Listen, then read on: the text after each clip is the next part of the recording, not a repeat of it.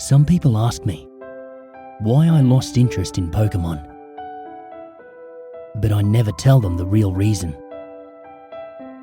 I give them the usual, "I grew up" answer, but that's not true at all. I feel like the best way to accept what I saw that day is to tell somebody about it. So that's exactly what I'm doing. This is the story of the cartridge that destroyed my devoted adoration for Pokemon. This is the story of Pokemon Rotted Yellow. I was working at one of the video game stores in town for about a year and a half without any sort of incident. The worst thing that would happen was that someone would try and trade in a scratched game. One day, I'd been working alone at the store when a young boy, maybe 10 at most, came in. I noticed that he was holding a cartridge for the Game Boy Color. I was immediately surprised, as not many kids that age even know what a Game Boy Color is, much less own one. I asked him if he needed any help, and he told me that he needed someone to fix his game for him because it was broken. I asked him if he had bought the game from our location, and he said he didn't know, that his father had gotten it for him. Normally I would have said no, but then I noticed that the cartridge was a Pokemon Yellow game, and it just didn't feel right to deprive a kid of a Pokemon adventure. I asked him what was wrong with the game, and he told me that it kept freezing in the same spot every time he tried to play, and that his Pokemon kept dying. I thought that the boy just maybe had a weak team, but I went along with it and told him that I would do my best to try and fix it, though I couldn't promise anything. The boy gave me his name and phone number and went on his way. Not thinking too much of it, I put the game in the top drawer beneath the cash register. As I was closing the shop that night, I threw the game into my bag and headed home, finding myself eager to play the game after all these years. Hopefully, it was what I thought and he just had a weak team. I could fix that pretty quickly, and I'd probably be the kid's hero.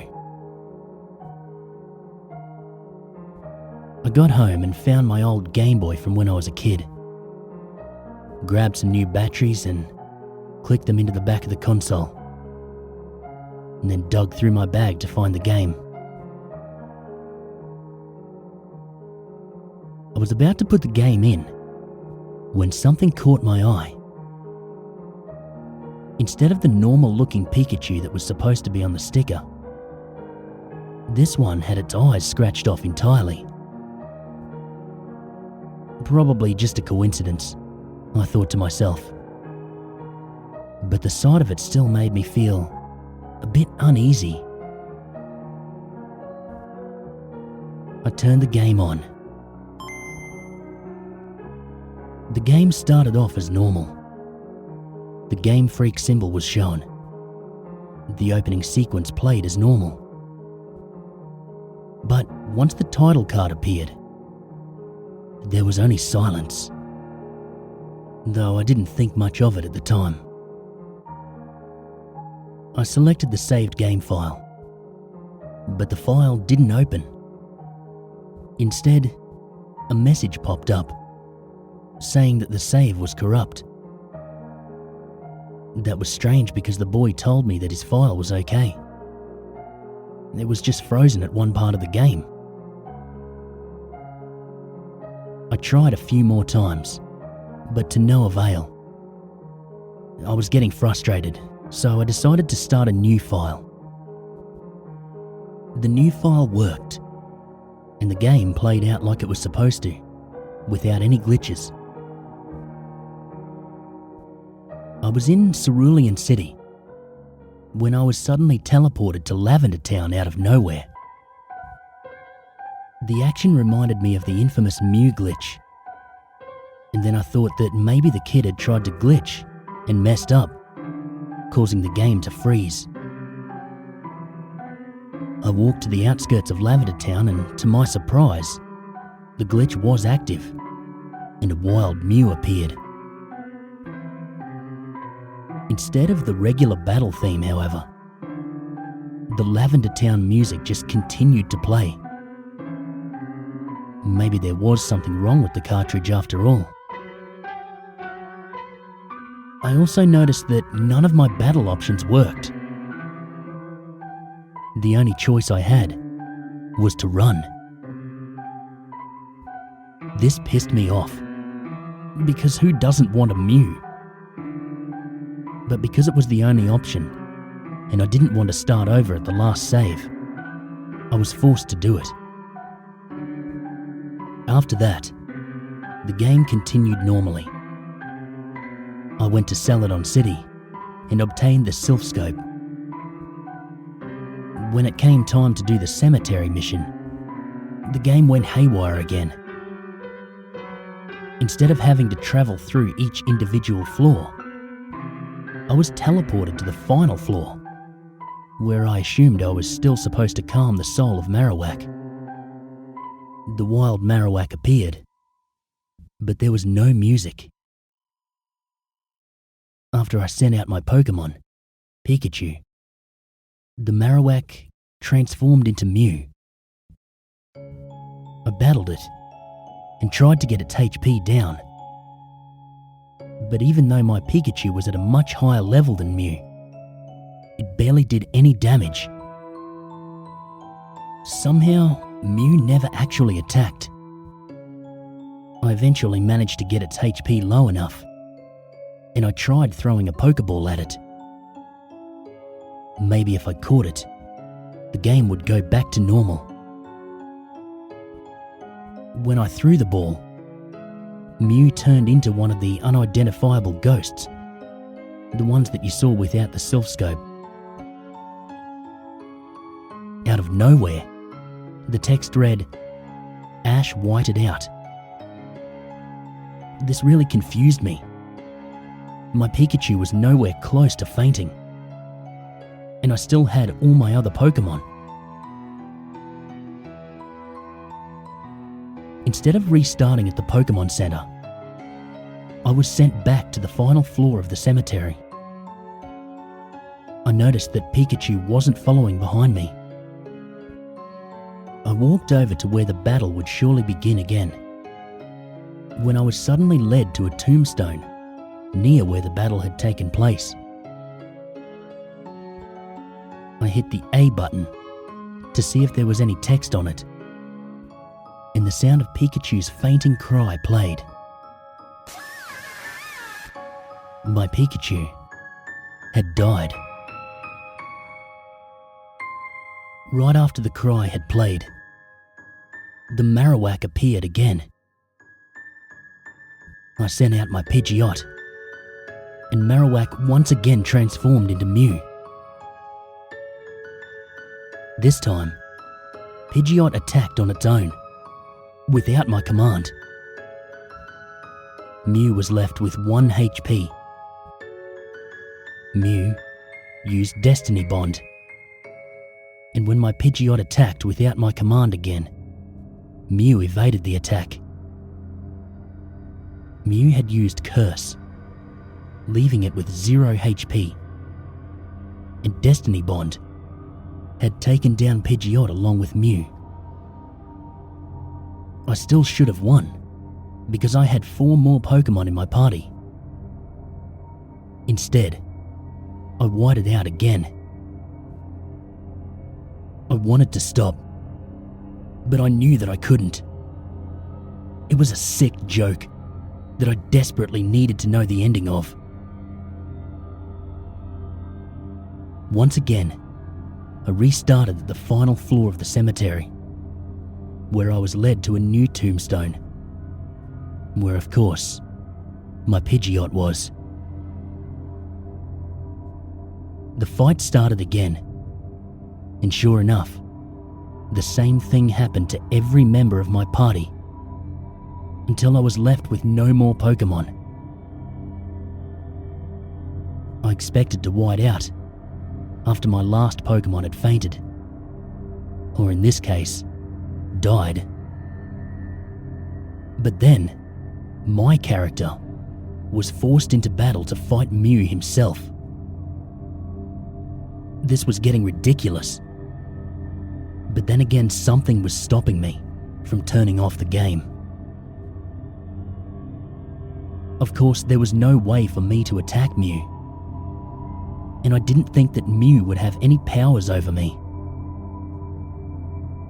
However, Mew was somehow able to use Curse and Destiny Bond on me.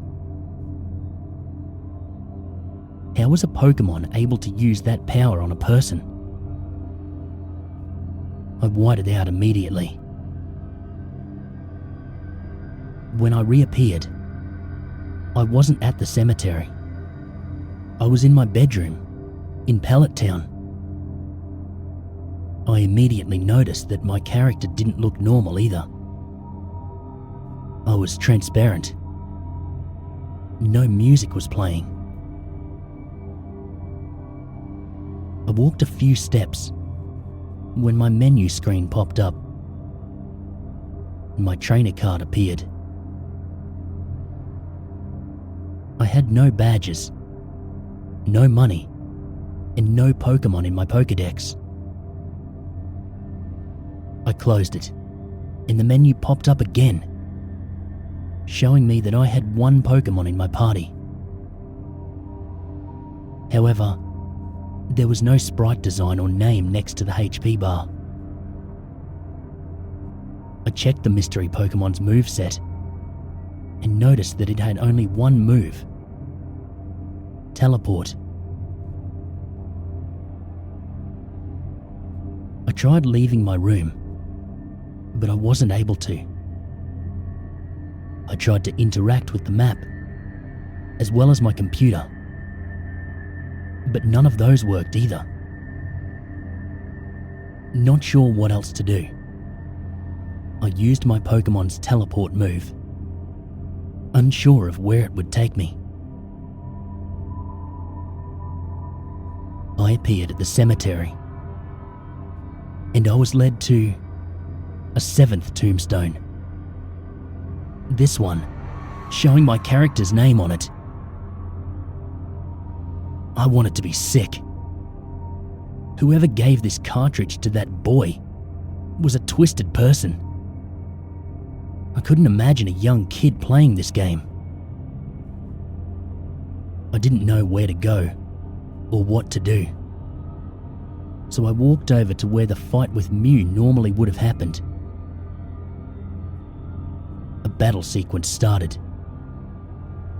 But it wasn't with Mew. It was with a trainer.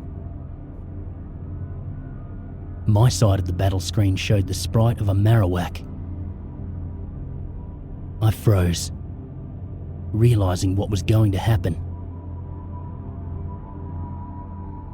As the trainer sent out his Pokemon, Marowak transformed into Mew. I looked at my moves list, expecting only Teleport to be there. Instead, I had 2 moves: Curse and Destiny Bond. I turned off the console. I didn't know what else to do.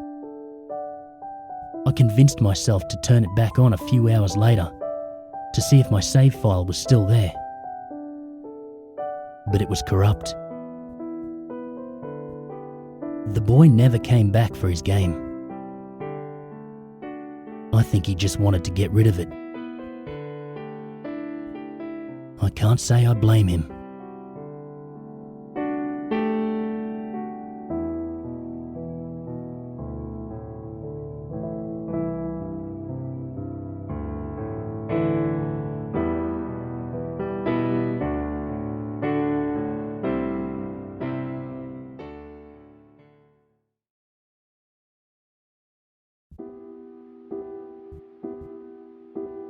In the original Pokemon Red and Blue, when you encounter your rival in Lavender Town, he asks you whether or not you know what it's like to have one of your Pokemon die.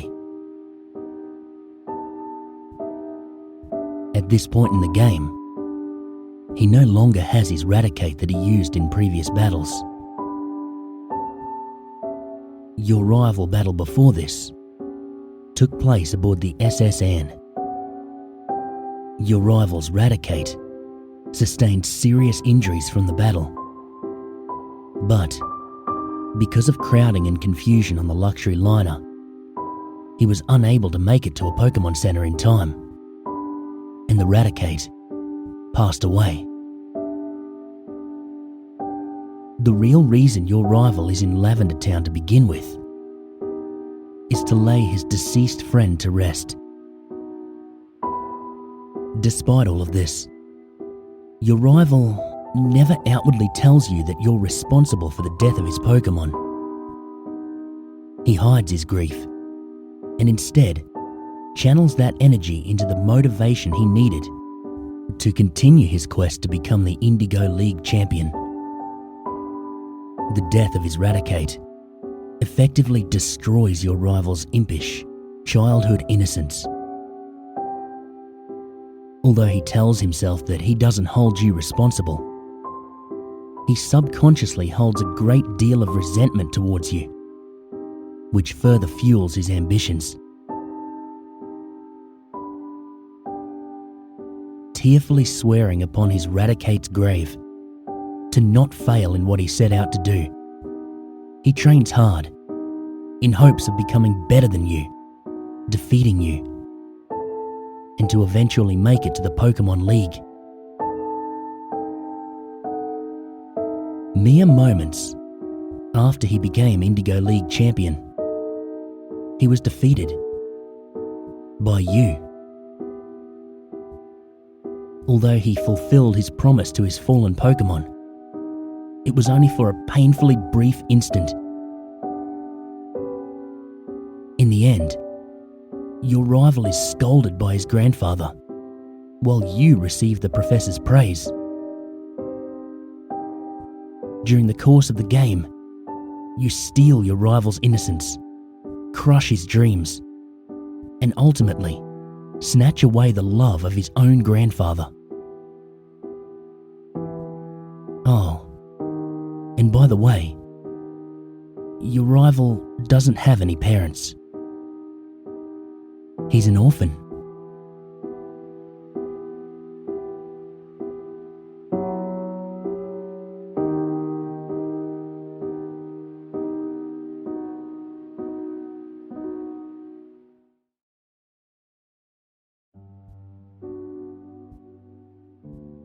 Pardon me, sir. How much do you want for this? It's free, take it. What? Are you sure I can pay? I said you can take it. Now get out of here. The above was a brief exchange of words between a very edgy young man, possibly in his late 20s, and myself at a yard sale I happened by. I always find the most interesting things at yard sales and flea markets. I'm normally there for books, but I'll occasionally happen across something else that I find worth my time. I didn't find any books this time around. The entire sale seemed to be comprised of children's toys, clothes for both little boys and little girls, as well as some items that I'd expect a young married woman to use. Silken nightclothes, stacks of cheesy romance novels that I had no interest in. I can't read pure romance. I need something like murder or mystery to make it interesting. There was jewellery, as well as several cases of makeup, most of which appeared to be half used. I found the used makeup to be in bad taste. If you no longer had a use for it, throw it away. don't try to peddle what's touched your face onto other people. It's disgusting. I kept these thoughts to myself, however, as the man running the small junk sale seemed to be far from stable. As I was about to leave, something blue peeking out from underneath a small, grey plush caught my eye. Colours always catch my attention, especially blue, so I lifted the plush to examine it. To my surprise, it was a Pokemon Blue game. Not that I had been looking for one, but I felt like experiencing a little nostalgia. Even though the first generation of games wasn't my favourite, it reflects back to a much simpler time in my life.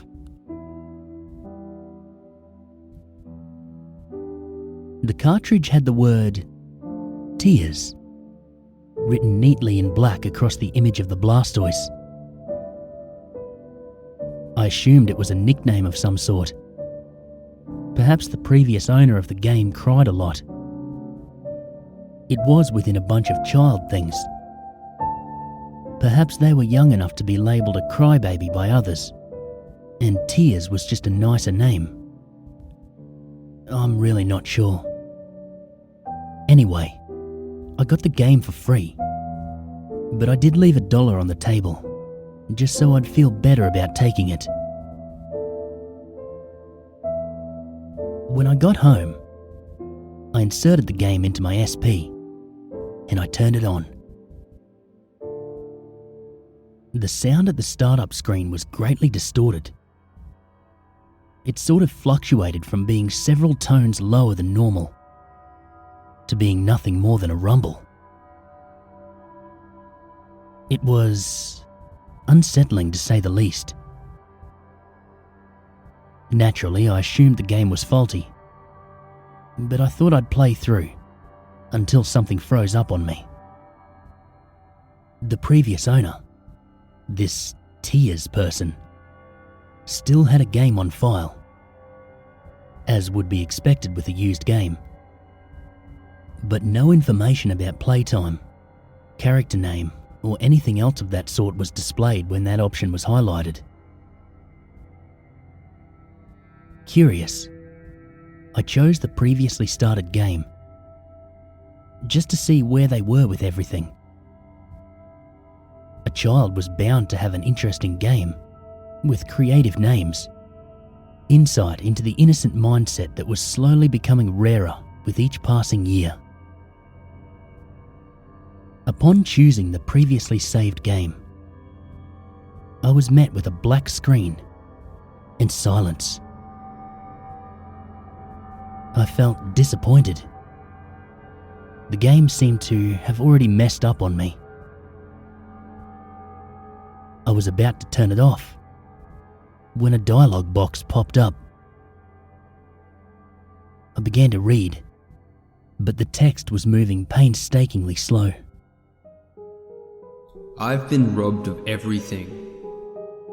My title as champion. My grandfather's respect. Even my Pokémon are dead because of you. I won't stand for this. I will come to find you. I was confused. Who was speaking? Who were they speaking to? My heart rate had picked up out of what I assumed was fear. It had been a while, but I knew this wasn't normal. Curiosity continued to keep me locked onto the game. As the black screen faded away, the music belonging to the inside of the Pokemon Tower began playing perfectly. The sound obviously wasn't as broken as it appeared to be at the beginning. The scene revealed when the black faded was that of the appropriate area, the Pokemon Tower.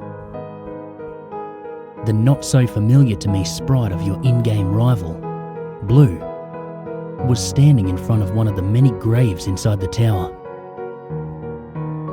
He stayed there for several minutes, the disturbing music continuing to play throughout his silence, before he finally said something. This ends today. For both of us. With that, he left the tower. My screen followed him as he stood outside the tower. The music did not change to Lavender Town's normal depressing music. Rather, the haunting tune from inside the graveyard continued to play through on a loop. As much as I wanted to turn down the music, I couldn't bring myself to do so. I couldn't move the character after that. I couldn't tell if it was another assumed glitch of the clearly hacked game, or if it was hesitation on the character's part. After another minute, he finally spoke again. Fly. Even though there was no voice connected to the character in-game, with the speed in which the text moved, there was an almost obvious feel of depression about him. I opened the start menu and checked Blue's party. All he had was a Pidgeot, which had no level. I checked its stats. The only move it knew was the requested action of Fly, and all its stats, except for health, were at 0. Odd as I found this, I didn't question it and chose to fly. When the map opened up, it was black, save for one small square that was marked Mount Silver. I knew this was impossible. Mount Silver was in Johto, which had yet to be introduced in the original Pokémon games. Regardless, it was my only destination, so I chose it. The typical animation of the trainer sprite turning into the bird sprite and flying off took place. And sure enough, I landed in front of the cave entrance to Mount Silver. Rather than having the sprite shift back to Blue's sprite, his image moved to the left of Pidgeot's sprite. They faced each other for a minute before a sound much like that of entering or exiting a room played, but in a much higher tone. It sounded as if something had broken. When Blue finally spoke yet again, Fly away. You're free. I began to assume the noise was the sound of a Pokeball breaking. The Pidgeot cried out just once, before doing as its former master commanded and flying away. After his final Pokemon had flown away, the haunting music continuing to play, he faced the entrance. I'm coming for you.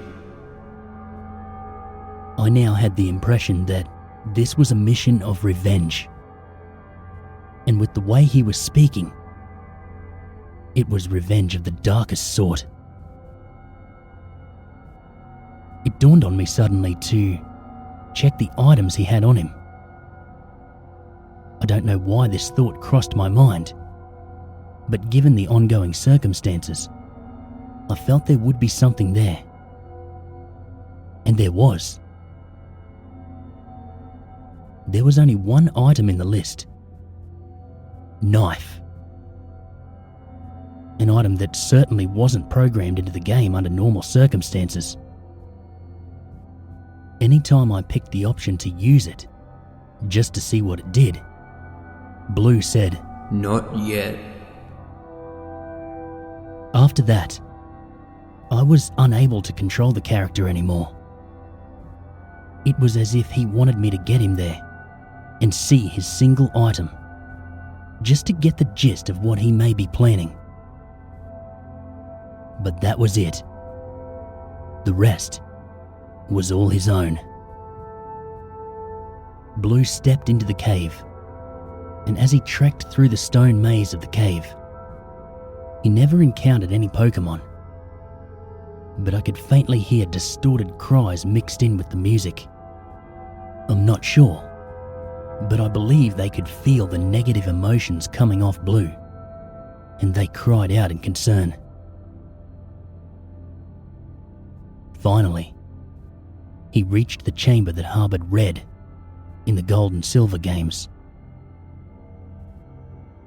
Blue's pace slowed a little as he approached his rival, and the music, dark as it was already, lowered considerably, making it infinitely darker. As the two rivals faced each other, Red simply greeted Blue with the silence that I had become accustomed to in Pokemon Gold. However, Blue didn't take to this very well, as he shouted in apparent anger, "Don't ignore me like you have everything and everyone else." A battle ensued, but the normal music didn't play. The darkened music of the Pokemon Tower continued. By this time, other people were home and were becoming quite annoyed with the volume of my music, so I was forced to put in headphones, as I still couldn't bring myself to actually lower the volume. Disturbing as it was, the music had some sort of hold on me. I stared at the game screen as the battle opened up. Obviously, since Blue had no Pokemon, he never called anything out. Neither did Red. In the battle option box, the 4 options of Fight, Pokemon, Item, and Run weren't all there. All there was to choose at the moment was Item. So, obviously, he chose it. The only item there to use was the one I had mentioned before. Knife. It was quickly selected on its own and went back to the battle scene. Now, the only battle option available was Fight. And in the Fight menu, Blue only had one attack at his disposal. Murder. I couldn't regain control of the game. There was no option to run. I couldn't bring myself to turn the game off and end what had quickly become a disturbing experience. The only choice was to sit there and allow Blue to murder Red. After selecting the attack, Blue shouted, "This is for everything." And a typical attack animation, much like Tackle, played out. Only, instead of a single strike, Blue attacked repeatedly. The dark music in the background began to pick up its pace and become more high-pitched. It was painful to listen to, as it reverberated through my headphones, but I never removed them. Red's sprite flickered in and out as he took the damage, and as his health dwindled to 0, a gurgled screeching sound broke through the noise of the music, replacing it only briefly as Red's sprite faded into something that looked more like a decaying body, before fading away completely with the screech. My heart was pounding. I was beginning to get a throbbing headache, and yet my eyes remained glued to the screen as the remainder of the scene played out. As the music replaced the screen once again, another dialogue box popped up as Blue spoke yet again. See you in hell. The battle options box popped up again. Fight, the only remaining option. Blue selected it yet again.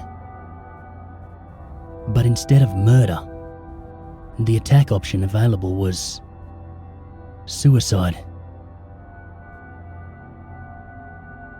There was a moment of hesitation, but Blue finally attacked himself with less fury than he had Red. As his own health fell to 0, a lower gurgled screech replaced the high-pitched Pokemon Tower music. His sprite faded away.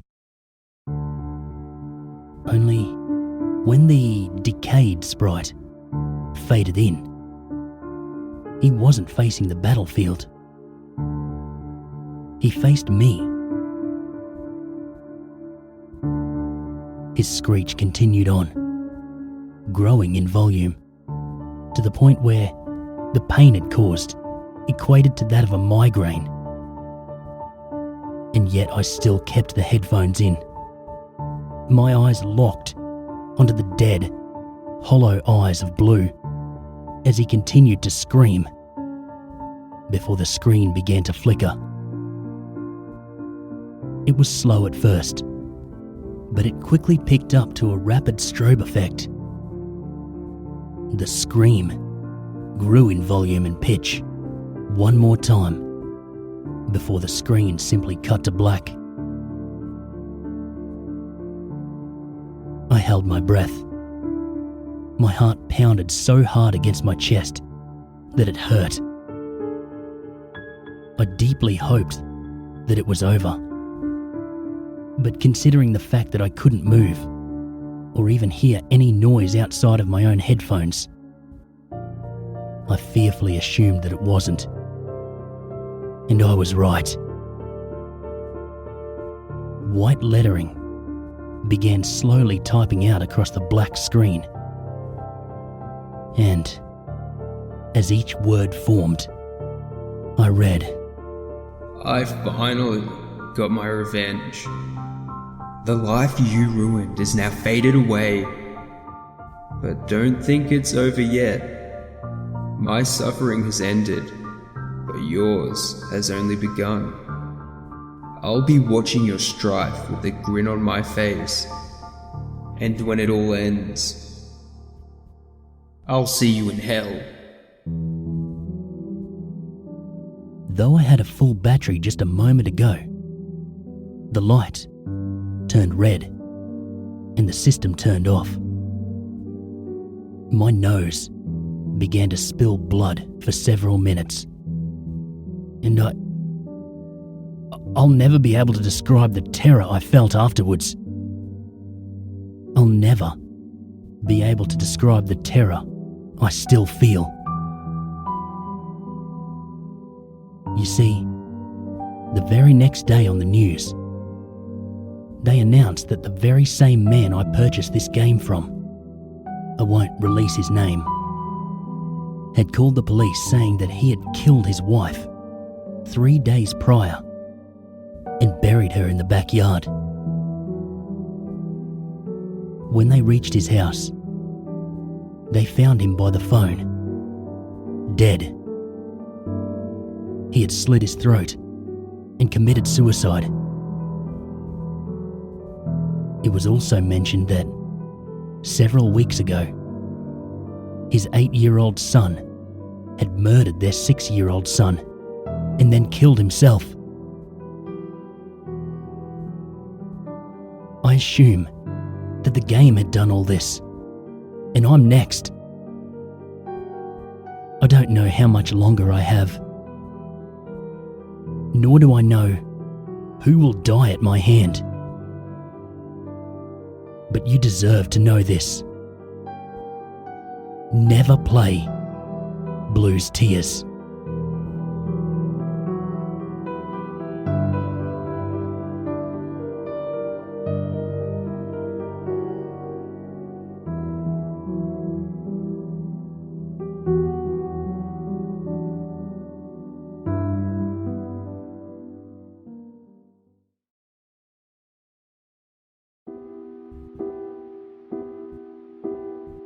Remember that old man on the construction site in Vermilion City? He and his faithful Machop. They were flattening the ground for some mysterious construction project. They had apparently been at it for years. There's more to this tale. The story begins in Lavender Town. The Lavender Town chapter of Pokémon Red and Blue was short, but it left a profound impact on the player. Team Rocket was at it again, stealing the skulls of the Cubones in the tower. Local celebrity Mr. Fuji attempted to stop them, but was easily subdued and taken hostage. You, the valiant hero, rescued Mr. Fuji and put an end to Team Rocket's nefarious plot. The story was juvenile, but there seemed to be so much more to it. Perhaps it is the music that played.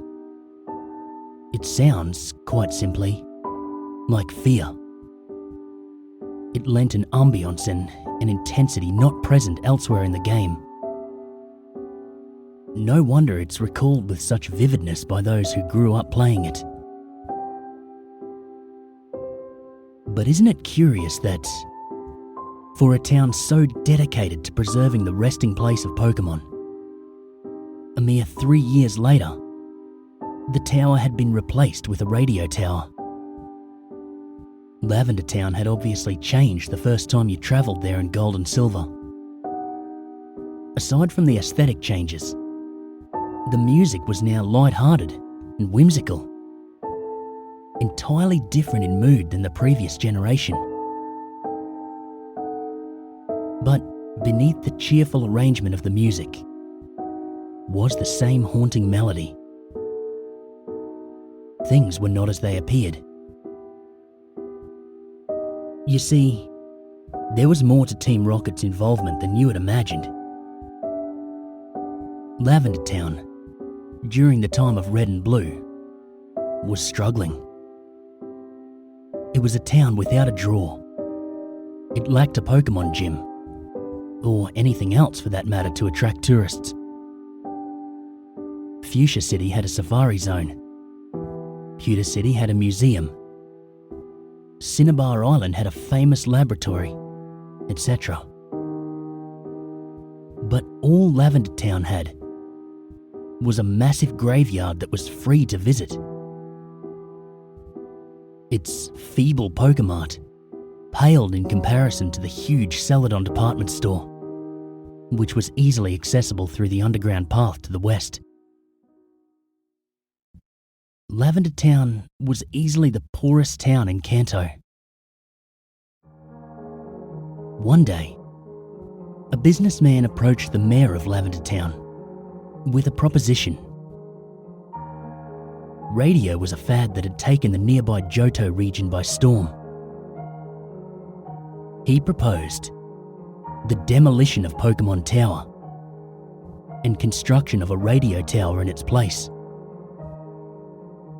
It would be entirely funded by the businessman's company, built at no cost to Lavender Town. The mayor realised that this would greatly upset the residents.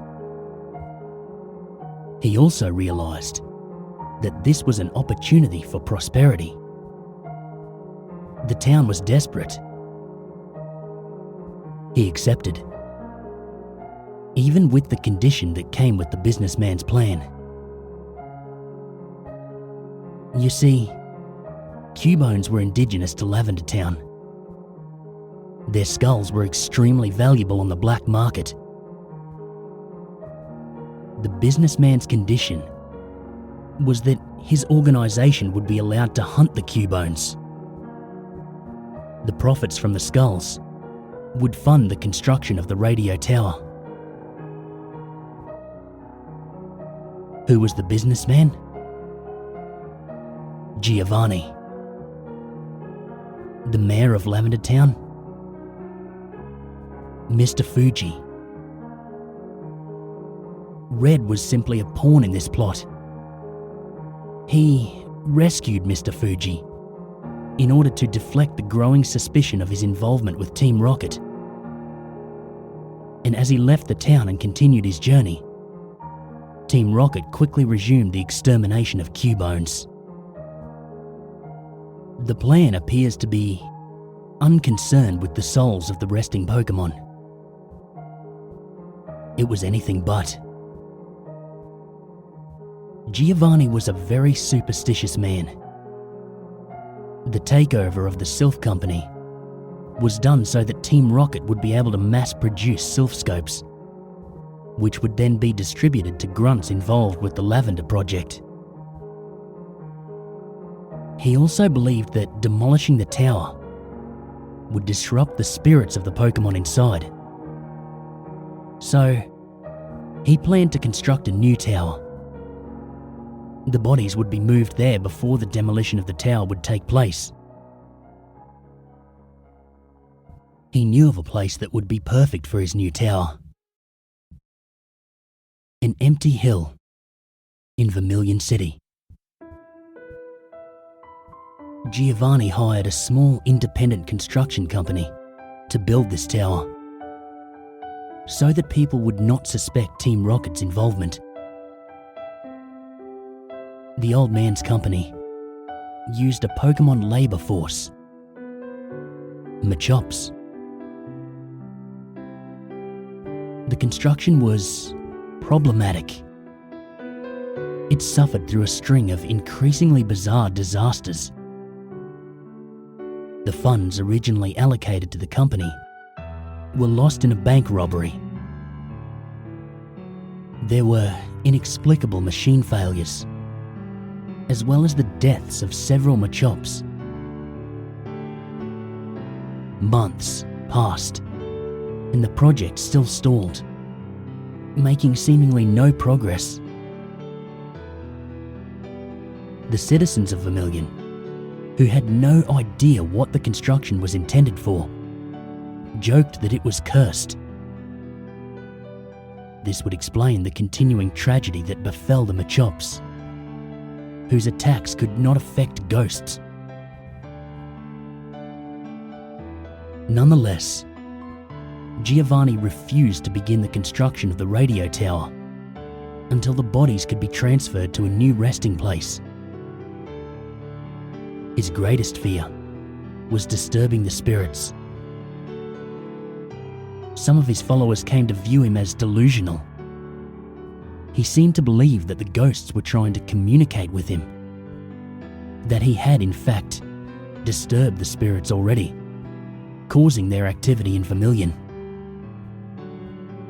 His defeat at the hands of Red, a 10-year-old boy, validated his apprehensions that he could no longer lead an organization that expected him to carry out a plan that he now feared the consequences of. He relinquished his power and disappeared. The new leaders of Team Rocket shared few of his superstitions and apprehensions. The tower was demolished the next day. The construction site upon that hill remains in Vermilion City to this day. It is abandoned, a flat patch of earth, barren, except for a few tombstones under which the deceased Machops lay. The only feature that resembles the planned Pokémon tower that never was. People that visit feel an uneasiness. Some claim to hear a faint, very sad melody. Most avoid this place, but occasionally, a traveller from Johto will unknowingly stumble upon it. They claim to see an old man and a Machop continuously stomping the ground flat for an important construction project.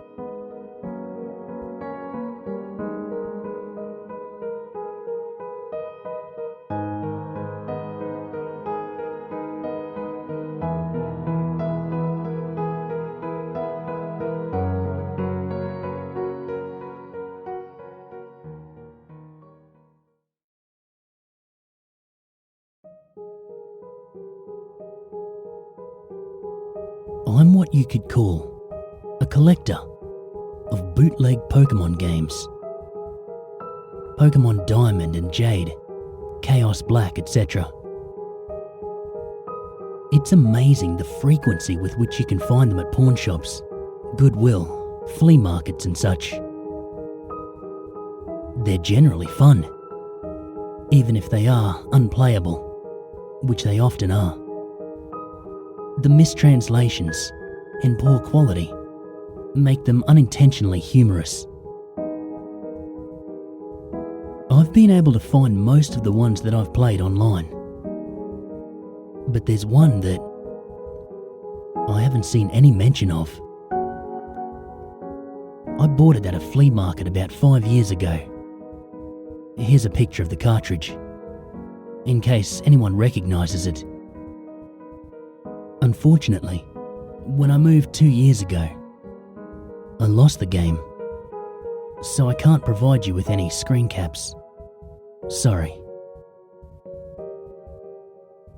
The game starts out with the familiar Nidorino and Gengar intro of the red and blue versions.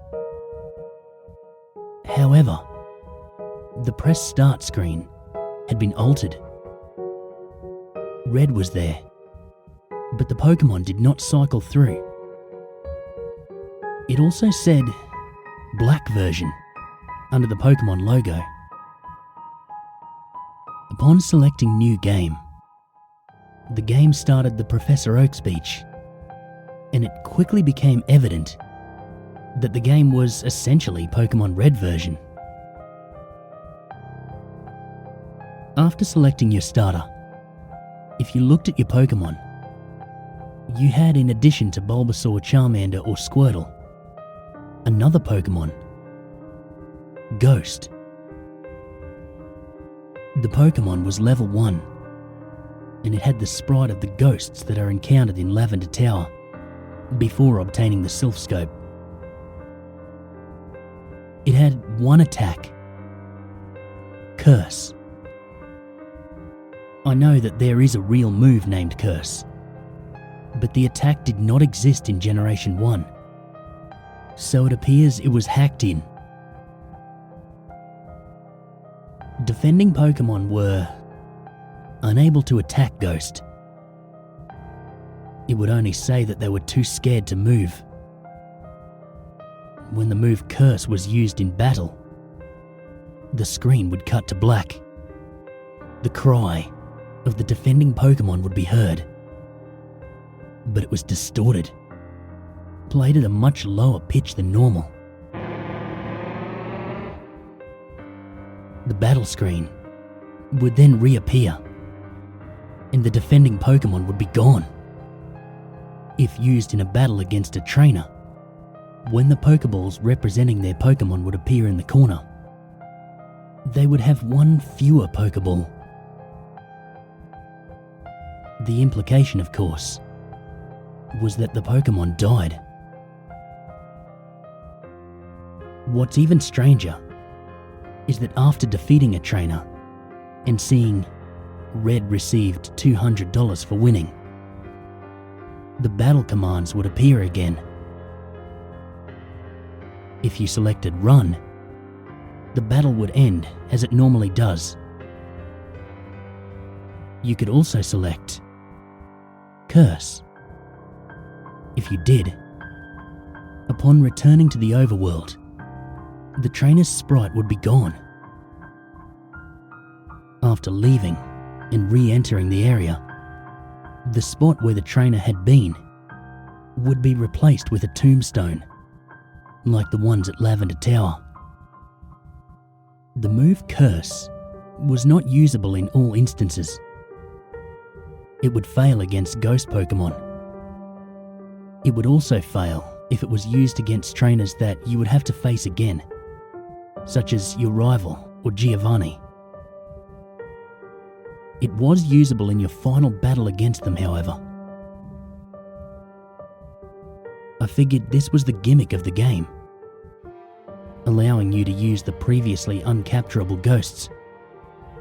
And because Curse made the game so easy, I essentially used it throughout the whole adventure, The game changed quite a bit after defeating the Elite Four. After viewing the Hall of Fame, which consisted of Ghost and a couple of Pokemon I used for HMs, the screen cut to black. A box appeared with the words, "Many years later." It then cut to Lavender Tower. An old man was standing, looking at tombstones. You then realised that this man was your character. The man moved at only half of your normal walking speed.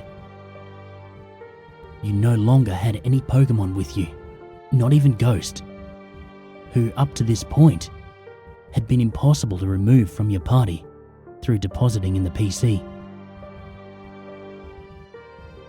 The overworld was entirely empty. There were no people at all. There were still the tombstones of the trainers that you used Curse on, however. You could go pretty much anywhere in the overworld at this point, though your movement was limited by the fact that you had no Pokemon to use HMs. And regardless of where you went, the music of Lavender Town continued on an infinite loop. After wandering for a while, I found that if you go through Diglett's cave, one of the cuttable bushes that normally blocks the path on the other side is no longer there, allowing you to advance and return to Pallet Town. Upon entering your house and going to the exact tile where you start the game, the screen would cut to black. Then, a sprite of a Caterpie appeared. It was then replaced by a Weedle, and then a Pidgey. I soon realised, as the Pokemon progressed from Rattata to Blastoise, that these were all of the Pokemon that I'd used Curse on. After the end of my rival's team, a youngster appeared, and then a bug catcher. These were the trainers I'd cursed. Throughout the sequence, the Lavender Town music was playing, but it was slowly decreasing in pitch. By the time your rival appeared on screen, it was little more than a demonic rumble. Another cut to black. A few moments later, the battle screen suddenly appeared.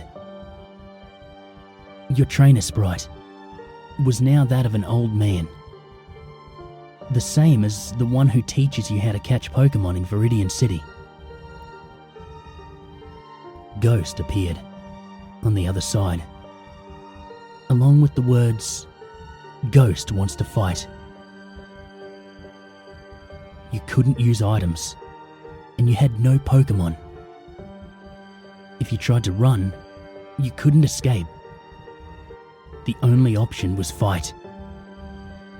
Using fight would immediately cause you to use struggle, which didn't affect Ghost, but did chip off a bit of your own HP.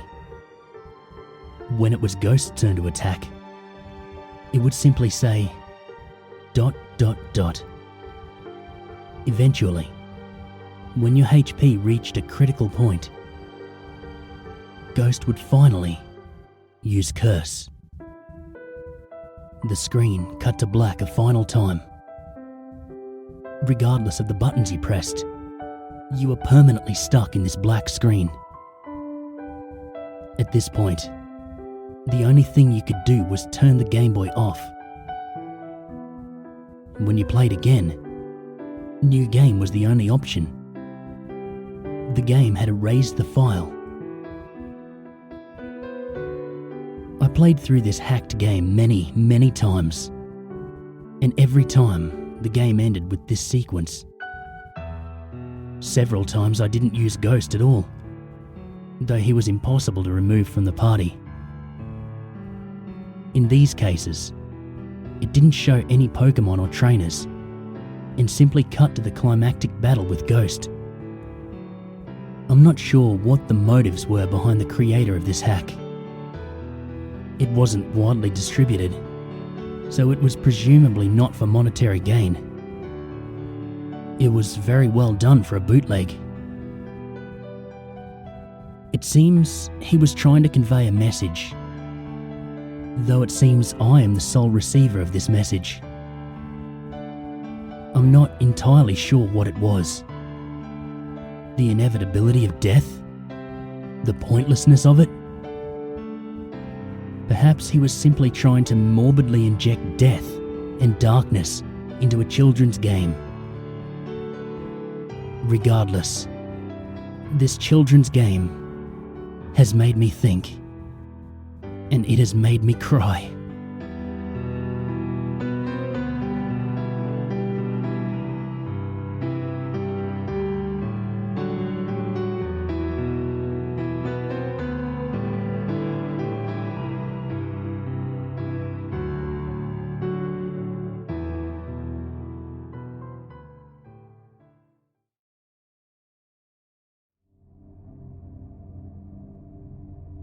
The buried alive model, often referred to as its code, the Berryman script, was to be found in the final story of the Pokemon Tower, in what has now been replaced with the Marowak ghost. According to the scripts assigned to it, the buried alive model was intended to be the boss of the tower. Once reaching the top floor, the following conversation would have taken place. You're here. I'm trapped, and I'm lonely. So very lonely. Won't you join me? After this, the battle would have been initiated. And once in battle view, the buried alive model appears to be a decaying human corpse attempting to crawl out of the ground. It has been programmed to have two white hands, a Gengar and a Muck. Strangely enough, a protocol for the buried alive actions after it was defeated were not written. In the case of the player defeating him, the game would simply freeze. However, a specific ending was written by an unknown programmer upon losing the battle. In this ending, the buried alive was to have stated, Finally, fresh meat. Followed by several lines of gibberish. He was to have then dragged the player character into the ground surrounding him. The scene would finish with a typical game over screen. However, in the background, an image of the buried alive character devouring the player was to have been shown. Especially strange are the protocols for after this scene. The cartridge was to download this image to the small internal memory contained in the Game Boy, overriding the title screen that normally accompanied a Game Boy turning on. Instead, whenever it was started, the player would view this image as the sound file staticmesh.wave was played.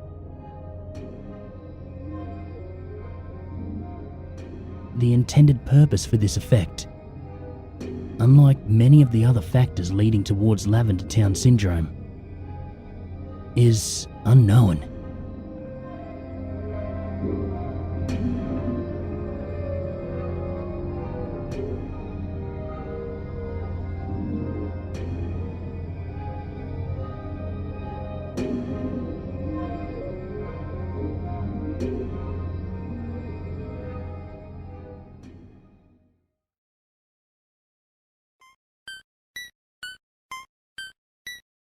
The Lavender Town Syndrome, also known as Lavender Town Tone or Lavender Town Suicides, was a peak in suicides and illness of children between the ages of 7 to 12, shortly after the release of Pokémon Red and Green in Japan back in 1996. Rumours say that these suicides and illness only occurred after the children playing the game reached Lavender Town, whose theme music had extremely high frequencies. Frequencies that studies showed only children and young teens could hear, since their ears are more sensitive. Due to the lavender tone, at least 200 children supposedly committed suicide, and many more developed illnesses and afflictions. The children who committed suicide usually did so by hanging or jumping from heights. Those who did not acted irrationally, complained of severe headaches after listening to Lavender Town's theme. Although Lavender Town now sounds differently depending on the game, this mass hysteria was caused by the first Pokémon game released. After the Lavender Tone incident, the programmers had fixed Lavender Town's theme music to be at a lower frequency, and ever since, children were no longer affected by it. One video appeared in 2010 using special software to analyse the audio of Lavender Town's music. When played, the software created images of the unknown near the end of the audio.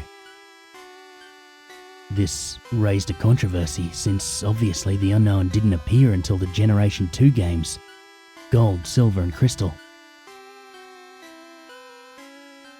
The unknown translate to "Leave now."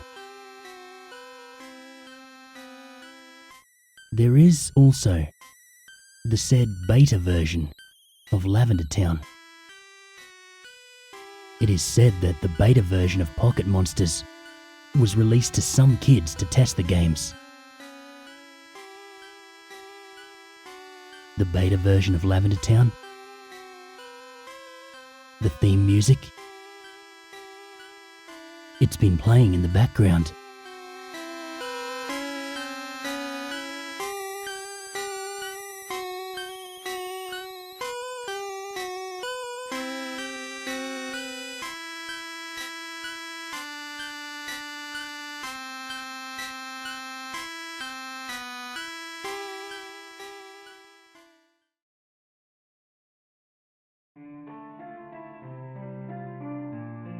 I love Pokémon. It was the first game I ever really got into when I was young, maybe 16 or 17, and it stayed with me as I grew up. I always thought I'd play Pokémon all my life, because I could never put it down. It just has that effect on you. You already probably know what I mean, right? I guess I was a little bit older than the average Pokémon fan when I got my hands on my first game, which I vividly remember being a copy of Pokémon Blue. Like millions of other kids that year, I received it as a Christmas gift. Across the country, countless Pokémon games were being unwrapped that very morning. They all came from the same factory in Japan, crafted together by the same hands. They were all stuck in shiny new Game Boy handhelds and turned on for the very first time. I remember I had the biggest smile on my face when I began my adventure, nestled beside the Christmas tree, decked out in full winter pajamas. I selected Bulbasaur as my starter. I caught a Pidgey, and then I caught a Caterpie. I brought my strong, 3-man team through the first couple of gyms without a hitch. I thought everything was going well. Brock and Misty were a piece of cake. Bulbasaur is easy mode though. Rock and water types bow down to grass. Admittedly, Lieutenant Surge gave me some issues, but I eventually triumphed after a bit of grinding. It was one after the other. Eventually, I came across the HM Cut, and I was given access to Route 9, and soon after, Rock Tunnel. It took me a day to navigate through the darkness, but I did it. By then, the month of December was reaching its close. I'd shut myself up in my room for a few hours every day playing Pokémon, grinding Pidgeotto, Butterfree and Ivysaur up a few levels each time. I didn't care. I was having a blast. A friend of mine even traded me a Sandslash for a Charmander, which brought my team up to 4 strong. I didn't think the game could get any better. And then, I stepped foot into Lavender Town. For a few seconds, I stared at my Game Boy's screen as the colour scheme turned gloomy. The music began playing, and I made a face. Lavender Town's melody was melancholy and sad, completely unlike all the other themes I'd heard so far. I immediately realised that this place was something else. Something the developers wanted to set apart from the rest. I didn't know of any other reason they would have gone to the lengths they did to make Lavender Town seem so dark. The haunting music followed me into every building, even the Pokémon Center. No longer smiling, I waited impatiently for Nurse Joy to heal up my pals as the depressing sounds wore on. I thought they'd never end. Having hung around Lavender Town long enough now, I made my way to the western exit.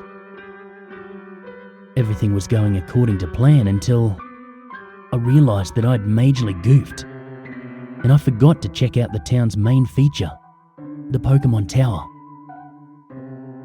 Lying back on my bed, I pulled the Game Boy close to my face and squinted. Pretty much everything was hard to see because the Game Boy obviously didn't have a backlight. So I turned on my room's lamp and glanced at the window. It was maybe 9 or 10 p.m. about then. Everyone in my house was going to head off to sleep soon. I decided to play on. As I walked into the Pokémon Tower and talked to the depressed NPCs, I began to lose some of my focus. My eyelids were getting heavy, and I was mashing buttons subconsciously. I talked to the same girl over and over without realising it. Her dialogue filled the bottom of my screen a few times. Growlithe, why did you die? Growlithe, why did you die? Growlithe, why did you die? I thought it was kind of weird how the characters always say the same thing over and over again. You'd think it was an error or something like that. That these poor NPCs are glitchy fragments of real people, doomed to say the same thing over and over until the end of time. Here, at least, it seemed fitting. They were only mourning. I progressed up the levels of the tower, beat my rival, and entered the floor with the mystical healing pad.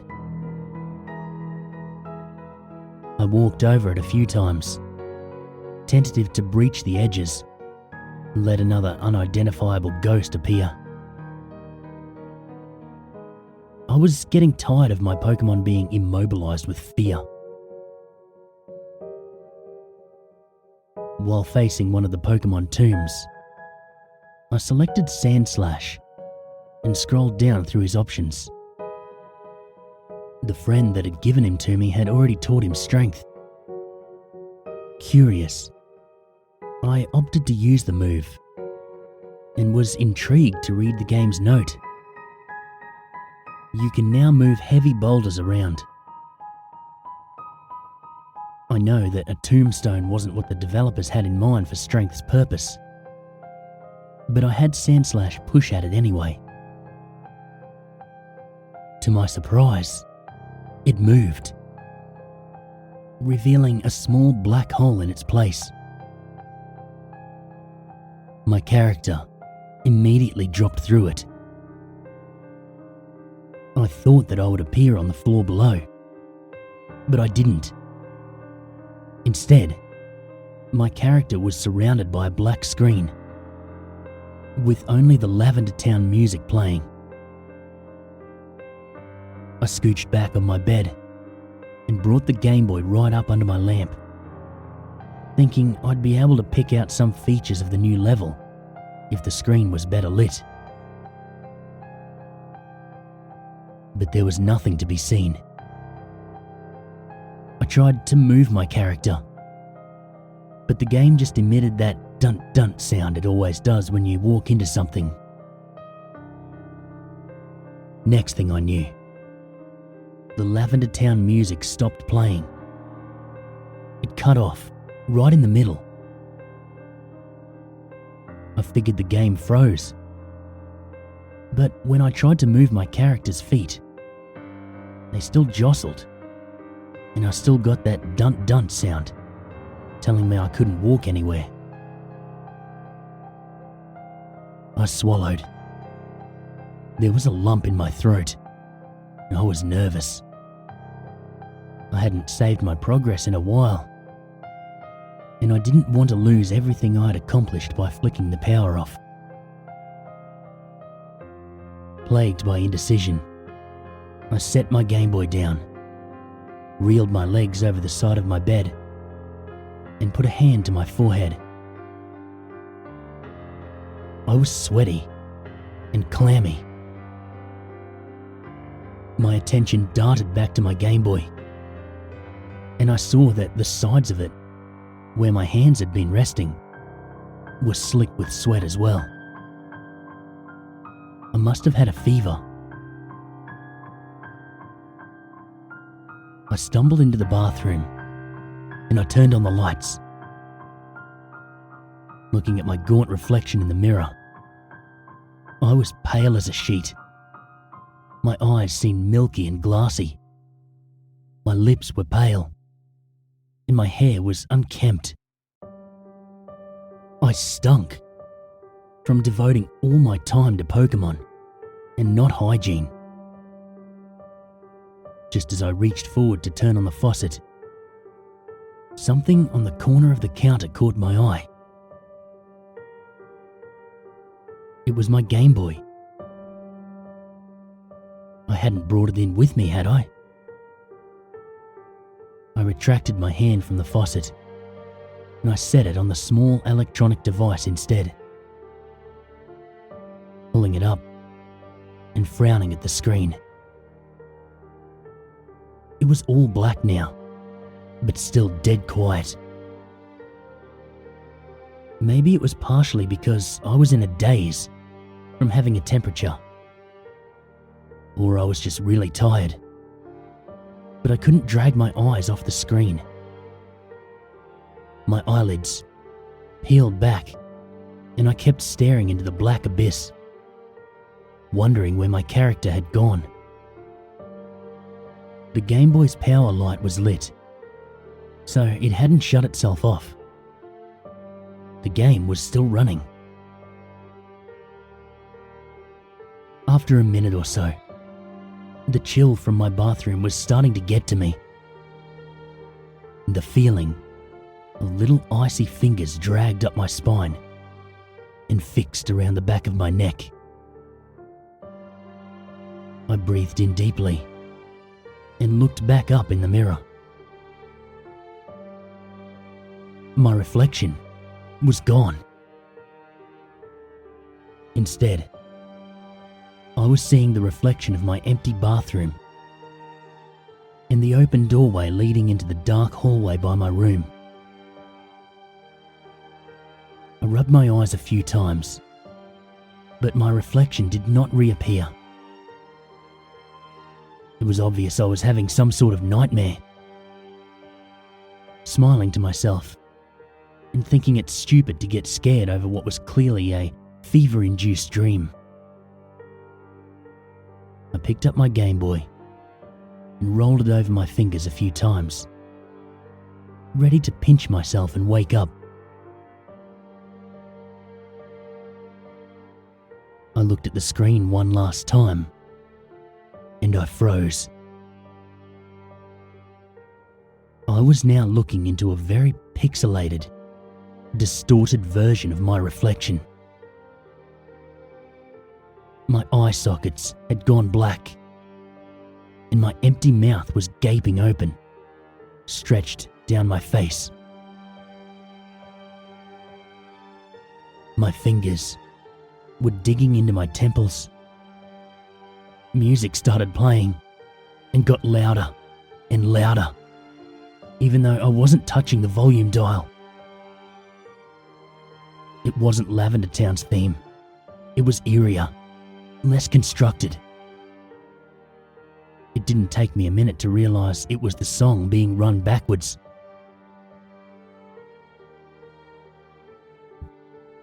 I dropped the Game Boy, which clattered against the bathroom tiles. The back popped open, and the batteries flew out and rolled towards the doorway. Throwing my hands into my sweaty, messy hair, I went weak at the knees and sunk back against the wall, pinching at myself, trying to wake myself up. The music was getting louder still, even with the Game Boy face down, without batteries. My glazed eyes darted to the mirror. It was entirely black, as if it and the Game Boy had swapped visuals. My heart began beating really fast, and I could feel those icy fingers scraping down my back, forcing me to look over my shoulder. It was then that the lights in the bathroom went off, making everything pitch black. I screamed and jumped out of my skin, spinning around and feeling for the light switch, trying to turn it back on. I must have turned the wrong way, because I was no sooner facing my mirror, which had the faintest glow to it, like a weak electronic screen. I cried and beat my hand against it, waiting to feel the glass-like sheet to shatter against my fist. It didn't. Nothing broke. All I heard was a soft thumping. I spun away and tried to feel around the darkness, but it was as if all the walls had closed in around me. The music was blaring in my ears now, hot and unnerving, making my head want to burst. Tears streamed out of my eyes as I struggled, but there was nowhere to go.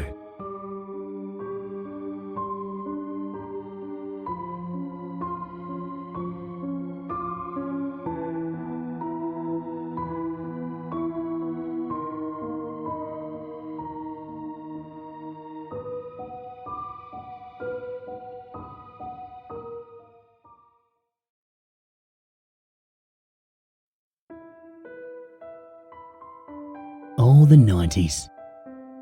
Life was so simple back then. For my generation. There was the Game Boy, the Nintendo 64, Batman the animated series, the Age of Apocalypse storyline from Marvel Comics.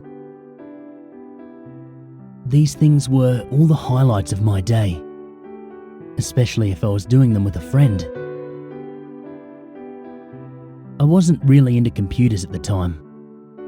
My family had dial-up and a shitty Windows 95 computer, which made everything so frustrating.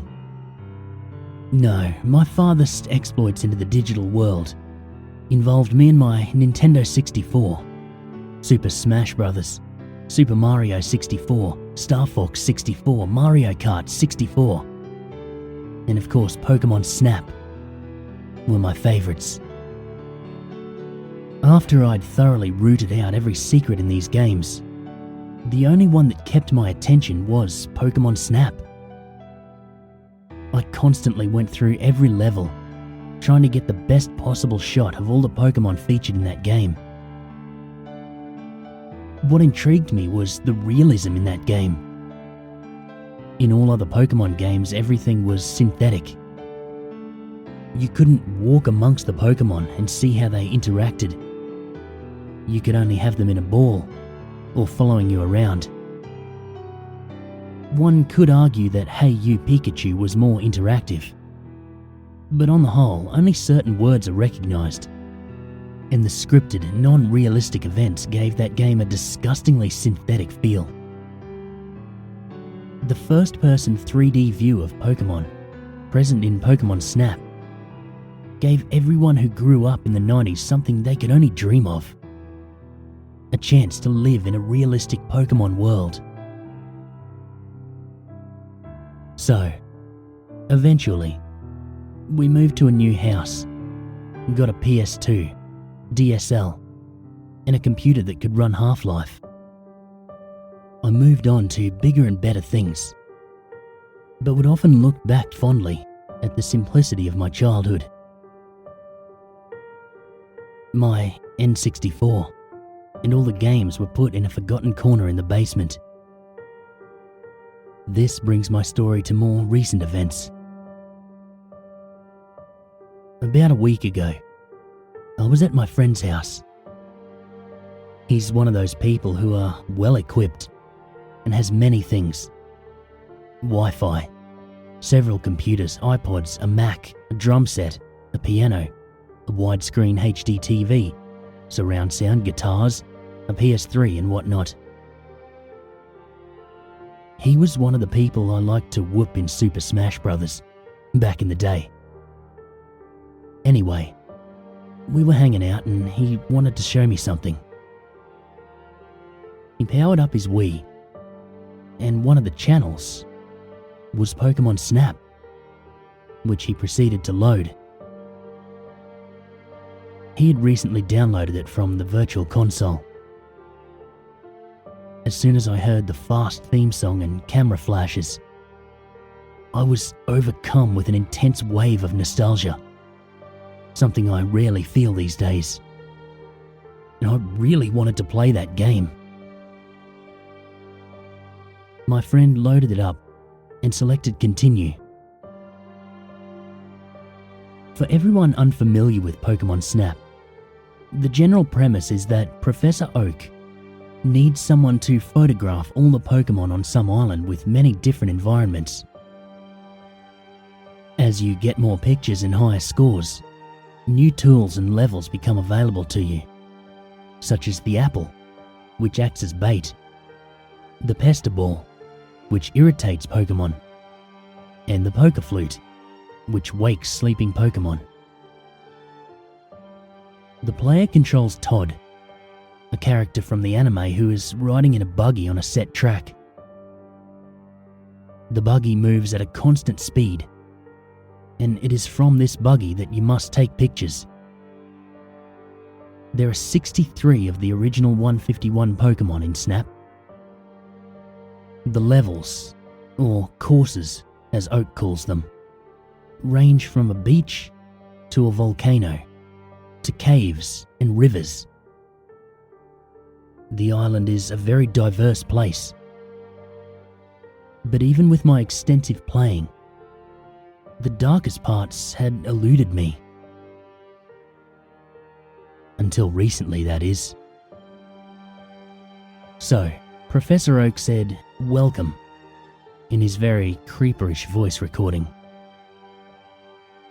I always found it funny how the game had about one word of pre-recorded voice per 2 or 3 sentences the text box showed. Reliving our childhoods, we took turns playing a level and seeing who could get the best score. Soon enough, I had to go home. But I really did not want to stop playing Pokemon Snap. When I got home, I went down into my basement and dug out the old N64, along with a musty-smelling cardboard box full of all the old cartridges, controllers, memory cards and rumble packs. Gosh, I miss this system. I hooked up the RF cables to the TV in my room. I popped in Pokemon Snap and shifted the Pokeball into position. A little more backstory here. When I got my N64, the Hey You Pikachu model was massively on sale at Toys R Us, and my mum had decided to get it, as it came with the game. When you turn it on, with the Pokeball switch, the Pikachu's cheeks light up, and also his foot acts as the reset switch. It's really pretty cool. Anyways, when I turned the console on, the screen remained static. I pulled the cartridge out and checked the chip. Sure enough, it was covered in this black gunk. I spent half an hour getting that nasty stuff off. It was at this point I first noticed something strange. After the substance was removed, the chip was red, with what looked like black rectangles along the surface, which I assumed were meant to be contacts. None of my other games had this black stuff, and their chips were light brown with the goldish contacts. There were other oddities with this particular cartridge. There was no official seal of Nintendo on the label, or anywhere on the cartridge. These are on all Nintendo 64 carts, and most other Nintendo products from this era. Another thing was that there was no black label on the back that usually contains the typical "don't play if you get seizures" kind of thing. The front label was also slightly off-center. These should have been red flags, but I'm a pretty lax guy that just takes things in stride, so I didn't really care. At this point, I thought the game was probably ruined by the goo and discoloration, but I put it back in for the hell of it. To my surprise, the Nintendo logo popped up on the screen. We were back in business.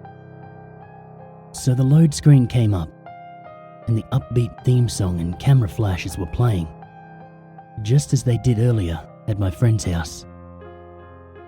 It was then I noticed several visual distortions, which I thought were due to the cart damage. There were 3 purple vertical streaks, a few inches wide, that went all the way down the screen, one on each edge and one down the middle. They were darker in the middle of the streaks, but you could see past them somewhat. I didn't mind that much. It was only a minor inconvenience. Next, I pressed start, and to my surprise, I found that there was no continue option. I guess my saves had been deleted by battery failure. All those hours of hard work and completion were gone. Oh well. I probably would have started a new file anyway. I started the new game, and more strange things began to occur. I found myself in Oak's lab. His features were changed. His eyes were black, with no pupils, and he had a stern look on his face. That, coupled with the purple distortion that ran along his left half, made him very disturbing. All the text dialogue was normal, but the pre-recorded voice bits I mentioned earlier were distorted. They came out slowly, at a low pitch. I was reminded of the demon voices from early shooters like Doom. But other than these things I attributed to cart damage, the gameplay was normal. Or so I thought. All of this was starting to make me a bit uneasy. But I was a man of science. I didn't believe in things like ghosts or hell, and I prided myself in overcoming the irrational fears that many suffered from. Oh, to be young again. I went to the first course, the beach. There were more visual distortions.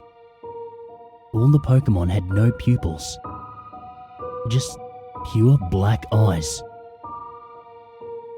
Also, on the ground, underneath where the Pokémon sprites were, there was a purple ring. It appeared even under the flying Pidgeys.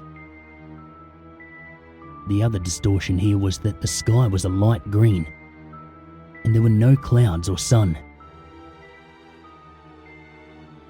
The movements of the Pokémon seemed unnatural and cold, like they were afraid of something.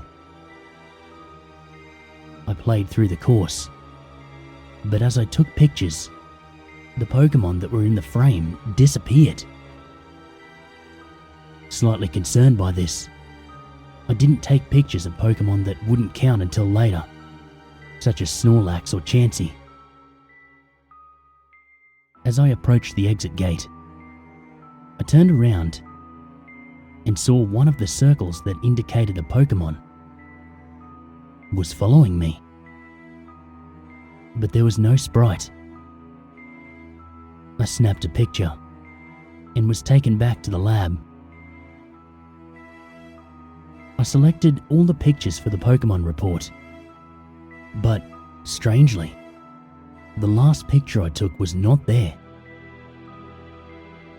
The rating process went as normal, but at the end, Professor Oak said, "Nice work, harvesting." There was a brief pause, and then he said, "You let it in, didn't you? Well, you know what this means. Go to the tunnel." I assumed that he was referring to the tunnel course, so I went to the map and it was now available. As I entered the course, I noticed that I now had all the tools: the apple, the pesterball, and the poker flute. I went through the course, and I found that it had the same visual distortion as the beach. At the end, I tossed an apple at the electrode by the rocks, and the path to the volcano opened up. The electrode looked like it was in extreme agony, not like the comical explosions seen before. It seemed to be begging for help. As the travelling cutscene took place, I saw the purple ring with no sprite again. It followed me. Strangely, there was no cut back to the lab after discovering the course like it was supposed to. It just took me straight to the volcano level. A quick survey of the area showed that the visual distortions were getting worse. As I moved forward, the Ponitas and Rapidashes were running, then jumped into the lava and gave off low-pitched screams. All the Pokemon did this as I approached. I finally reached the egg, which blocked the path. You're supposed to throw an apple at it so you can proceed, but I found that my tools were gone. This was problematic, and I took this opportunity to get some dinner. I didn't pause the game because there was no need to. When I got back, I saw that purple ring again. It was in place, motionless behind me. I also saw something else coming from the distance. It was an electrode coming from the tunnel, rolling down the path. This electrode must have been the one I blew up, as it had a look of anger and revenge in its eyes.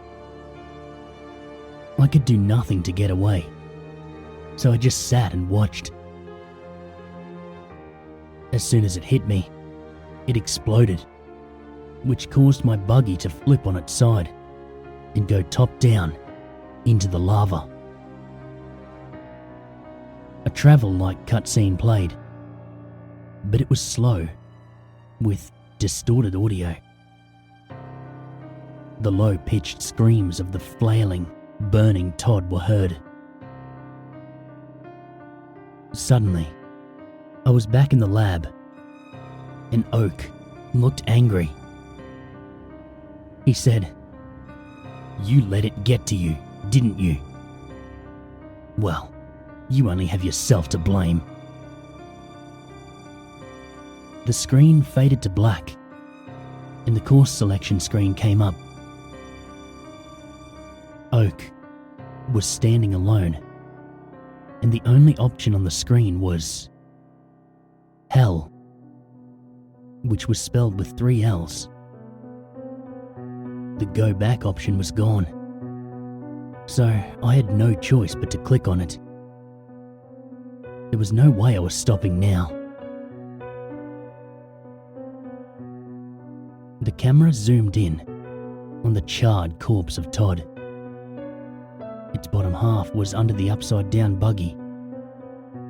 Everything was ultra-realistic, and this was on a pedestal of stone in an endless sea of fire and lava.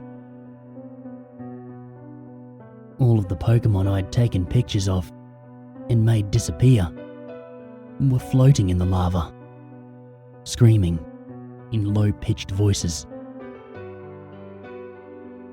Suddenly, there was a camera flash. The screen swung around to a demonic figure with a camera, taking pictures of the corpse.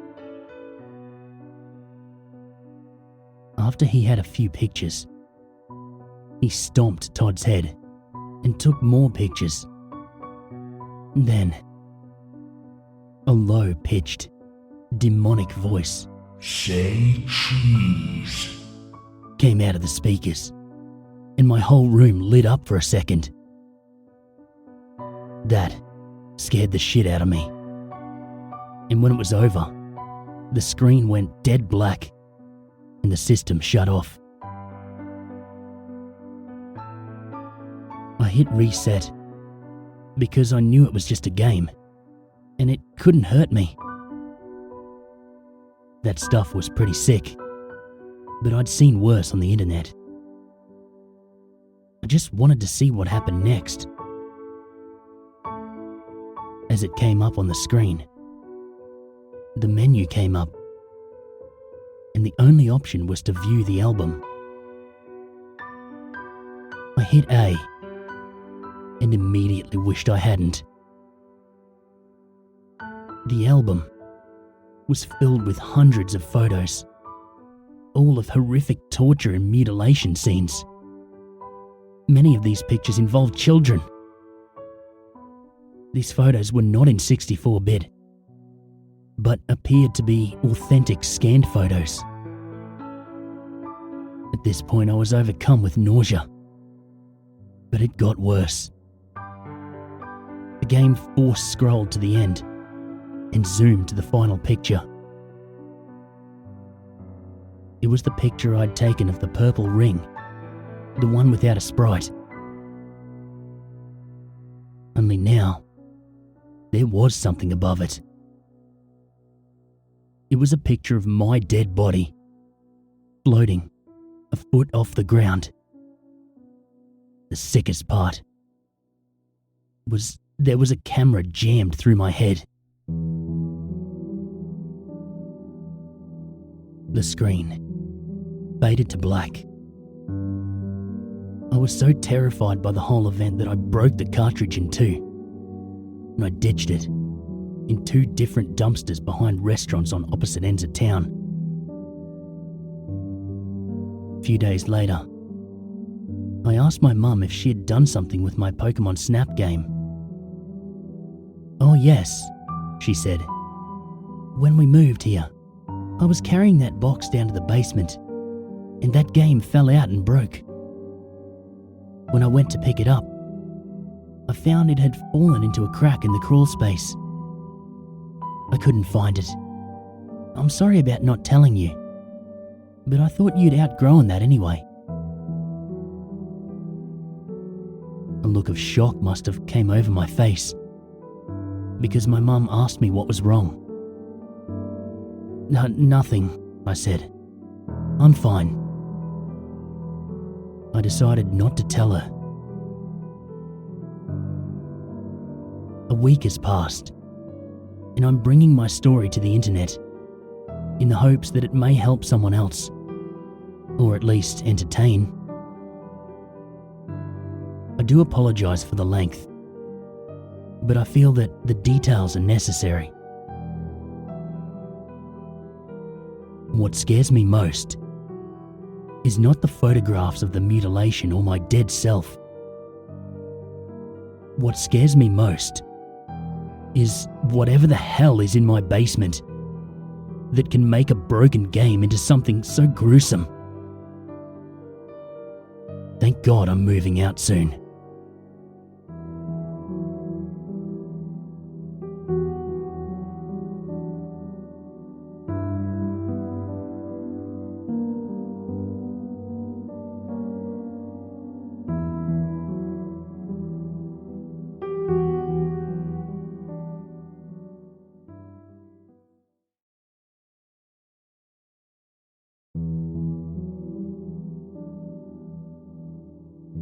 Being someone who isn't nearly as computer savvy as someone from this generation should be, I know very little about what technology is capable of.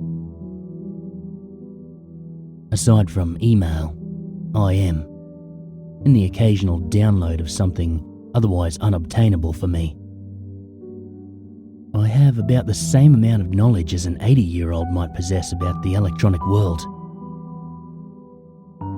For example, and for the sake of this tale I'm about to recount, I was totally unaware that someone is capable of hacking Pokemon games to make their own sub-story of the world. Even less so that it was possible to make a physical copy of the game in a real cartridge. However, I happened to learn about this in one of the most disturbing ways possible. When I was younger, Pokemon Gold was my first game from the ever-popular franchise. I became very attached to my little creatures and often fantasized about the adventures we would go through had a preset storyline not been in place. That isn't quite important though. What is important is the fact that I never truly let go of my childhood fantasies. The memories I had from that first game were far too cherished to set free. As such, I still have my old Gold game, complete of course with a total abuse of the copy glitch. I refuse to restart my game though. as I'm afraid too much of the old magic would be lost. I wanted to play a whole new game of the version that I recall being the happiest with. But older cartridges are rather hard to find outside of the internet. The most my local flea markets have are GBA games, and hardly any of them being Pokémon. Fortunately for me, my grandmother still fully supports my long-standing love for Pokémon, and she often buys me boxes of cards, toys, videotapes, and other items she comes across during her frequent visits to local auctions. Granted, very little of these things she gives me are in good condition. Long-forgotten items stowed away in a musty basement after the phase in their owner's life has passed, hardly ever are. But as gifts from a dear relative, I cherish them as if they were made of gold. Pun not intended. Most recently, she gave me a box with a brand new videotape containing episodes from early on in the first season, several hundred battered and well-used cards, and a game cartridge with no label. The cartridge was the familiar metallic gold colour of the game that I had been looking for. Even though the label had been removed, and a large red X drawn in Sharpie in the place where the sticker should have been, I could easily tell what it was. What other game had that colour? You could imagine my excitement for finally finding another copy. I hate ordering things online. This was a rather big relief. I thanked her profusely, and I promised that I would play it as soon as I got home, which I did. Getting started was difficult. Not because the game was faulty or anything, but because I'd sold my GBA to my little brother several years ago for some of his better Pokémon cards. Once something belongs to him, it's rather difficult to get him to lend it out to me. Such is sibling relations, I suppose. After much bribery, I finally got my hands on my former GBA, and I quickly inserted the vandalized game. Chills ran through my body as the opening movie for the game began to play, sending a wave of nostalgia crashing over me. It was so good to see it again. The game opened normally. The pixelated image of Ho-Oh flying through the sky beneath the title presented itself before leading into the normal selection screen. The person who owned the game before me still had the game on file, but I cared very little for what someone did before me. Considering the condition of their things, they must have been very young. I was bound to be met with a team full of Pikachu with ridiculous names. So I started a new game. It was here that I realised something wasn't quite right with the game. The normal intro involving a professor introducing you to the world of Pokémon didn't play out. Rather, it went more like this. It started out with a black screen, which was quite familiar considering that's how Gold, Silver and Crystal begin. But instead of the normal "what time is it" dialogue, I was met with ...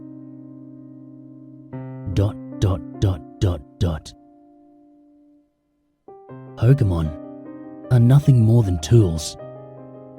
Use them, and then throw them away. The black screen faded away, revealing an empty area at night. I vaguely remember it being a route in an earlier part of the game. But since I've been away from the game for so long, I couldn't place it. In the silence of this scene, the sprite of your rival, henceforth noted as Silver, walked in from the left. He moved a little slower than normal, as if he were hesitant about something. Once he'd moved to the middle of the screen, he stopped and turned back to look where he'd come from, turned towards where he was going, and turned back towards where he'd came once again. For a moment, he stood there, simply staring towards the left side of the screen, before a dialogue box popped up beneath him, saying nothing more than ...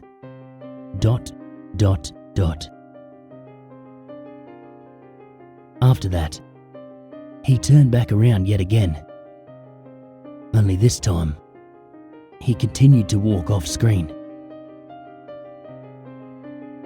The scene faded away, to be replaced with Silver, standing in the place where you first officially see him, just outside Professor Elm's laboratory.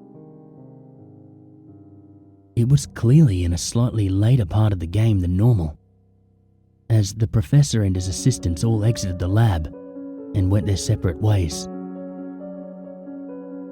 The assistants left the town, and Elm walked further downward off screen, which I assumed that meant he left for his home and remained in town.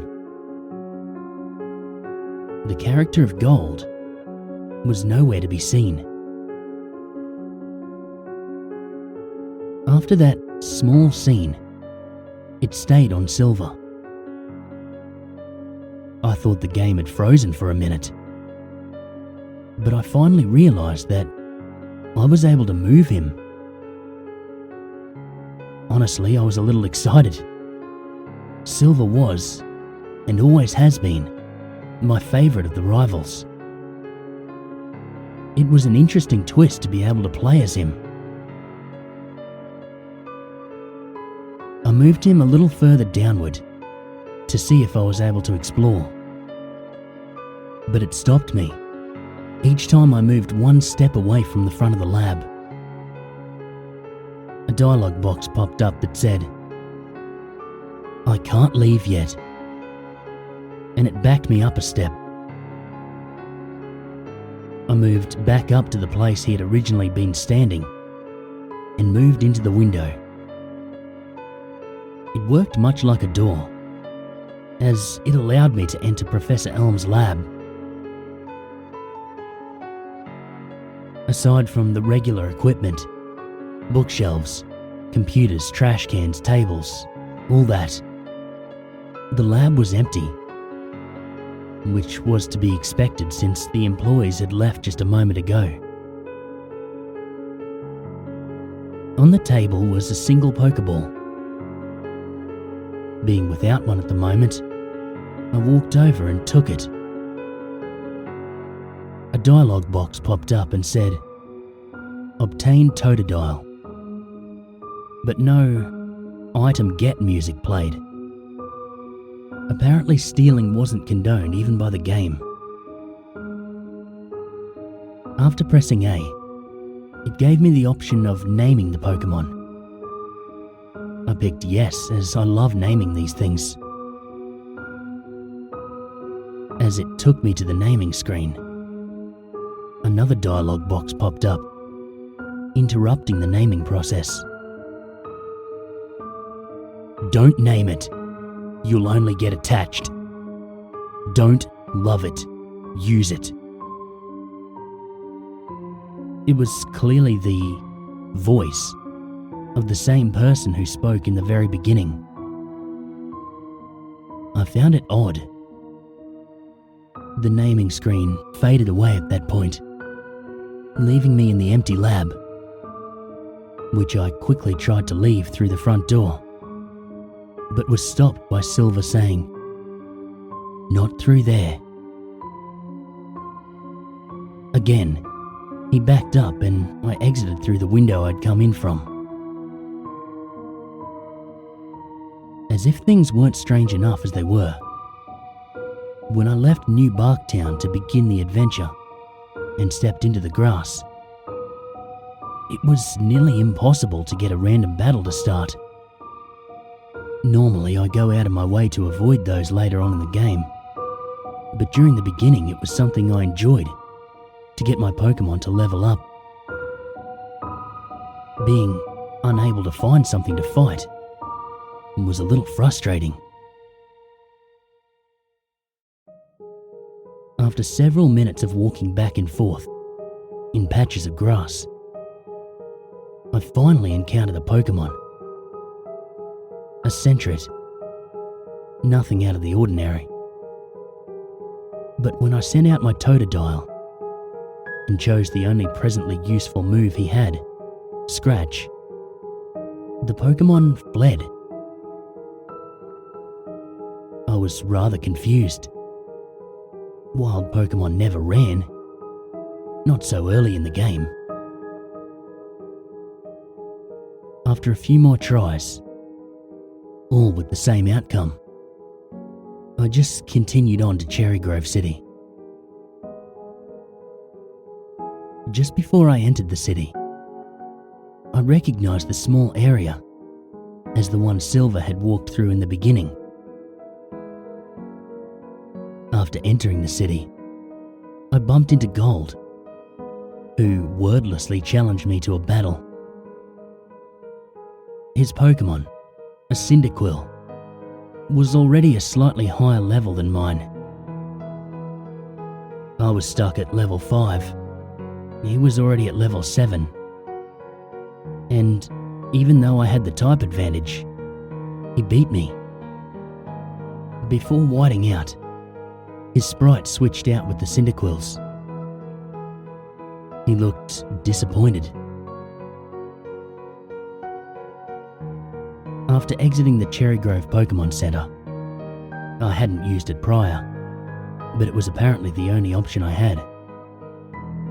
I walked back to the place he had challenged me, only to find out I was unable to battle him at this point again.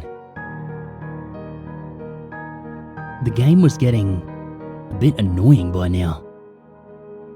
I had no money, Pokegear or Pokedex, and I was unable to battle wild Pokemon. Fortunately, once I entered Route 30 onward, there were other Pokemon trainers in which I could battle and easily beat, though none of them seemed eager to speak to me after I'd won. By the time I entered Violet City, my Pokemon's level was still too low to take on the gym leader. But with the money I'd won from the trainers I fought before, I was at least able to buy some potions, so I felt I was set. The lesser trainers of the gym were easy enough.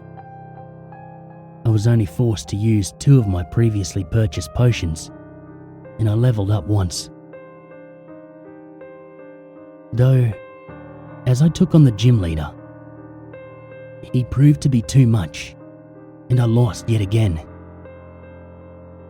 Upon winning, he did the very same thing Gold had done, and he looked disappointed as well. When the battle ended, I didn't white out. Rather, I had to endure a lecture about treating Pokemon correctly from the leader. Once he finished speaking, I received a one-worded option. Steal? I chose the only option given to me. Yes. Silver backed up 1 step and then slammed into the gym leader, kicking him backwards. Another dialogue popped up, telling me that I had stolen the gym badge, a TM31, and $500. After that, I whited out. This is how it continued on for the remainder of the game. While I was able to defeat the lesser trainers on the paths to cities and in the gyms, I constantly lost to the leader and was forced to steal their badges. The steal option also worked on people who would normally give you items in the game. This is how I was able to obtain key items such as the item finder, the bicycle, the water pail, HMs and many more. They refused to give me anything otherwise. Anyone I spoke to either refused to talk, greeting me only with ... or they lectured me on how to properly treat Pokemon. It was beginning to get that way with Nurse Joy as well. By the time I'd progressed to Goldenrod City, anytime I whited out, she'd scold me. Pokemon continued to avoid me as well. If I wanted to better my team, I had to hope that the Pokeballs I used worked the first time.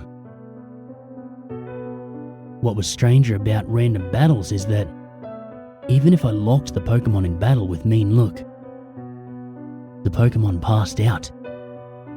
Literally. After my first attack of Mean Look, if I got to the first attack that is, sometimes the Pokemon had a higher speed stat than mine. Before I was able to choose another, the Pokemon would faint on its own. The dialogue box proclaimed, "Pokemon forced itself to pass out," and the battle ended. The only thing that seemed to go normally for me were the battles with Team Rocket. I always won against them, and they always treated me like a punk kid getting in their way.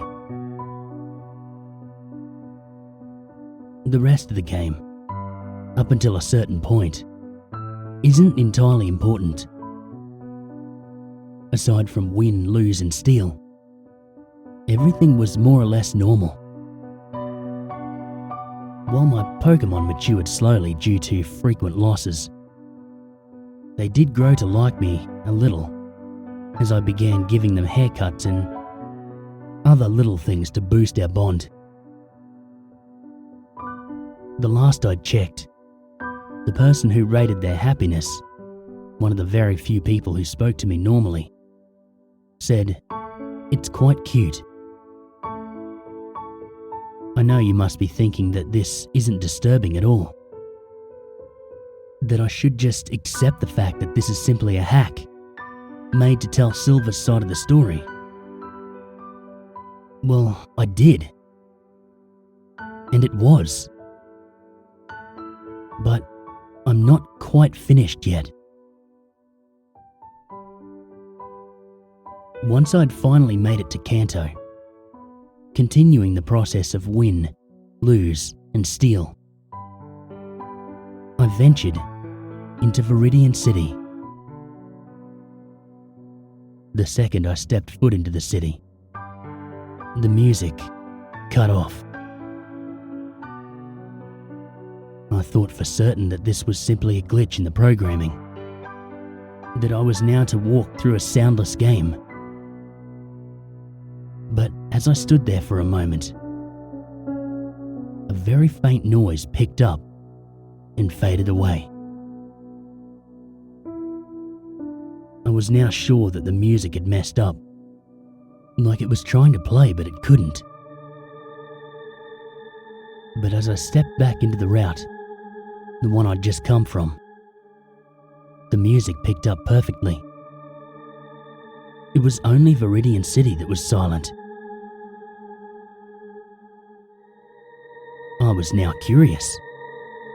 So I stepped back into the silent city and I began to explore. There was not a person in sight.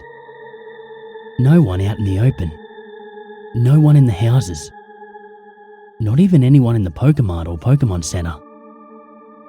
The city was entirely empty. Just the silence and the occasional soft noise, which I still hadn't identified.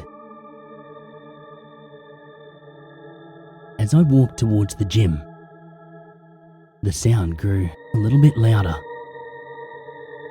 I figured the noise must be coming from the inside, so I entered. There was no one there either, but that was to be expected. That gym was always empty until much later. The noise didn't play in here. It was still dead silent. I walked up to where the gym leader normally stood, and as I walked past the spot and into the wall, I do that sometimes. I like the noise. But anyway, I was transported to another room. The wall had a hidden set of stairs.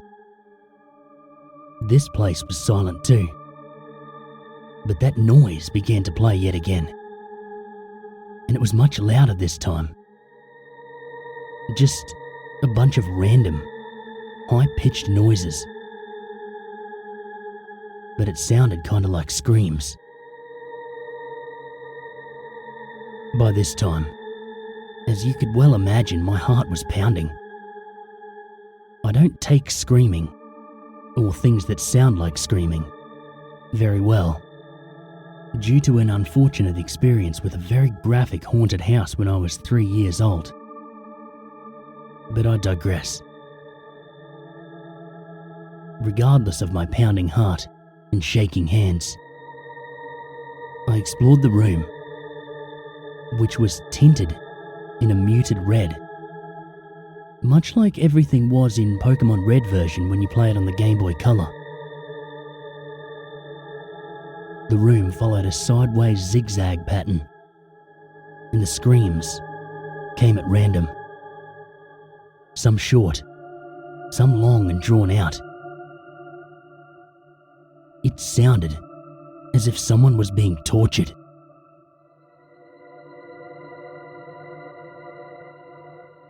As I continued down the zigzagging hallways, I came across several disturbing images. Sprites of NPCs without their heads, as well as heads without bodies. Anytime I tried to examine the bodies, Silver simply said, "Don't look." The bodies and the heads became more frequent as I went on, clogging up the hallways and leaving only a small path for me to follow.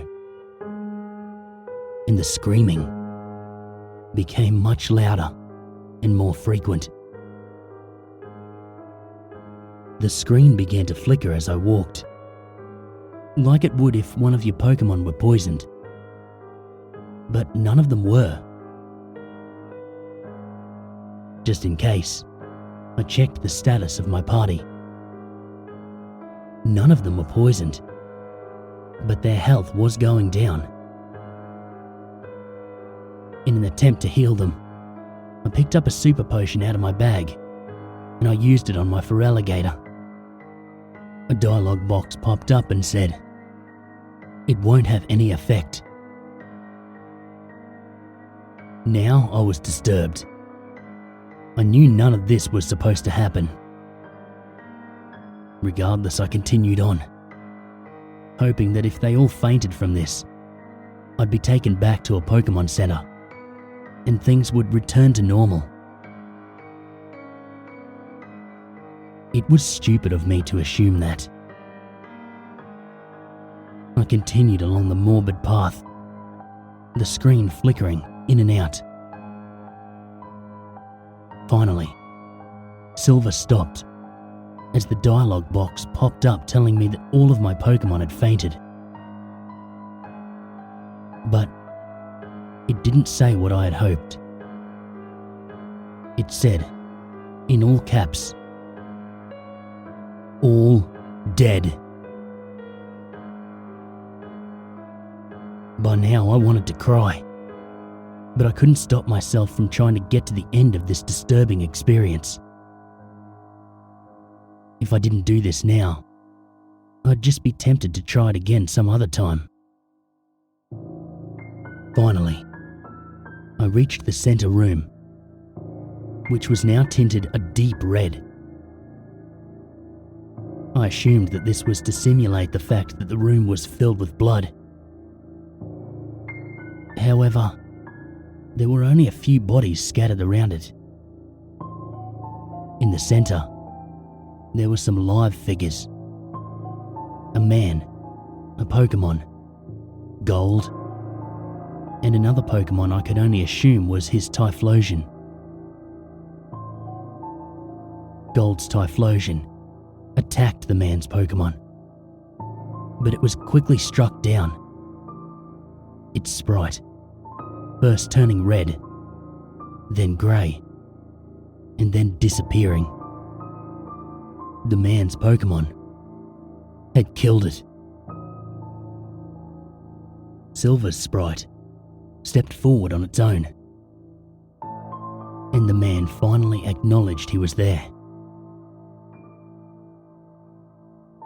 Giovanni. "Ah, son, you've made it. Come to see your rival's demise, have you?" This caused Gold to turn around and look at you. The only thing he said was, ...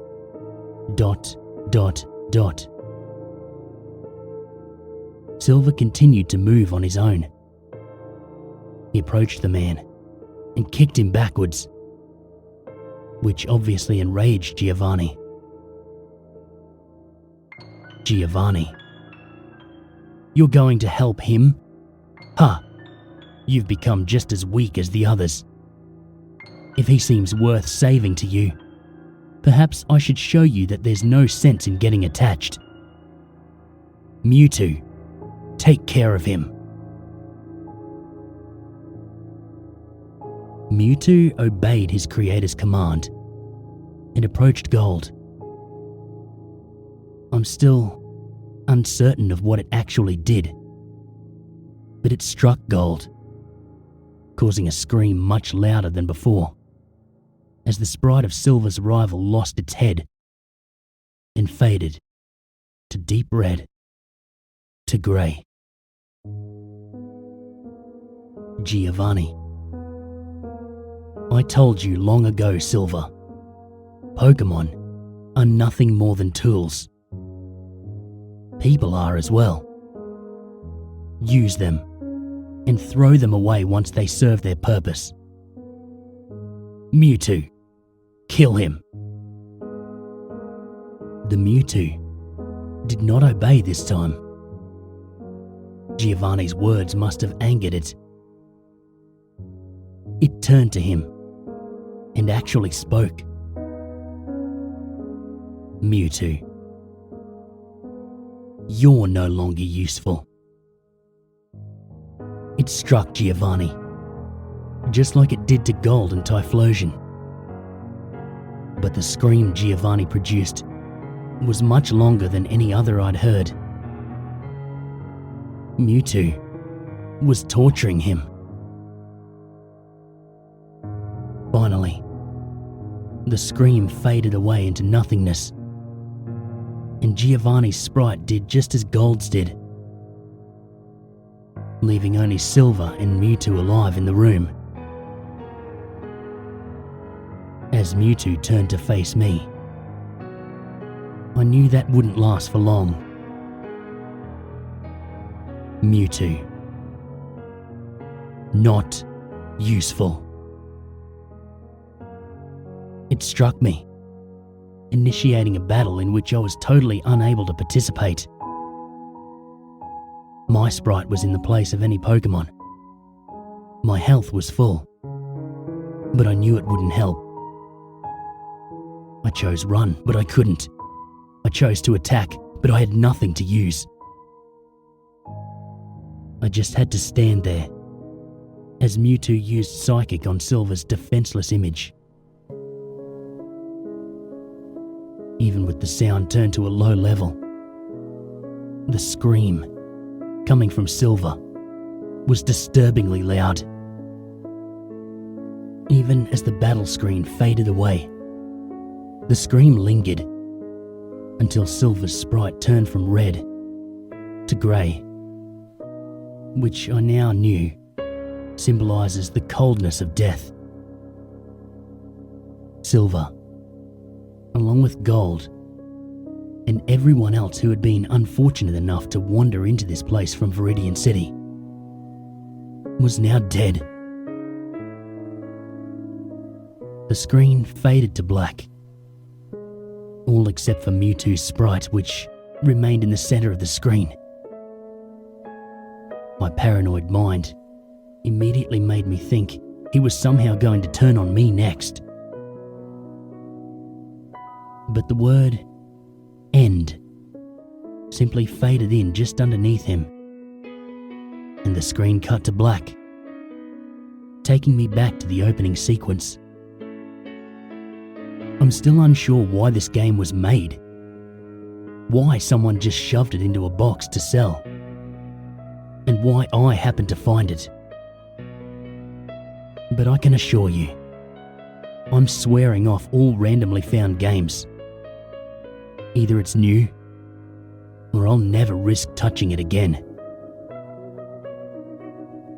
The game I just described has slipped out of my possession since that first playthrough. I have no idea where it is, but I hope it's rotting in a dump somewhere.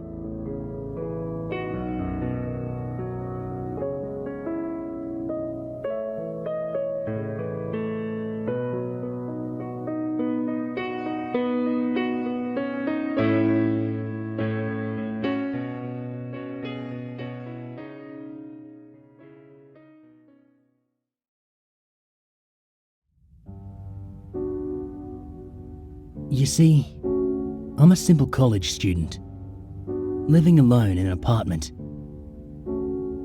I was very enthusiastic about the release of Pokemon Heart Gold and Soul Silver here in the USA. I'd purposely locked myself out of all media and the internet, aside from school purposes. That means no 4chan, no Bulbapedia, etc. As I was busy with the school year, and being poor at the time, I wasn't able to buy Soul Silver on its launch date. After my school year ended, I ordered Soul Silver on Amazon. However, it would take a week to arrive. I decided that during that time, I would replay my Crystal version on my Game Boy Color. However, I realised that, long ago, my mum threw it away because I told her the save went dead. And I was very upset about it then. And she also threw away my Silver version. So, all I have is my Game Boy Color. As such, I set out to GameStop and bought a used Silver version, as it was the only Pokemon game they had left, for the Game Boy Color at least. $10, fairly cheap. I went home and I started it up for a nostalgia trip. However, that's when things started getting bizarre. And most likely the reason why you're reading this. The Game Freak logo started up as normal, but it just froze there. I thought the cart must have been errored or something, so I turned it off and on, and the same thing happened. I tried pressing A and start over and over, as well as all of the buttons. Eventually, the logo vanished and there was just a black screen for about 5 seconds. Then suddenly, rather than going to the usual menu screen, I was already in the game, in a previous saved file. Which was odd, as I was expecting all of these carts to have been wiped by the poor battery. Either way, I wasn't complaining. I would have chosen the continue option anyway to see what the previous guy did. First off, I checked his trainer information, his name was just ...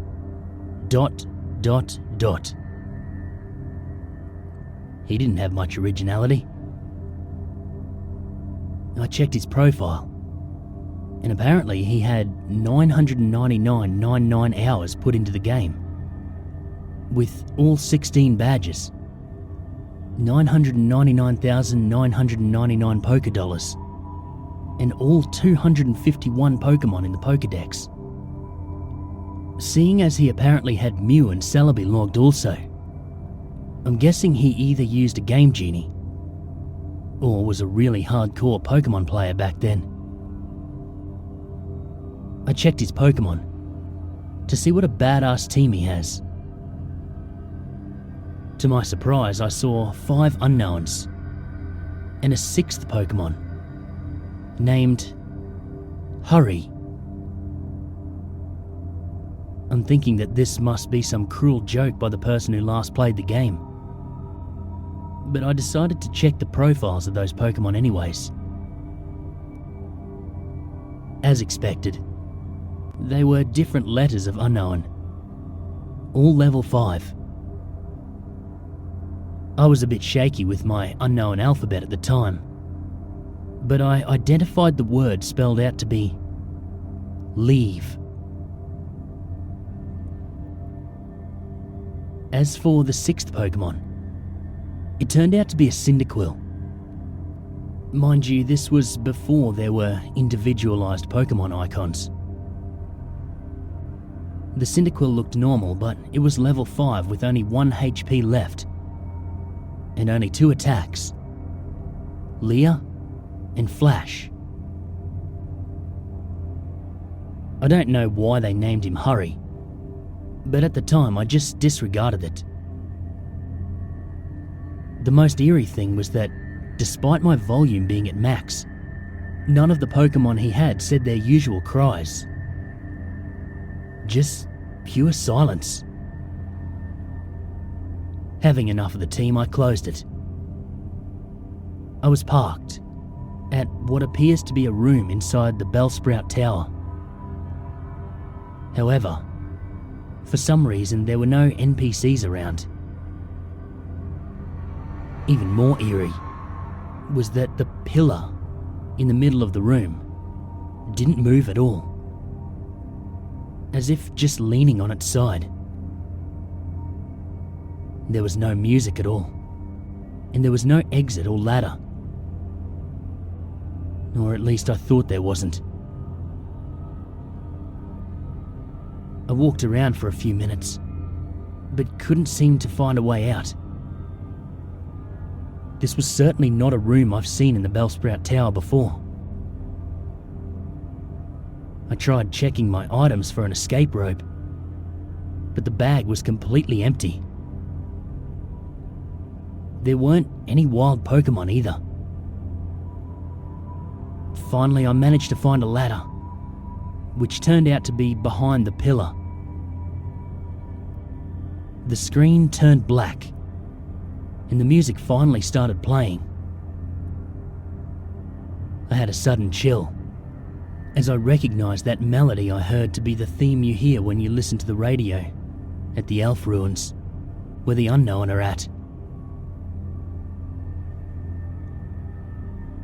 I immediately realized that it wasn't a loading transition, but rather I was in a dark room and I'd need flash. Before I took care of that though, I immediately checked my poker gear to change the radio to something more pleasant. But as it turned out, there was no radio card, or even a phone, nor time cards. There was only a map card, in which Gold, ... from earlier, and I'll call him Gold from now on, was just walking in a midst of black. I recalled that Cyndaquil has flash, so I turned off my poker gear and made Cyndaquil use flash. I didn't see any message saying Hurry has used flash, or anything like that. The room just became lit, just like that. and I soon regretted it. The room was a chilling blood red, with a linear grey path heading south. The ladder I'd used to go up/down was not there at all. I had no choice but to head south. The screen got darker every 20 steps I made, until I finally made it to the end, which appears to be a sign. I read the sign, which simply said, "Turn back now." Suddenly, I was asked to answer yes or no, but there was no question asked. I chose yes, as I don't know what it was asking. And the screen went black again, making a ladder climbed sound. The unknown radio music stopped, and in a few seconds was replaced with the not as creepy poker flute radio music. I was in another dark room, but I held my breath and used flash again. Suddenly it said that Hurry has fainted, which was odd because I recall that there was no status conditions like poison on him, and clearly I wasn't in a battle. I checked my Pokemon quickly, and suddenly he's no longer in my party. In fact, after a bit of investigating, none of my Pokemon are there, but instead, all replaced with level 10 unknown. I did the same thing as before, and spelled out the unknown. My then team of unknown spelled, "He died." Either way, after that creepy change, the room was lit to reveal myself in a very small room that appears to be only 4 squares big. The walls of that room were grey bricks, as if I was inside something that was hollowed out.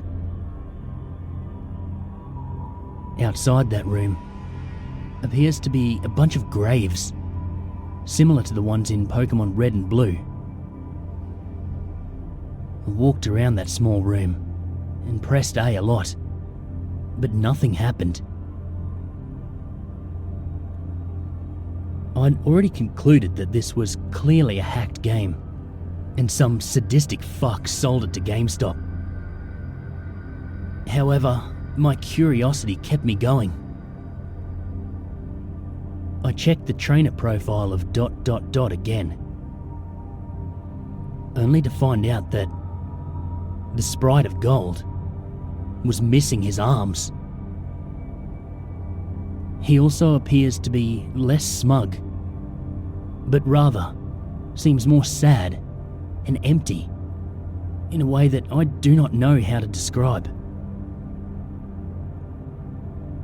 For some reason, it also now said that he has 24 badges, which was clearly impossible. After a few minutes of aimless wandering, my character suddenly spun and did the escape rope spinning animation. Instead of flying up though, my character spun downwards slowly, as if sinking. After that screen, the music stopped. After finally landing, the overworld Sprite of Gold is coloured differently now. Instead of the usual red colour he dons, he appears completely white now, including his skin. It's as if he came straight from the colourless Game Boy games, placed into a coloured background of the Game Boy Color. I checked his profile, and now, while not as white as his overworld sprite, he lost his legs and has what appears to be bloody tears from his eyes. It also says he now has 32 badges, which now starts to disturb me, as this change of number seems to represent something important. I also checked my Pokémon, which this time contains 5 unknowns and a level 100 Celebi without a nickname. The unknown this time leveled 15 and spelled out the word dying. I checked the Celebi's profile. It was a shiny Celebi, except there's only half of the sprite. 1 leg, 1 arm, 1 eye. It only has 1 attack. Perish Song.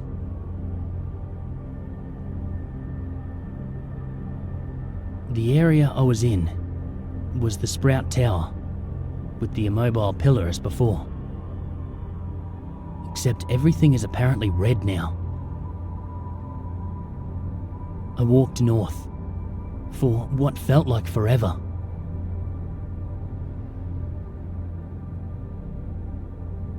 Eventually, I finally encountered some generic men and women NPCs. They were all lined up to the side, just facing the long slantish pillar in the middle. They were also pale white, and nothing happens when I try to speak to them. I kept on going north, until eventually, the pillar finally appears chopped off, with a transparent red in that spot. I went up to Red, and without even pressing A, I was suddenly engaged, and finally, in a battle. The music starts again, which sounds like the unknown radio music, but played backwards. Gold's battle back sprite matches his front one, with the bloody eyes, white skin, and lack of arms. While Red's sprite was the same as before in Gold Silver Crystal, except transparent. The text simply said, "Wants to battle," as if he has no name. And both of us only have 1 Pokemon each, which is weird, as I swore I had 6 with the unknowns. My shiny Celebi came out, conveniently with half a sprite for the back sprite also. The shiny noise and animation was different, as the sounds it made sound like multiple screech attacks used consecutively.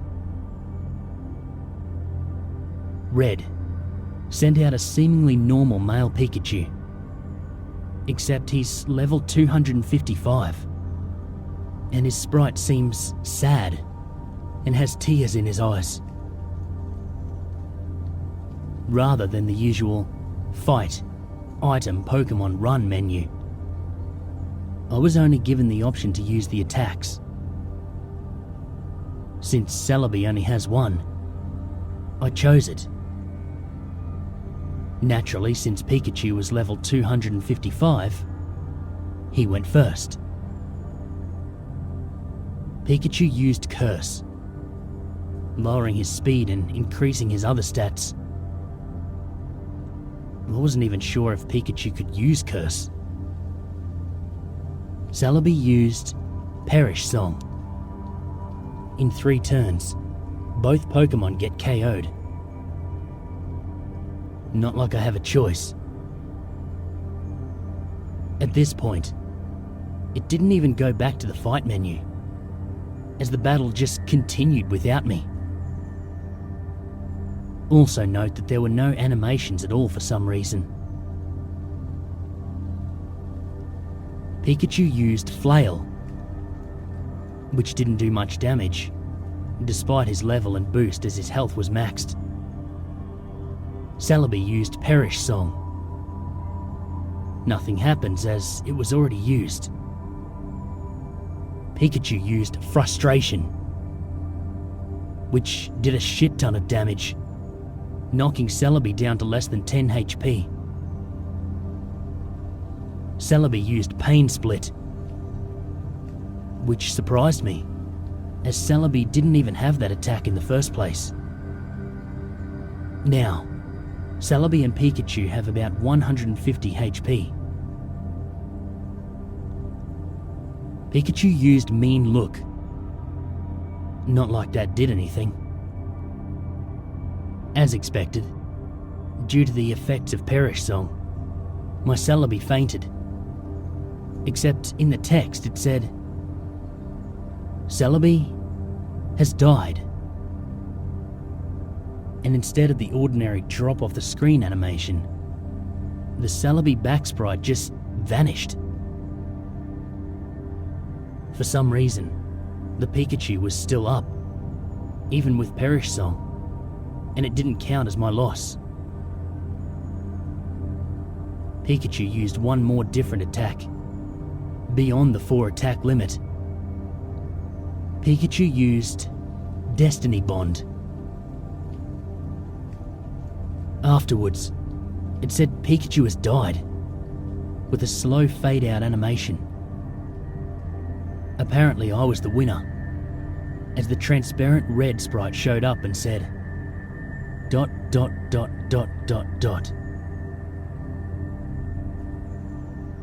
At that point, I just freaked out, as that transparent red sprite was suddenly beheaded, leaving nothing but his transparent body.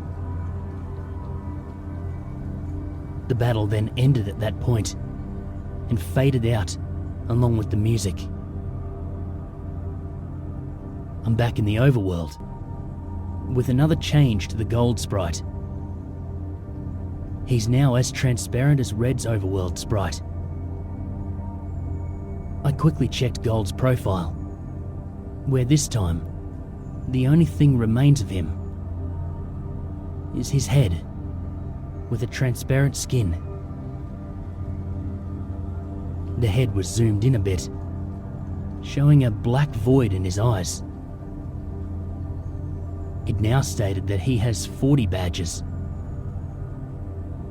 I then backed out and checked on my Pokemon. They were all level 20 shiny unknown, which when spelled out read, "No more." I was at what I now know is next to the end. There was apparently no music playing, but for some reason I still felt like something was there that could be heard. I was back in my room in New Bark Town. Maybe finally I get to play this game properly. But who am I kidding? I knew that sadistic fuck must have done something. I walked around my room to interact with things, as I'm a bit afraid to go down the stairs to see what was awaiting me down there. Note I said walked, as while the background was moving, Gold was not moving his transparent limbs at all while doing so. Just floating there, like those ghosts you see in Diamond and Pearl. As expected, the radio, computer, and TV did not work, so I had no choice but to go down the stairs. I ended up in the same lower level room of my house. Everything appears normal, except Mum isn't home. After failing to interact with anything in this room, I decided to go outside. To my surprise, that door leading outside at the south didn't work, and instead, I just walked straight through it to a void. I continued moving south to see what the fuck was going on. My house vanishes as I head south into the void. It was creepy as, when I entered the void, the outline on Gold's transparent sprite turned white to contrast with the pitch black. Eventually, I reached a white area, and Gold's sprite turned black and transparent again. I continued south, without thinking of stopping at all. After a long trek south, I finally encountered something. It was Gold's regular sprite. I talked to it, and he said, "Goodbye forever." Notably with a space in between the forever and the ... He vanished. As that happened, it said, used nightmare. Which at this point, I would not deny that being possible. Gold did another escape rope animation, spinning slowly downwards like before. I'm now back into that small, hollowed out room, surrounded by graves from earlier. Or at least, I say I was back there, as there's no sprite anymore. I tried to walk around, but nothing moved, not even wall bumping noise. I checked my trainer profile with absolutely no gold sprite left. It said I have 0 badges, and all the pictures of the Johto gym leaders at the bottom were replaced with skulls. I checked my Pokémon, which were all level 25 unknown. As expected, it spelled out a phrase that I dared to read. "I'm dead." As soon as I went back to the overworld, the room I supposedly was in was then covered with the same blocks as the walls. I then figured out what exactly that room was when the final text was said. "Rest in peace." That room was a big grave, surrounded by other graves. Gold has already been dead. He died presumably a few years after he defeated Red. He was a young trainer who, despite his efforts in collecting so many badges and attempts at becoming a Pokémon master, was still unable to avoid the inevitable fate of death. And his efforts were eventually forgotten by the next generation. I was unable to escape from that text, no matter what I pressed. I tried resetting the game, and the same thing happened. At which point, I finally decided to give up on that horrible nightmare. After that experience, I will never look at the gimmick unknown the same way again. They say that only the first generation have folk tales and legends, but the second generation has shown me how unpleasant the truth can be. I eventually enjoyed Soul Silver immensely, but I still can't unthink what that rigged game has told me.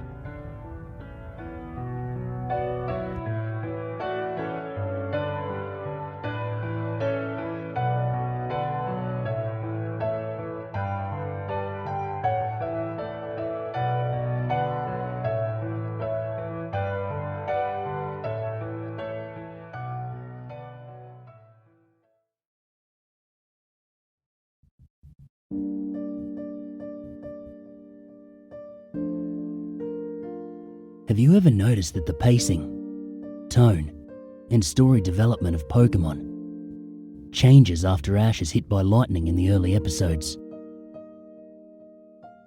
How Ash and his world are relatively normal until after that incident.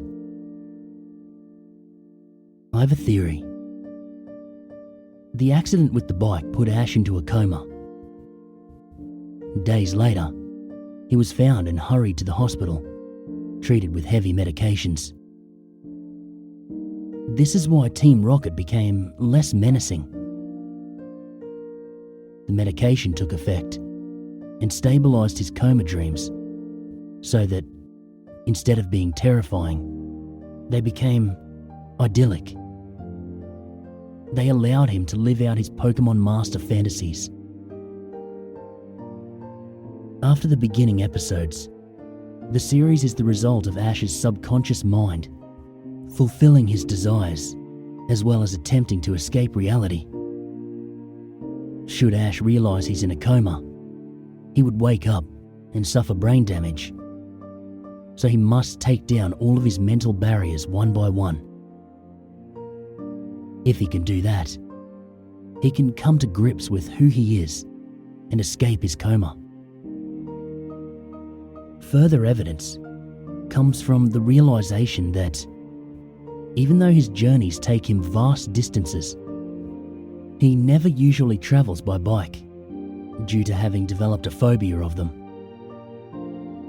The coma in fantasy explains why he never changes much, not physically.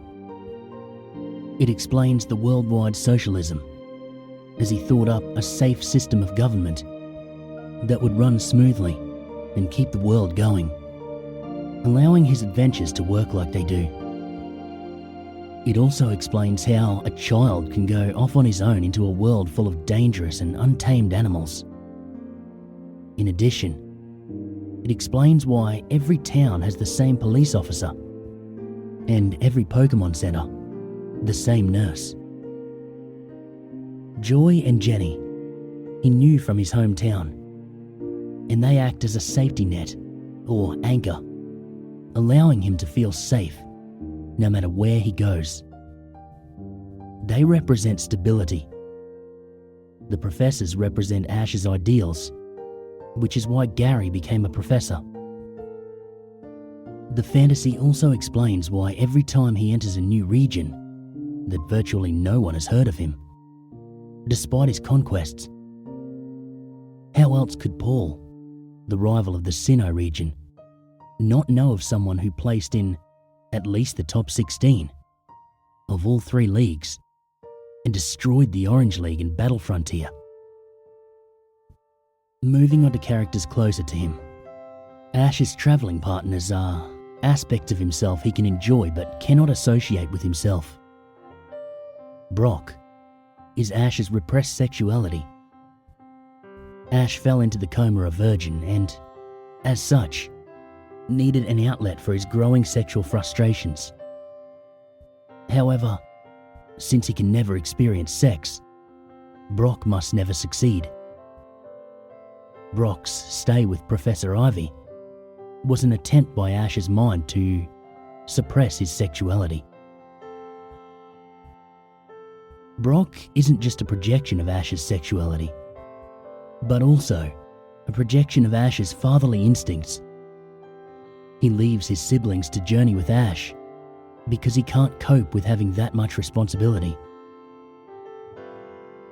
You may notice that James got much more dialogue in this part of the series, as well as getting more touchy-feely with his Pokemon and exposing much of his backstory. Ash didn't enjoy this much, which is why Brock returns, horrified, and refuses to speak about it. Ash's subconscious was repressing him at the time. So, other than a general feeling of dread, he has no idea what happened. Further evidence of Brock being Ash's sexuality is that he keeps returning to the series after Ash meets a new female aspect of himself. Misty is the first such aspect we encounter. Because she is first, and is merely an aspect of Ash, are explanations as to why Misty plays such a prominent role in the show, but is ultimately unattainable, since he never really knew her before the coma. Since Misty is his initial love interest, if only subconsciously, he needed her to reach a certain level of womanhood He felt that people could only have relationships after they've matured.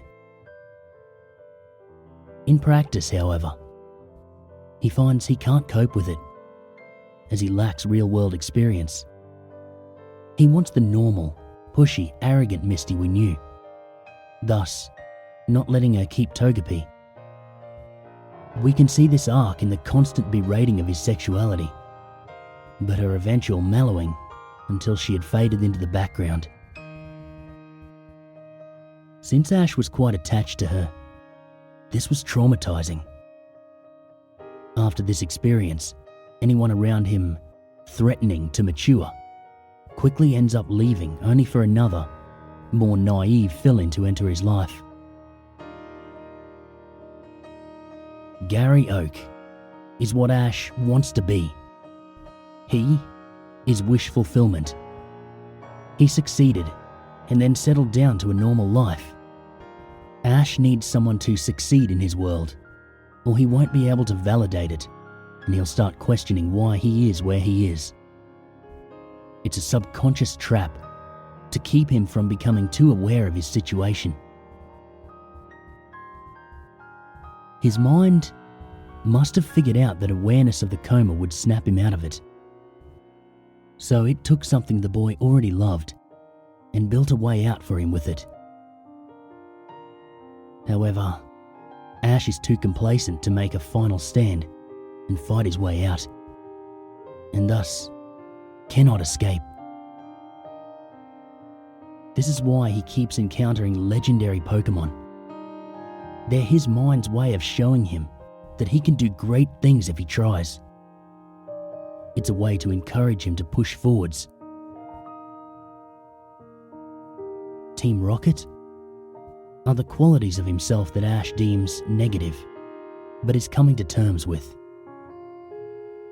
Jesse and James want to appease Giovanni, Ash's father figure. To achieve this, Jessie will trick the submissive James into doing her bidding. Meowth especially wants to appease him because he remembers the good times with Giovanni. This places Meowth in a category known as Ash's corrupted innocence. This is apparent because Meowth is able to speak. The whole reason Meowth can speak is so Ash can eventually accept the aspects of Team Rocket as parts of himself. Ash had issues with his father, so he put him atop the evil corporation and demonized him. There may be an actual Team Rocket in the real world, but it's doubtful that Ash's father is their leader.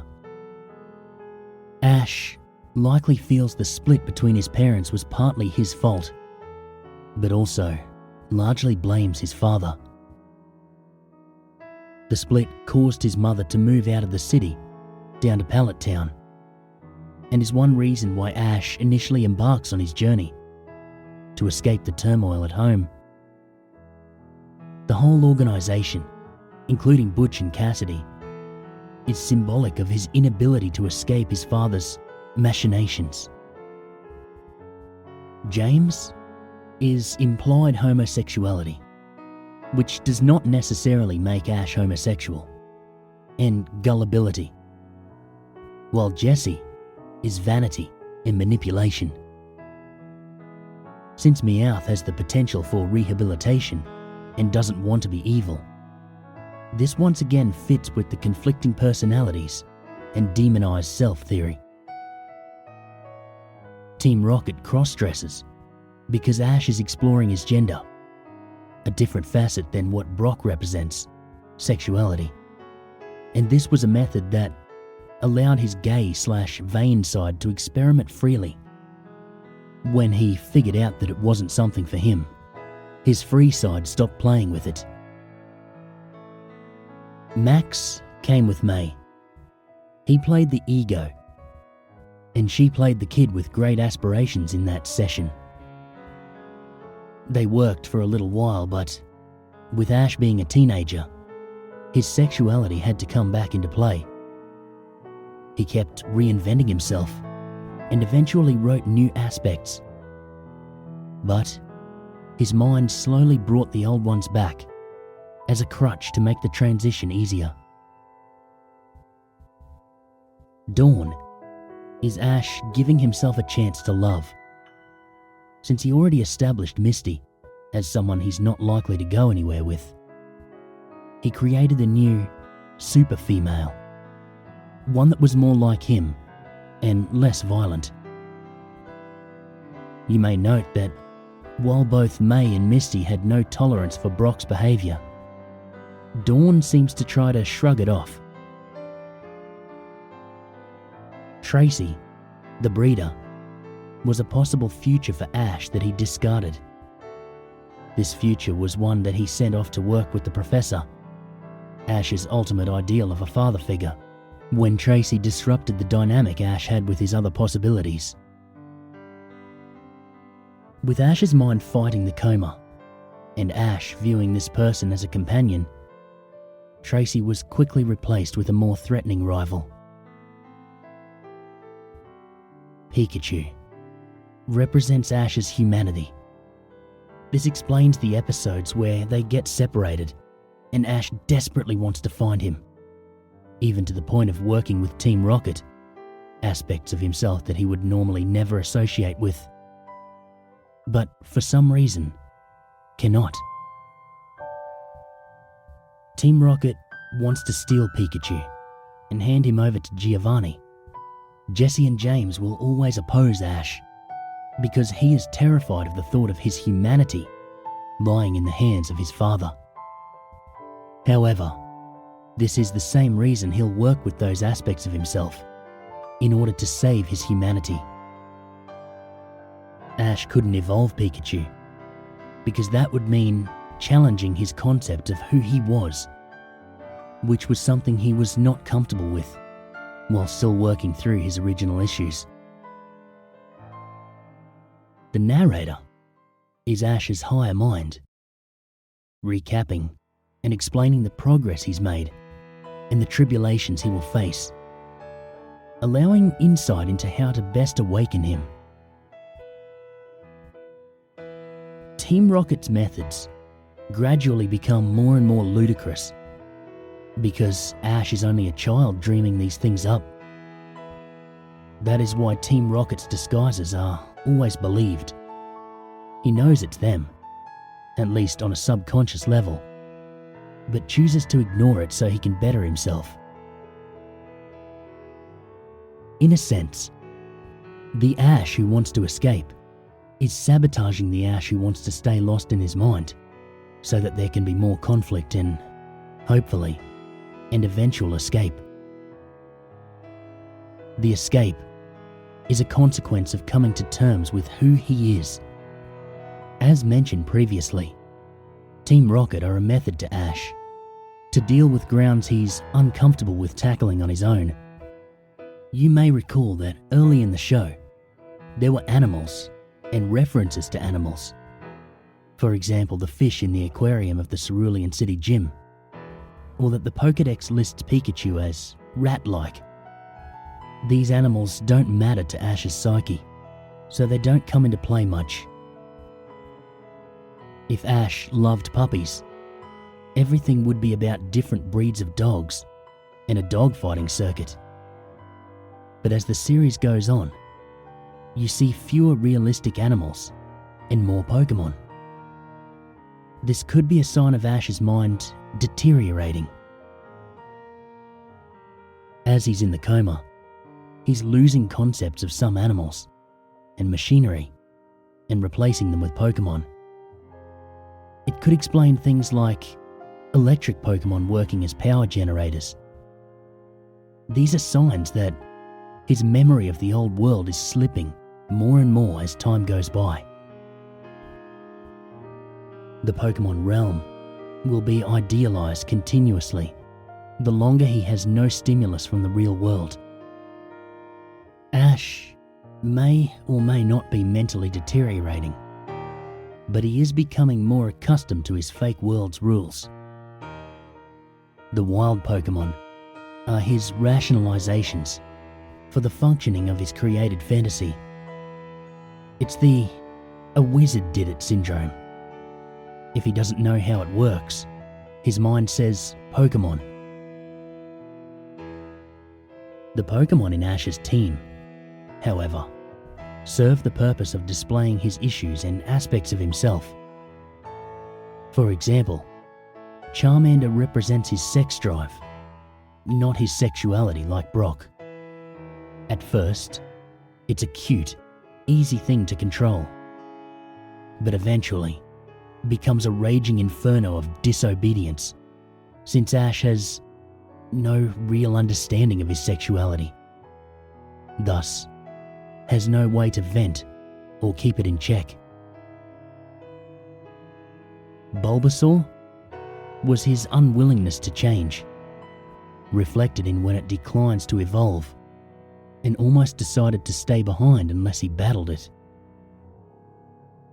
Squirtle was his willingness to follow the lead of others, as evidenced by the gang it ran with.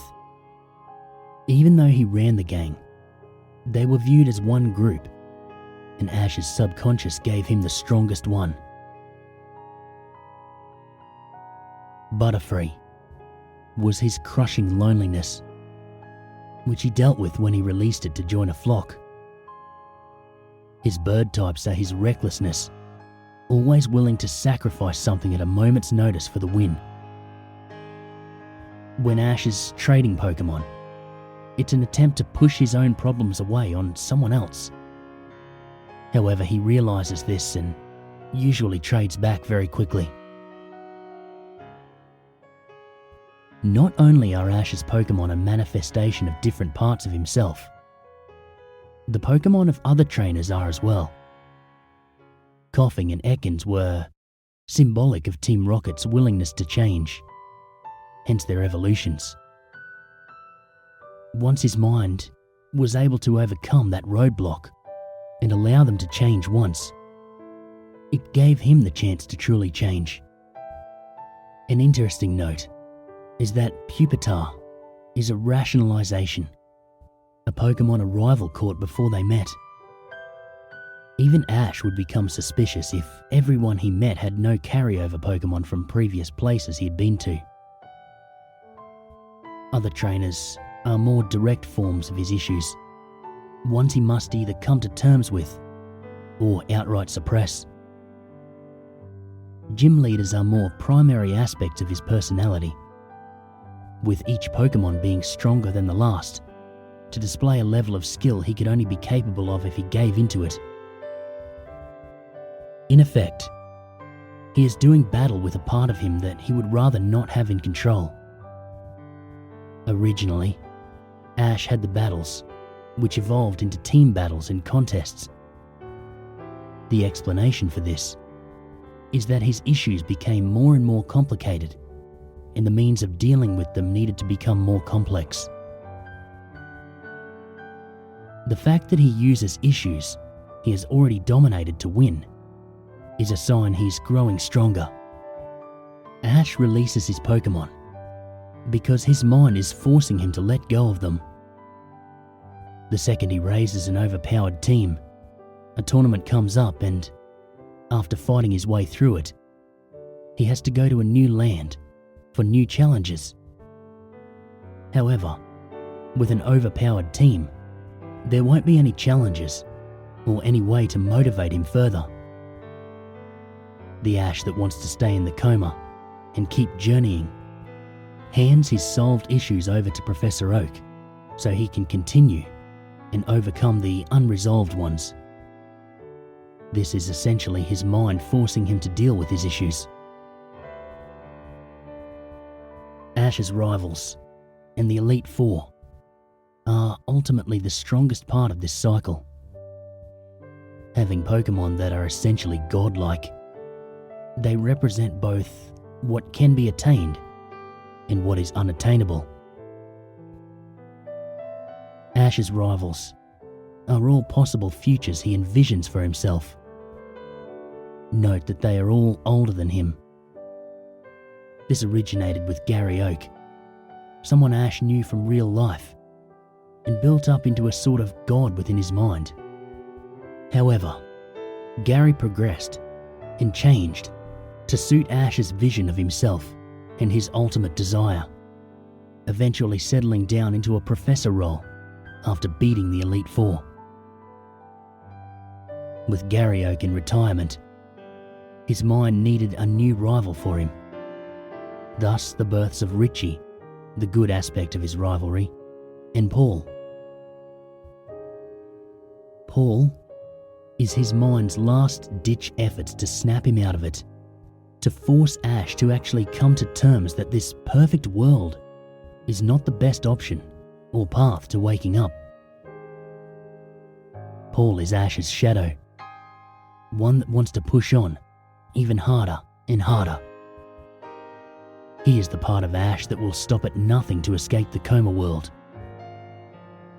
Mewtwo is a new form of treatment done with electrical impulses in a machine, taking down every last one of his mental guards.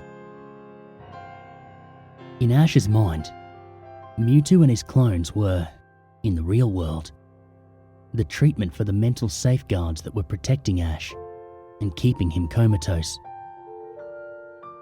The Pokémon of his world.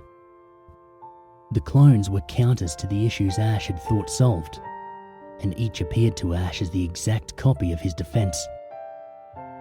The clones didn't play by the rules of Ash's world.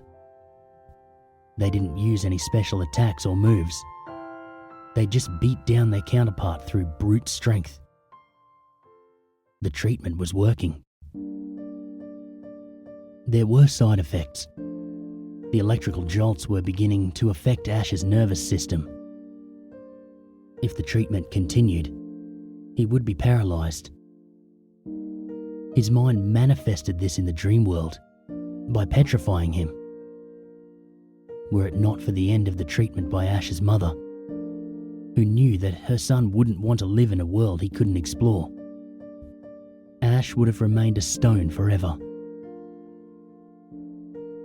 After this, Ash needed to recover from the damage caused by the electrical therapy.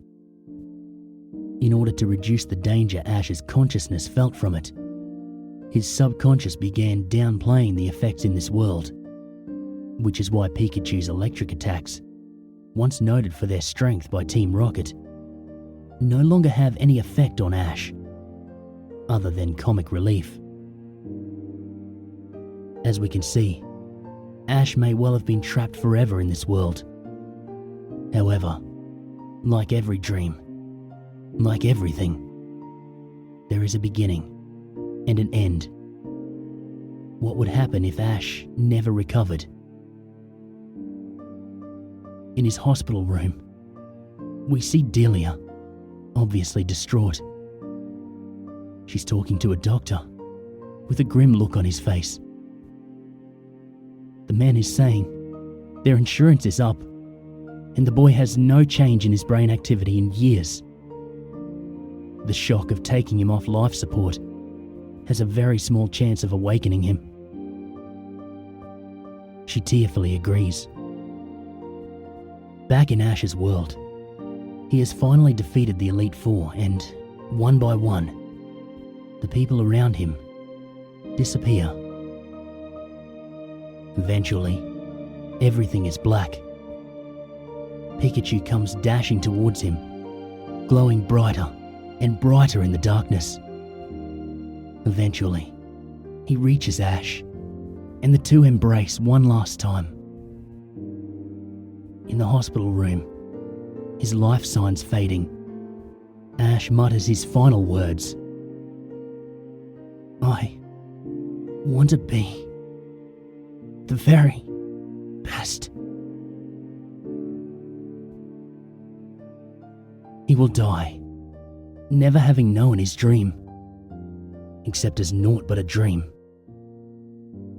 When he came back to reality, he knew it all for the lie it was, knew it as his imagination, knowing that all his efforts, ambitions, and friends were nothing.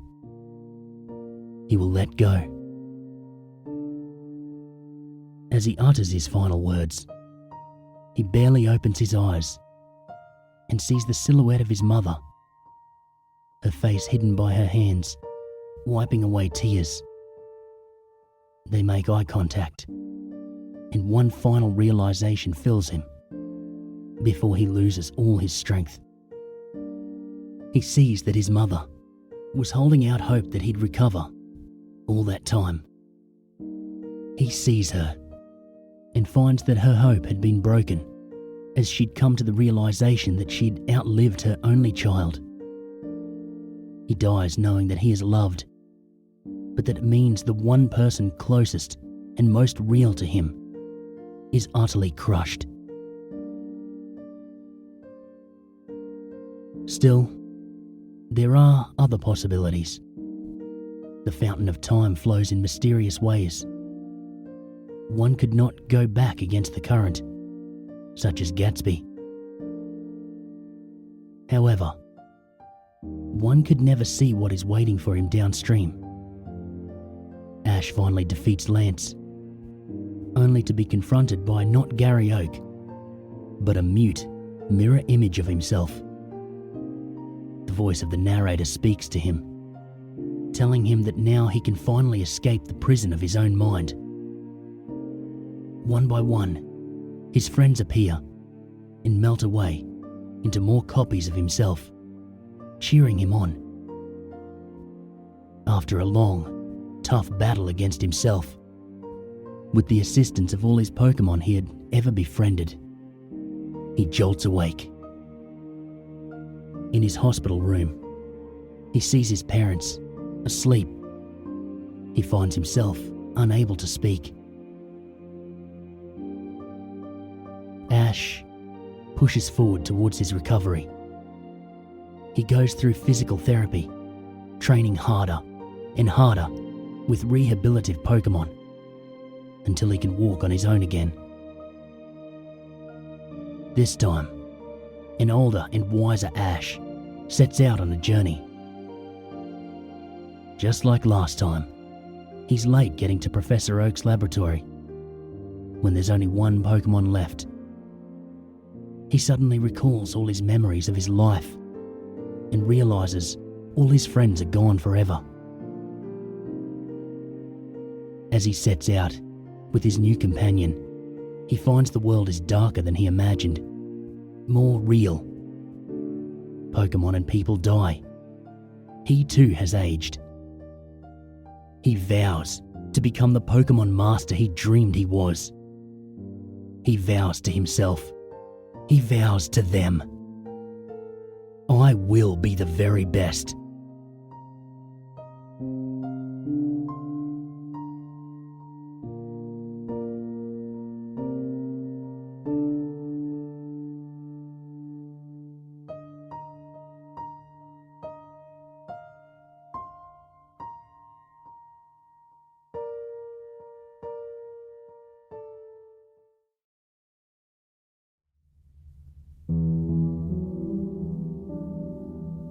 I was introduced to the video game realm a tad later than most other people.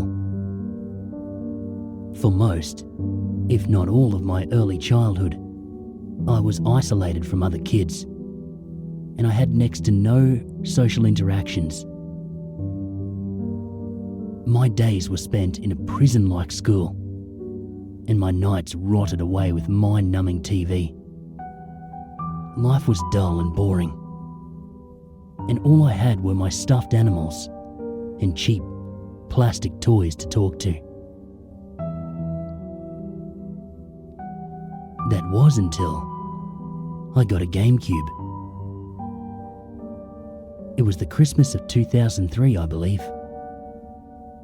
I was overjoyed at having my own video game station. It came with 3 games: Super Mario Sunshine, Pac-Man World 2, and Pokémon Channel. Each of those games still hold a special place in my heart today. As soon as the GameCube was set up and ready to go, I began playing it immediately. The first game I played was Super Mario Sunshine. This game is what got me hooked onto the Mario series. After playing it for hours straight and finally beating a level I just couldn't get past, I turned to Pac-Man World 2. Amazingly enough, I got stuck on level 2. Infuriated that I couldn't find the way out, even though the answer was literally right in front of my eyes, I quit and started playing my first ever Pokemon game. Pokemon Channel. As soon as I turned the game on, I knew this game was going to be different from the other two. It didn't take me long to fall in love with the game. When the time came to name my Pikachu, I unwittingly named him BRVR, short for brother. What compelled me to give him such a strange nickname that didn't even sound like a shortened version of brother? I'll never know. But regardless, I still enjoyed playing. There is no way for me to describe the love I felt towards this game. It was everything that I'd ever dreamed of. In this game, I had a friend that I could play with. It all took place in the Pokemon world too, which I had already loved before I even got Pokemon Channel. I could watch TV with my best friend BRVR, go fishing with him, play tic-tac-toe with him, talk to other Pokemon with him, grow a garden with him, build a snowman with him, explore ancient ruins with him, play musicals with him, sit around campfires and tell stories with him, gaze at the stars with him. All those things I never got to experience in real life, I was able to do in this virtual world with BRVR, the best friend I never had. I was, obviously, overly addicted to the game, but I had nothing else to use up my time with. So instead I put it all into this game, oblivious to all the things happening in the real world. I preferred to live my life in this Pokemon fantasy with my best friend. BRVR seemed like more than just a virtual, animated 3D model, forced to do his actions based on the programming of the game. He seemed real to me. If I was ever sad one day, he would appear to look and act depressed too. If I was ever angry, he would show and express my rage during that play of the game too. If I needed something to cheer me up, he would act silly and leap at me and do other idiotic things. Later on, when I grew older and wiser, I just assumed that all of these strange events never really happened, and when I was younger I'd simply imagined it. But it was still fun to pretend that he was real. As the years passed, I got more games. I'd acquired a Game Boy, which along with it came more Pokemon games, where I could have more than just a single Pikachu. My interests also floated to different series like Mario and Sonic. After playing Pokemon Channel so many times, and doing the same things over and over again, it starts to get a bit boring. I started playing it less and less, and other games more and more. But I still gave Pokemon Channel a play every now and then. Eventually, I changed schools, and my whole life changed. I was moved from a private Christian school to a public school, and my eyes were opened to reality. I started to learn new things about life, which helped me enjoy it more. People weren't mean and cruel to me. They would greet me when I passed them in the halls. I discovered I could do more than just play video games. I could draw, there were thousands of songs I could listen to, and my grades started dramatically rising. But the best part of all was that I got a new friend, a real friend, one who was flesh and blood. She was funny and helped me to get used to the school. She was someone I could talk to besides my parents. We both had the same immature and mock everything in every possible way kind of minds. I finally had a best friend. While I started to grow in both body and mind, Pokemon Channel was slowly forgotten. I moved on to greater and better games. Almost all the things I could do in the game I was able to do in real life now. VR was replaced by my real life best friend. He in the game had become obsolete, forgotten on a dusty shelf in a dark corner of my room. For the next couple of years, life was golden. Each day, I would learn something new, and I had a ton of fun with my best friend. I made a few other friends too, but no one could top my best friend. Every now and then, I'd get a new game, get some money, go do something with my best friend, draw something, listen to music. I never wished for anything more. Good things never last. Eventually, I had to move.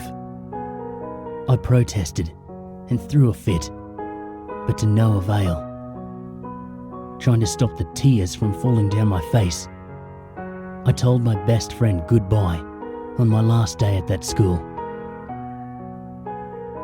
For the next few days, I cried myself to sleep at my new house. But eventually, I stopped. Having one of my main reasons to live ripped away tore a hole in my heart that will never be completely healed. But the pain eventually became less and less. I still had contact with my best friend. We both had YouTube accounts, and we'd talk over the internet. We'd call each other too, and have sleepovers sometimes. Occasionally see a movie together.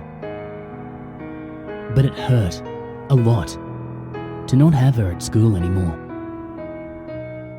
I made some new friends at my new school, even more than at my old school. But none of them were as funny as my best friend. None of them could replace her. Just when I thought that I could get used to this lifestyle, one of the most dreadful things happened. For her sake, I won't post what my friend did, but she did something horrible, and my mum refused to let me speak to or see her ever again. My heart was utterly smashed into thousands of pieces. I felt like I had nothing left to live for. My best, and what felt like my only friend, was now gone from me forever. I sunk back into my old habits, playing video games, isolating myself from the rest of the world. I didn't like to go out anymore. I refused to leave my room, except to go to school, eat, use the restroom, and visit my dad every other weekend. Now that my best friend had been snatched away from me, and that I didn't do anything in real life anymore, I needed something to replace them. Searching through my ancient shelf of old games, I pulled out Pokemon Channel. I brushed the dust off of the cover. It felt like it had been an eternity since I'd gazed upon this game. I inserted the game disc into the GameCube, grabbed my controller, and awaited to greet my old virtual friend, BRVR. A tear fell down my cheek as memories flooded back while I stared at the title screen. After a moment of soaking in the old nostalgia, I selected Continue. I eagerly selected Yes when the information appeared of my currently saved game, asking if it was correct. As the transition Pokeballs rolled across the screen, I just couldn't wait to see BRVR again. When the transition was over, I appeared to be in my room. The normal cutscene where Pikachu is asleep on top of the shelf and wakes up didn't play. But at this time I had almost completely forgotten about that. The only thing on my mind was BRVR. As I searched around the room though, he wasn't anywhere in sight. The deli bird that delivers the goods you buy from the Shop and Squirtle channel was at the door. I smiled warmly at the sight. I remembered I bought something from that channel almost every day when I was younger. I thought I must have bought something the last time I played and completely forgotten about it. Curious about what was in the delivery, I eagerly headed for the door.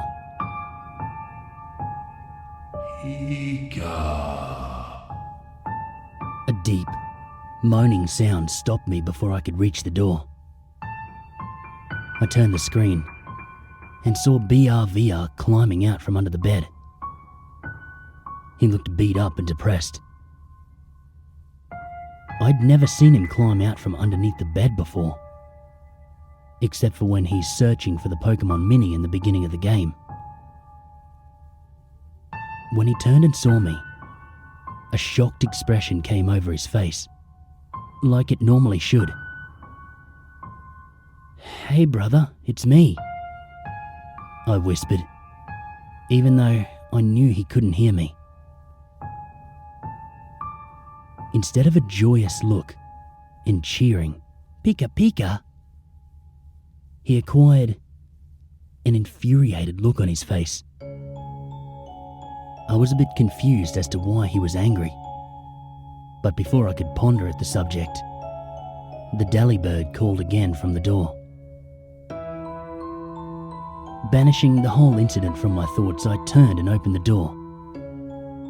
I was comforted when the delibird handed over the box, and BRVR smiled and waved as delibird flew off.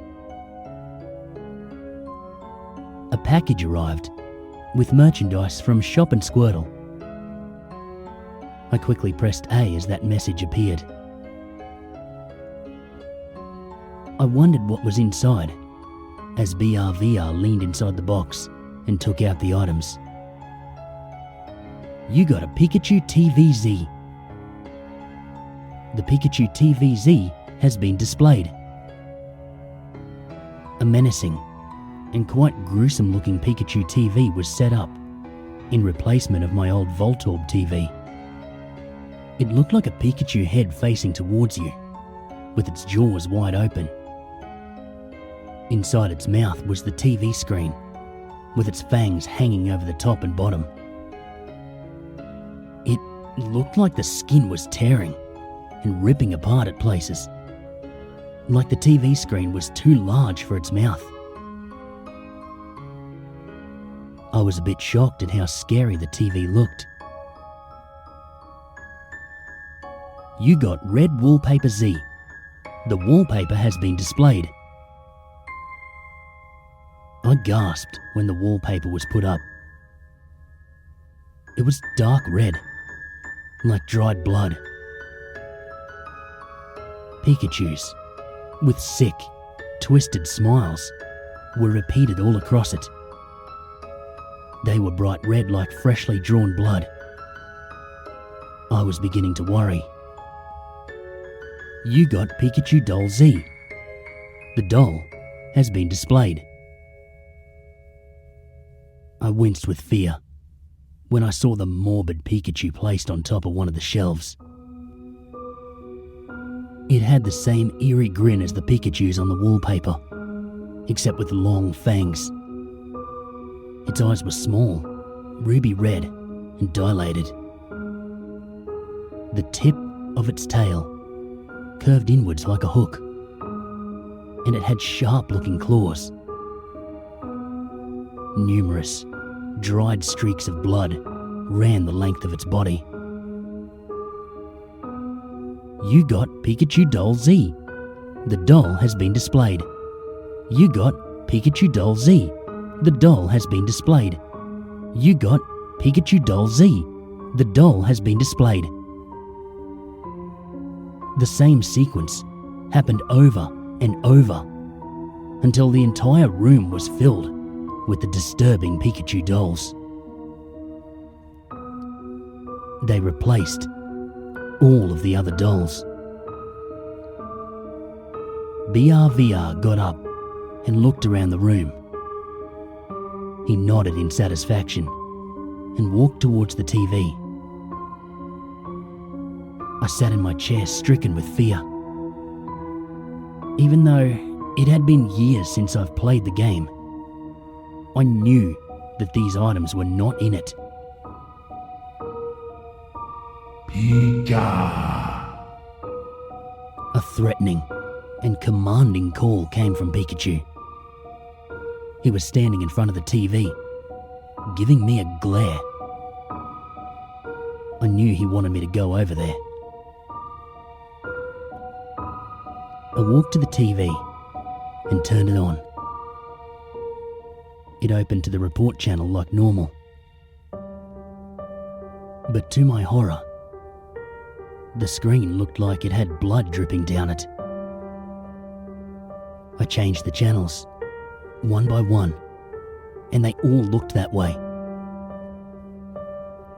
I quickly opened up my diary, which in this game is the start menu, and I clicked on the TVS tab. I chose the Voltorb TV. But as soon as I did, my diary closed, without me pressing B. BRVR was staring at me with a threatening glare and shook his head disapprovingly. BRVR turned back to the TV and changed it to the Fortune channel. This channel seemed normal, except for the blood that was dripping down the screen. Choose your cookie. The words drifted by the bottom of the TV screen. I chose the top one, like I always do. The cookie floated down into the Chansey's hands and cracked open. Do you really want to know your fortune? The words appeared on the screen. I froze with fear. Something about that fortune seemed eerie. It appeared that the Chansey on the screen was laughing.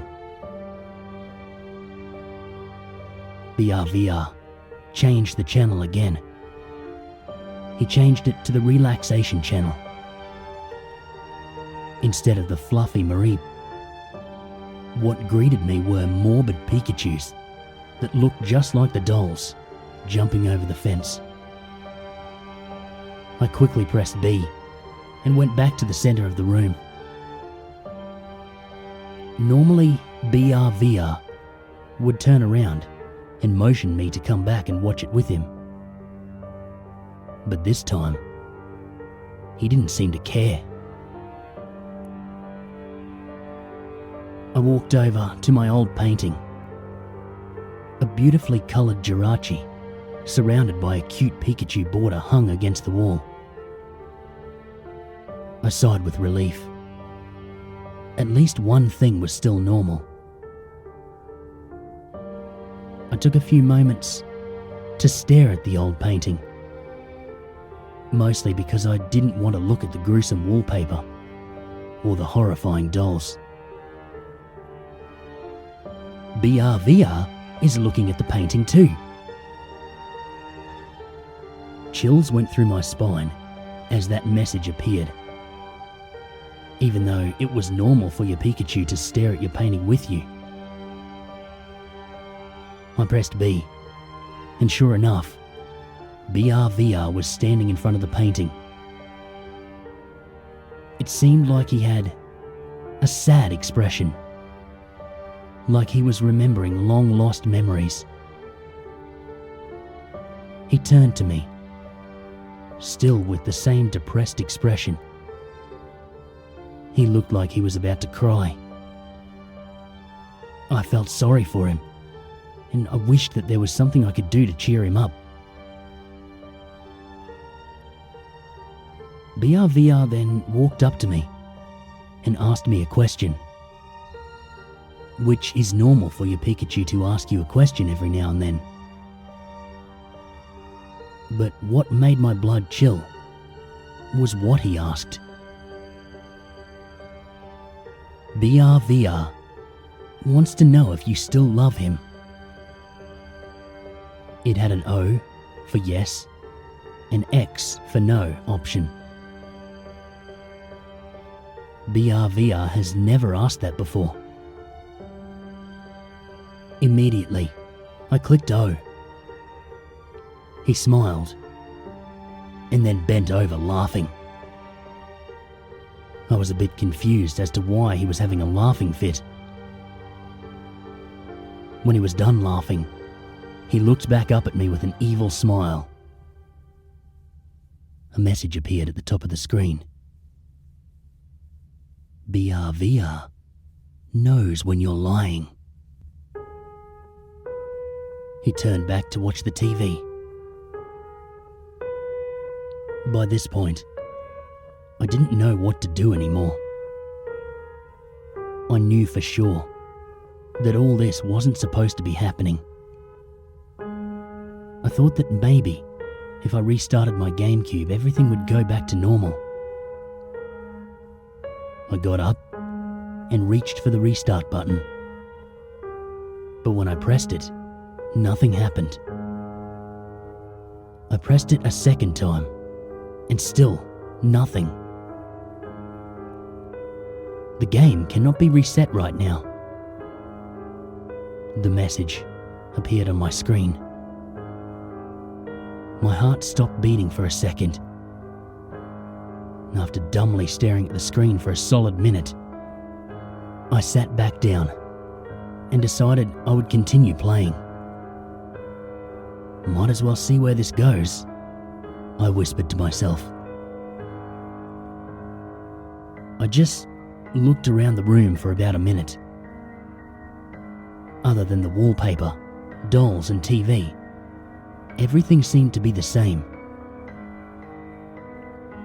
I tried to smile while looking at the old Pokémon Mini and posters, but I couldn't bring myself to. The normally cute and cheerful music seemed to make the room more dark and disturbing.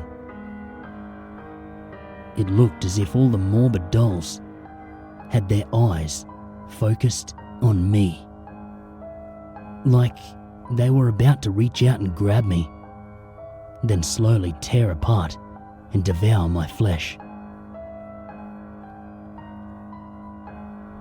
BRVR wants to go outside. The message appeared on the top of the screen. Before I could do anything though, BRVR went outside and the game forced me to follow him. My breath caught in my throat when I went outside. The sky was blood red, with even darker, red clouds swirling in it.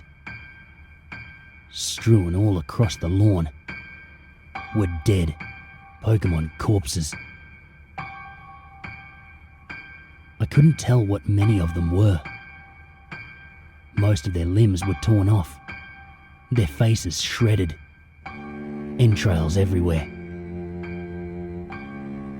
I felt sick, like I was about to throw up. BRVR circled around them, then turned to me and gave me an evil grin. He walked up to me and asked a question. BRVR wants to know if you like what he's done to the place. I immediately clicked X. His sick grin deepened even more. He walked over to a skitty corpse and threw it at me. Its body parts broke off and flew everywhere as it bounced off the screen. After many agonizing minutes of being forced to watch BRVR toy with the dead body parts, he walked over to the garden. When we stepped into the garden, 2 plants were fully grown. Instead of fruits though, they had grown Pikachu heads. BRVR plucked one and started to slowly eat it. My lunch started to rise up my throat. I tried to turn away from the gruesome sight, but something glued my eyes to the screen. After taking his time, BRVR walked over and ate the other head. Once he was done, he cast me a wicked smile and leapt out of the garden. Again, I was forced to follow him. BRVR was apparently done messing around outside and went straight back inside. I was hoping he was done and we would just stay inside. I now much preferred the morbid dolls over the body parts. But he wasn't done showing me the world he had created. Not yet. Almost as soon as we went inside, BRVR went immediately to the back door. Guess who was forced to follow yet again? When we went outside, there weren't any more corpses, much to my relief. But the sky was still an ominous blood red. When I tried to go back inside, he wouldn't let me. BRVR would just turn and give a disapproving shake of his head. So I was forced to stand there. The Vermilion forest bus pulled up, and BRVR walked up to it without me. I didn't even click on it. The transition played normally, the bus riding over the map to the Vermilion forest. But when we got there, the whole forest was on fire.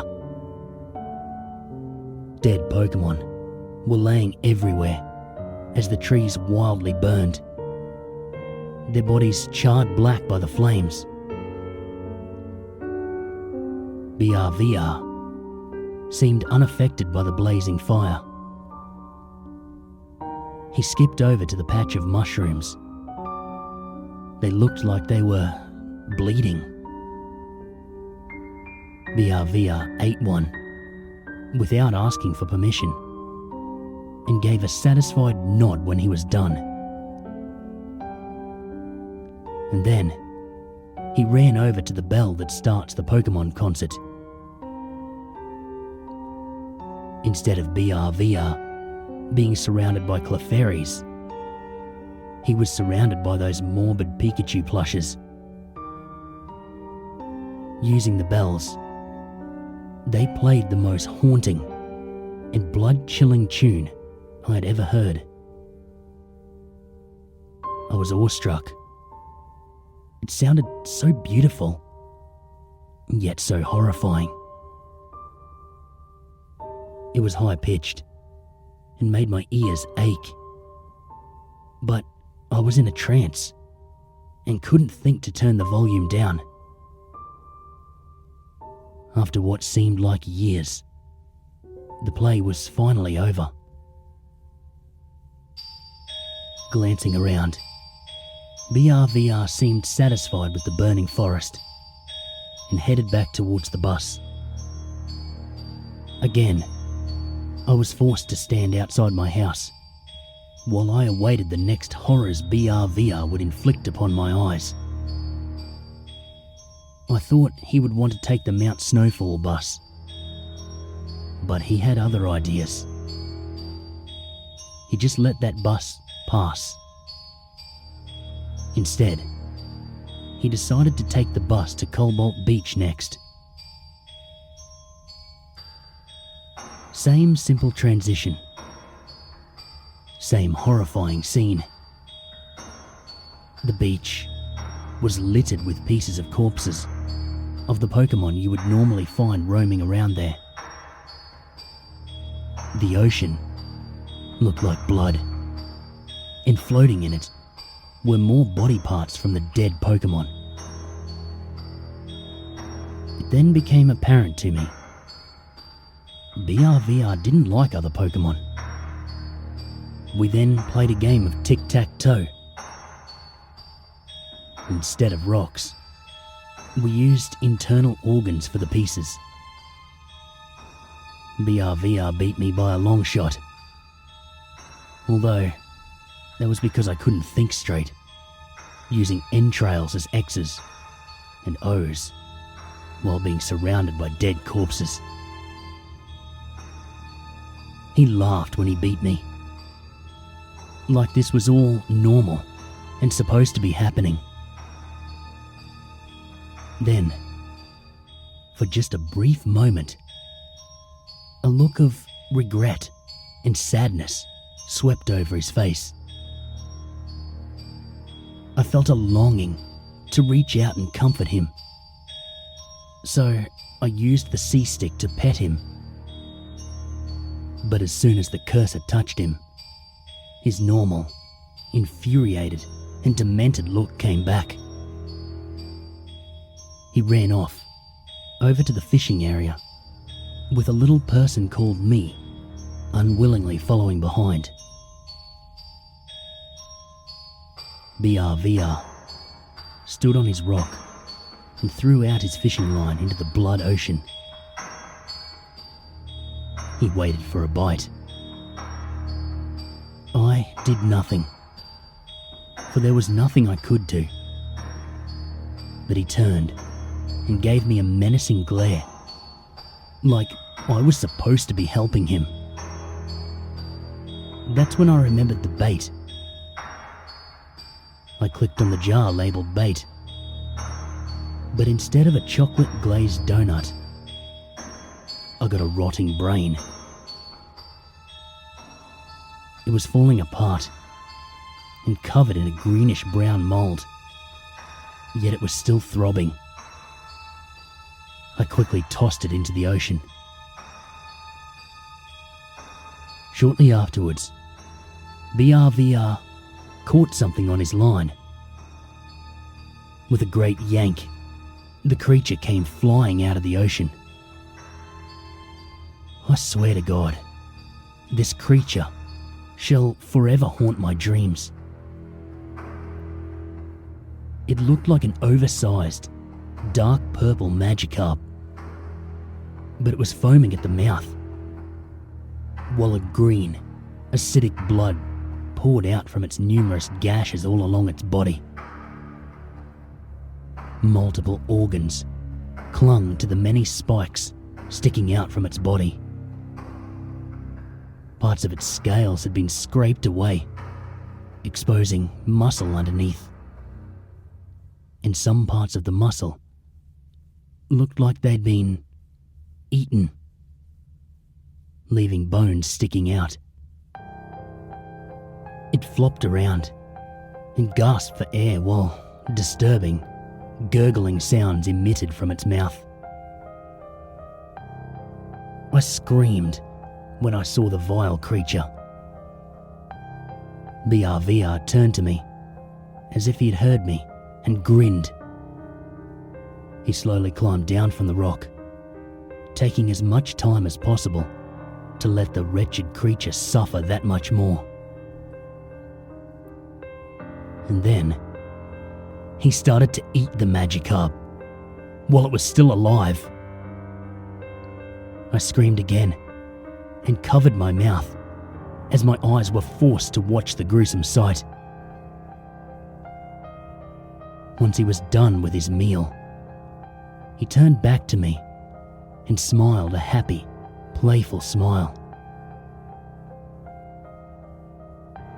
I couldn't believe this monster was once my close, virtual friend that I looked forward to seeing every day after school.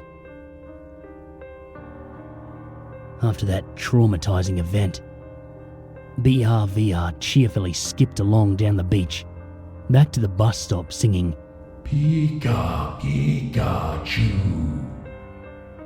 His merriment made the situation that much more horrifying. While waiting for the Mount Snowfall bus, BRVR stood in the middle of the walkway staring at me. His face was blank and showed no signs of emotion.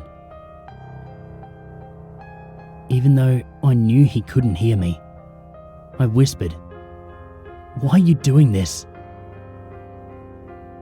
A tear started to fall down my face. BRVR made this world to please you. My blood turned to ice when that message appeared at the top of the screen. BRVR casted me another sick, twisted grin that stretched from cheek to cheek.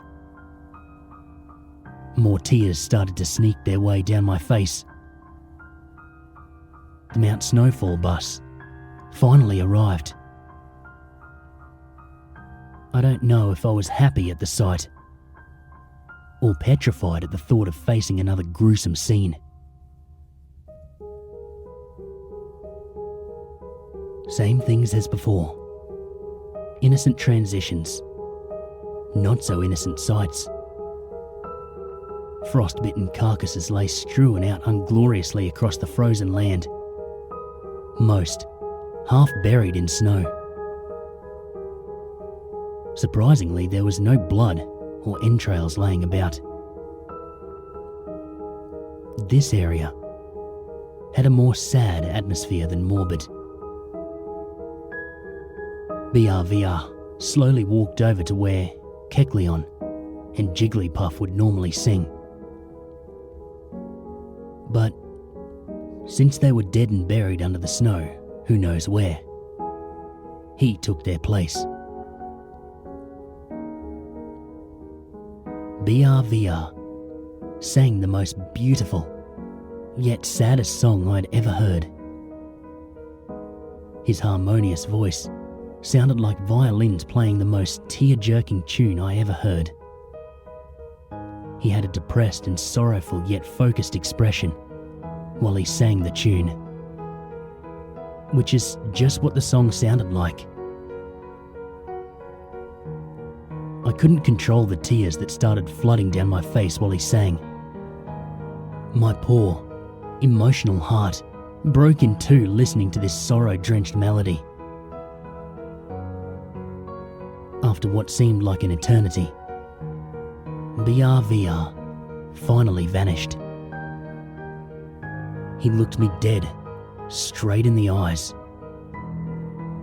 with the most sorrowful, depressed, and utterly hopeless expression anyone had ever seen. I longed so much to hold him in my arms and comfort him, but he quickly turned away and ran towards the second half of Mount Snowfall. We stood in front of the ruins of truth. For many moments, BRVR just stood dead still while staring at the ruins. Then he glanced at me, a deep, meaningful look in his eyes, and ran inside. It was jet black inside, like it was supposed to be. He used a thunderbolt to light up the electric flowers, which caused the entire ruins to light up. All along the walls, ceiling, and floors, many different words were written in blood. Help me. Why? I must die. Kill me.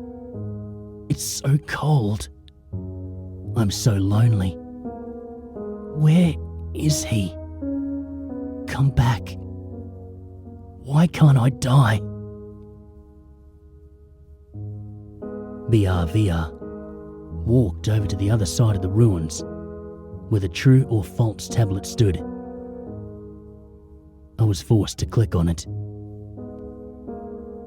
BRVR was abandoned by his best friend years ago, to be replaced by a new best friend, and was left to rot alone in this virtual world. True or false? I finally understood what all of this meant. All those words written on the walls. They were from BRVR. This was all my fault. I left him, my best friend, to die alone. No, he couldn't even die if he wanted to. He was forced to drag out his miserable existence over years. I didn't blame him for wanting revenge on me. I deserved this. I slapped myself across the face. What was I thinking? BRVR and Pokemon Channel was just a game. I wasn't supposed to devote my life to them. They were only meant to be created to amuse and entertain the mind of a child. They were not real. I took a moment to ponder over my last statement. They weren't real. I thought about all the things BRVR had done to traumatize me and get revenge for abandoning him for so long. Hell, this was all just too real. I selected O for true, because it was. I admitted to abandoning BRVR and leaving him alone to rot. Instead of the tablet sinking back into the ground, it glowed green, as if in approval with me. The screen slowly faded to black, except for BRVR.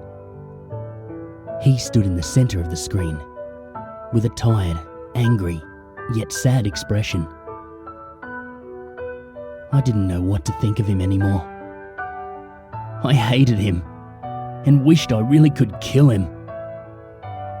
But I felt sorry, and wanted with all my heart to help him, help to make things better. BRVR feels the same way about you. Those messages didn't shock me anymore. If anything, I was expecting it. After a few long moments of just staring at each other, I finally started to lose it. What are you going to do with me now? I asked. BRVR wants you to suffer the same way he did, the game answered. He casted me one last wicked grin, the widest and most grotesque I'd ever seen, and the screen cut to black. After a moment, the title screen appeared. The continue button was gone. I sighed in relief that this horrifying reunion was over. I got up and looked back at my desk. On it was a Pikachu Doll Z.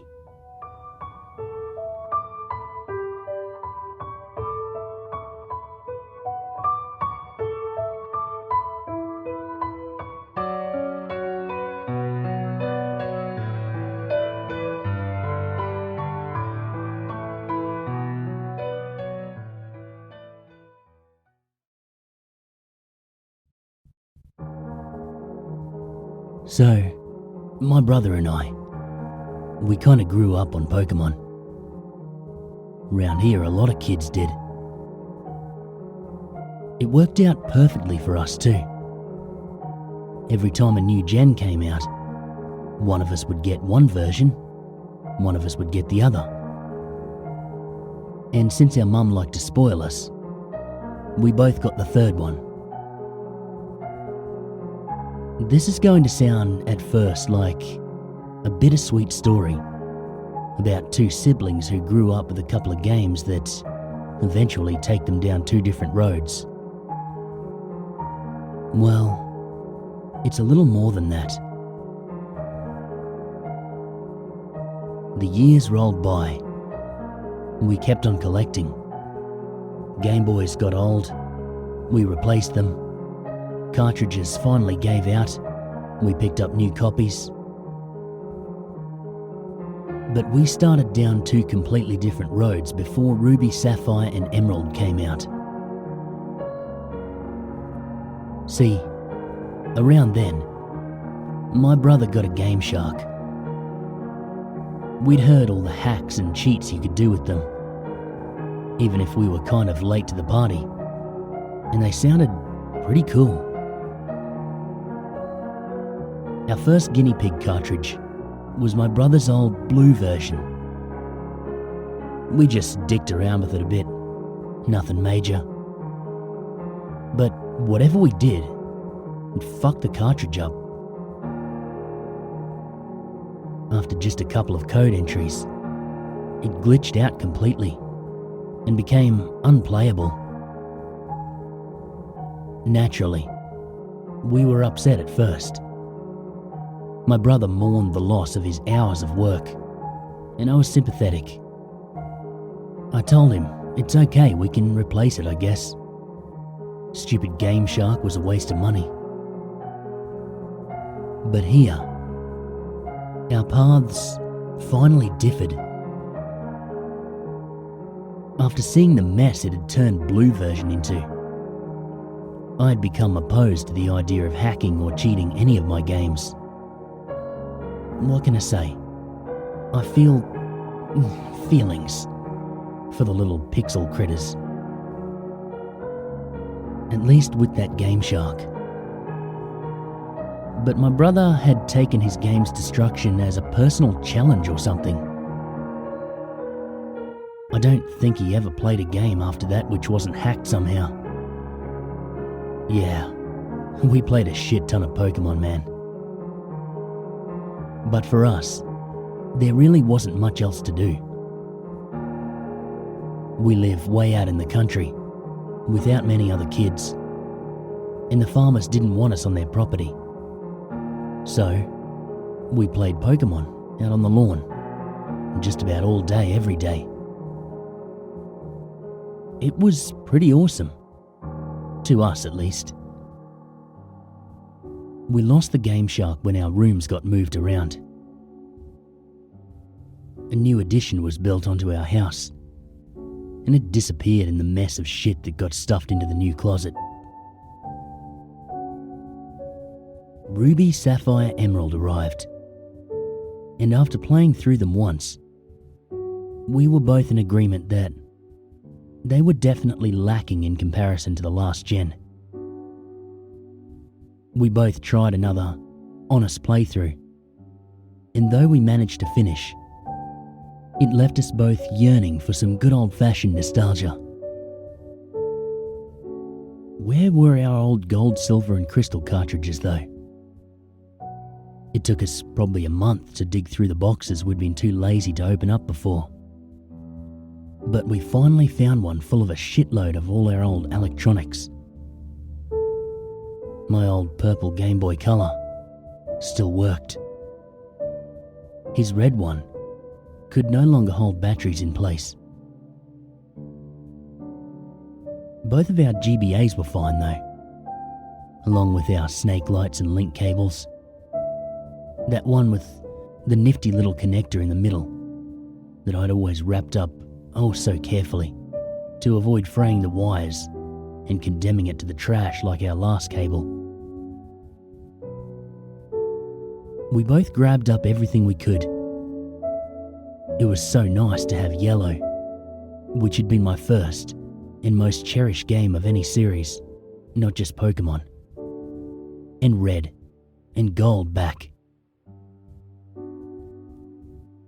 We went through the motions of checking our old files, taking in all the old memories, and eventually, we figured the Gen 1 stuff was just too nostalgic to get rid of. I restarted Gold. He restarted Silver. Immediately, he snatched up the Game Shark out of the box and slipped it into the back of his GBA.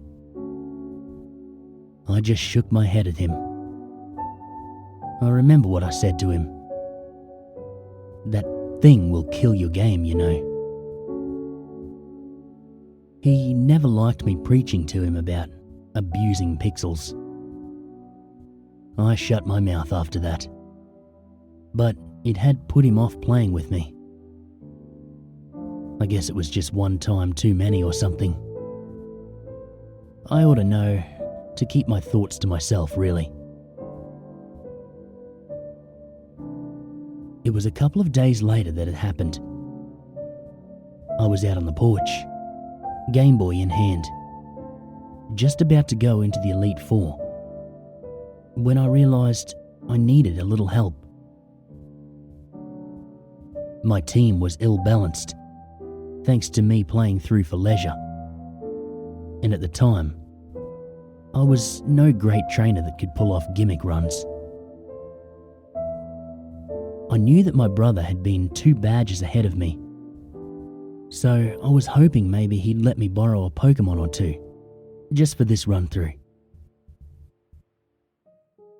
Now, the thing is that I'd spent the last 24 hours at a friend's place. I'd literally come home, dumped my bag in my room, and crept out into the sun with my GBA to play. I had no idea what he'd been up to. For all I knew, he was done with the game and onto a new one, which I figured was all the better for me since he wouldn't need those Pokemon, and I'd stand a better chance of nicking a few. So I got up and went into the house. When I was crossing the living room, I noticed all of his Pokemon games lying on the floor. Some of the cartridges had been mangled, like they'd been hacked at with something sharp.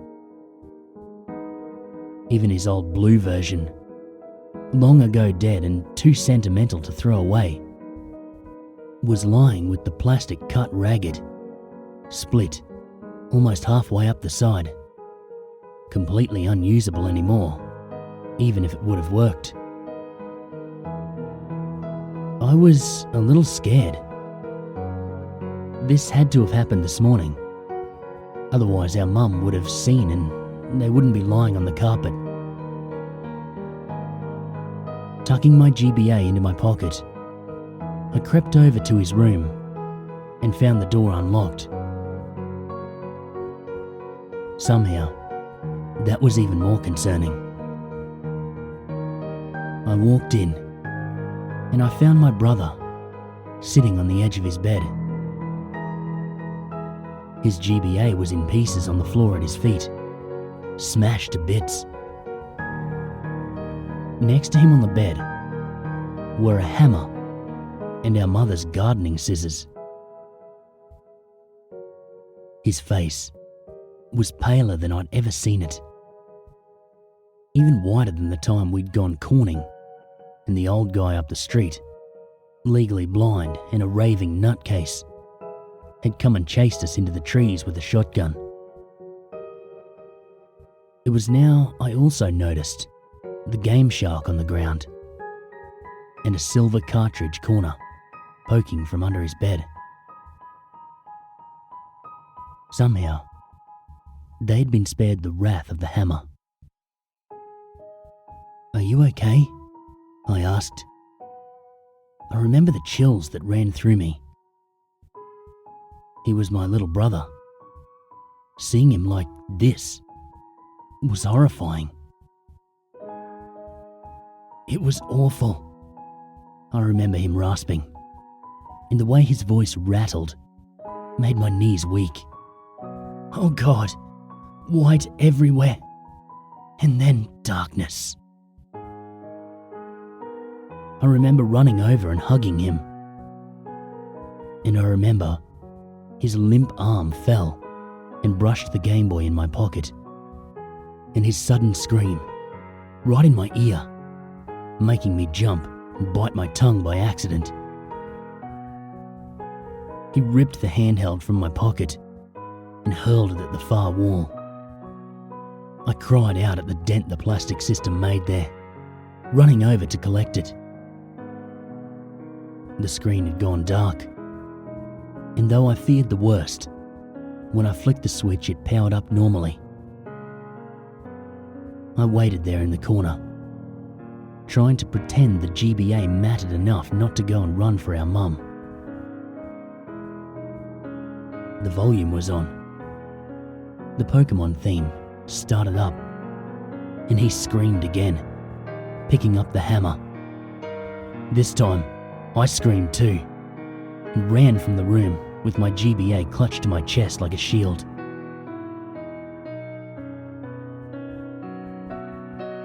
He ended up staying in the psych ward of the hospital for 2 days. When we went to visit him, I left my GBA at home.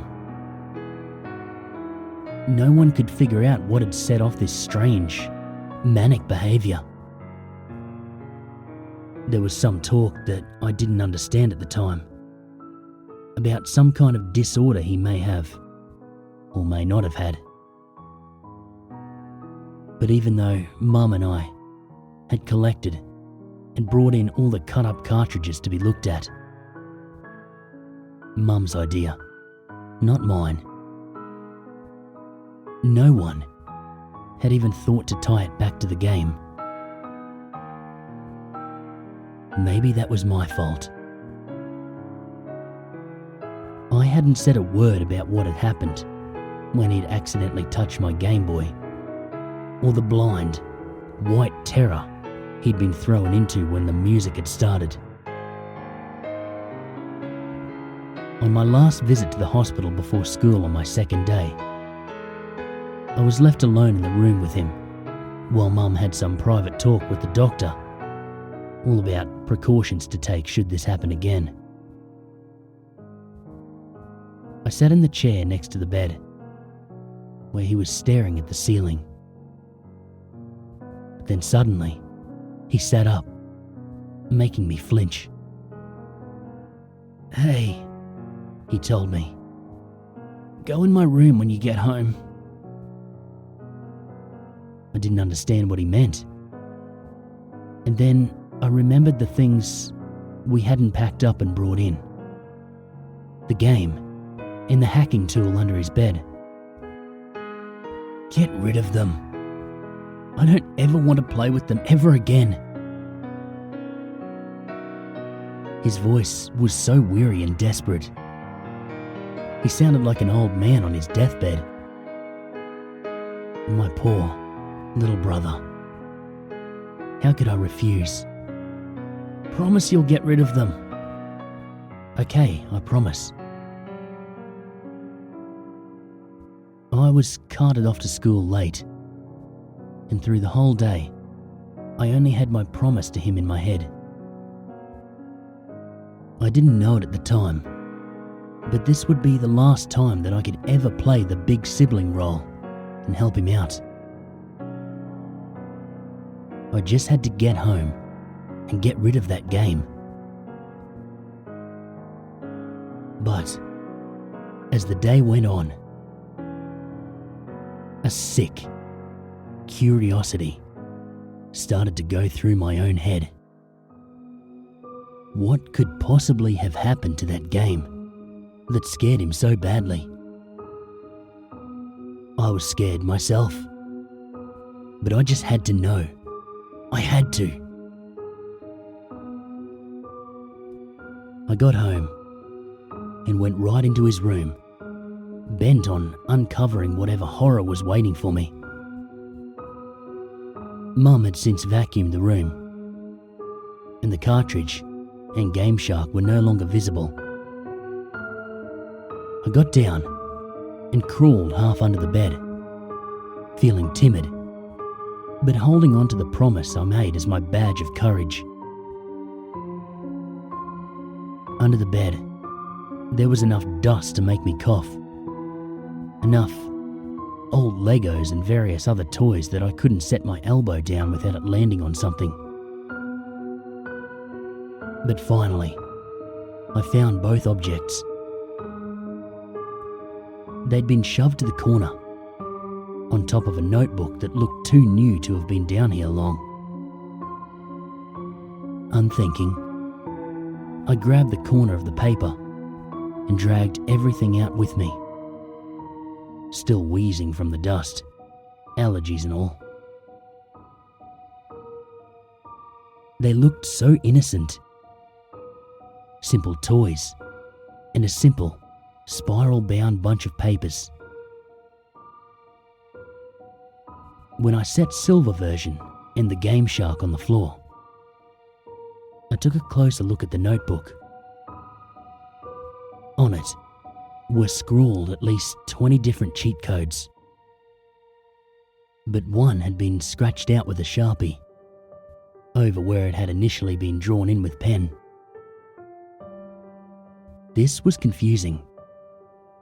He'd really tried to erase it out. The marker had been pressed to the paper so hard that ink soaked through most of the pages behind it. Almost 2/3 of the way to the cardstock back cover. But pen has a way of sticking around.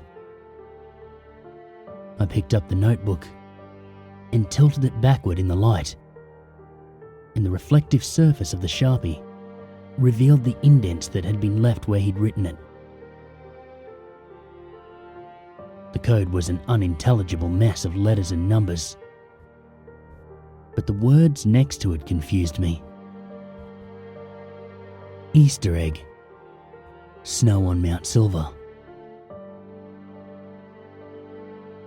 I remembered what he had said when I found him. He'd been raving about white, and then black. Could he mean snow? Even though it was only August, and the temperature was still climbing to 90 degrees every day, a chill ran down my spine. Did I dare? I picked everything up and brought it to my room, laid it out on the carpet in front of me with my own GBA next to it. For a long time I just stared at it, and the longer I looked, the more maniacal Lugia's face became on the sticker. Like some kind of twisted grin. Like it was daring me to find out what had happened to my brother. I was a 14-year-old kid. Did I really want to tempt fate and risk ending up like him? I glared down at Lugia for a while longer. I had to see. I slid gold out of my GBA and stuck silver in its place. It took me almost 15 minutes to compose myself and turn it on.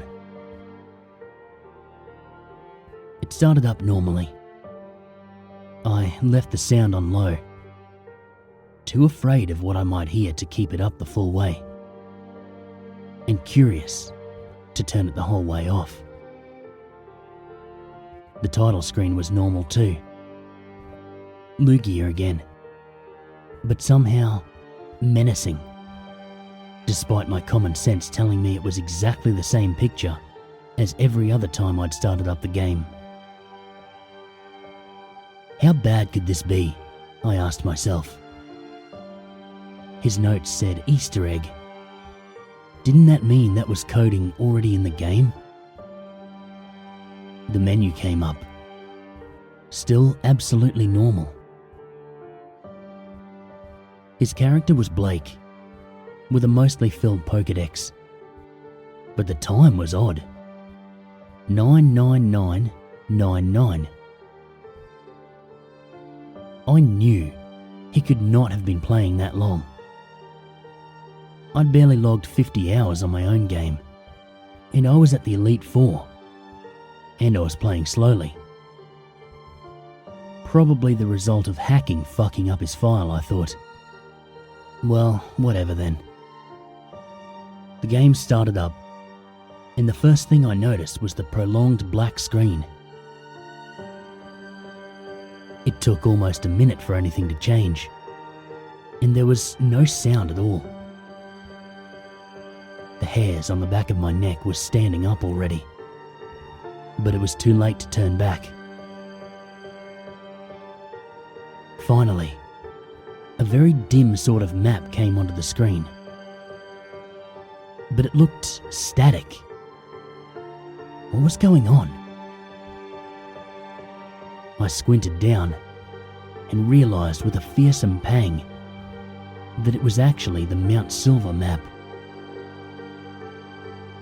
But what I thought was static was heavy falling snow. So this was where he'd last saved the game. I checked his party. A very normal team for someone who'd been using a Game Shark. Typhlosion, Feraligatr, Meganium, Pidgeot, Tyranitar, Lugia, all level 100 with modded moves. Typical for him. Something about the sprites was strange though. They seemed sullen. Their colours seemed washed out, and their expressions lacked the usual vigour they normally had. I chalked this up to missing pixels or something, also due to the hacking. The map had brightened up just a smidgen when I closed out of the start menu. Indeed, snow was somehow falling very heavily. Pixels danced across the screen so fast, it was hard to see the little sprite that was my brother's character. Something was off about him too. When I checked the information, it was the same as the Pokémon sprites. The colours were dull. In fact, now that I thought about it, he almost looked frostbitten. My stomach tightened, and I turned and tried to move back down the mountain. As I hit the bottom of the screen, words popped up, and there was finally a sound. My sprite, hitting an invisible wall. I can't turn back now. That was unsettling. I went into my Pokémon and tried to use Pidgeot's fly ability. I can't fly in this. Obviously referring to the snow. Fuck this, I thought, going into his bag. There was an escape rope. I tried using it. I can't go back anymore. What was going on?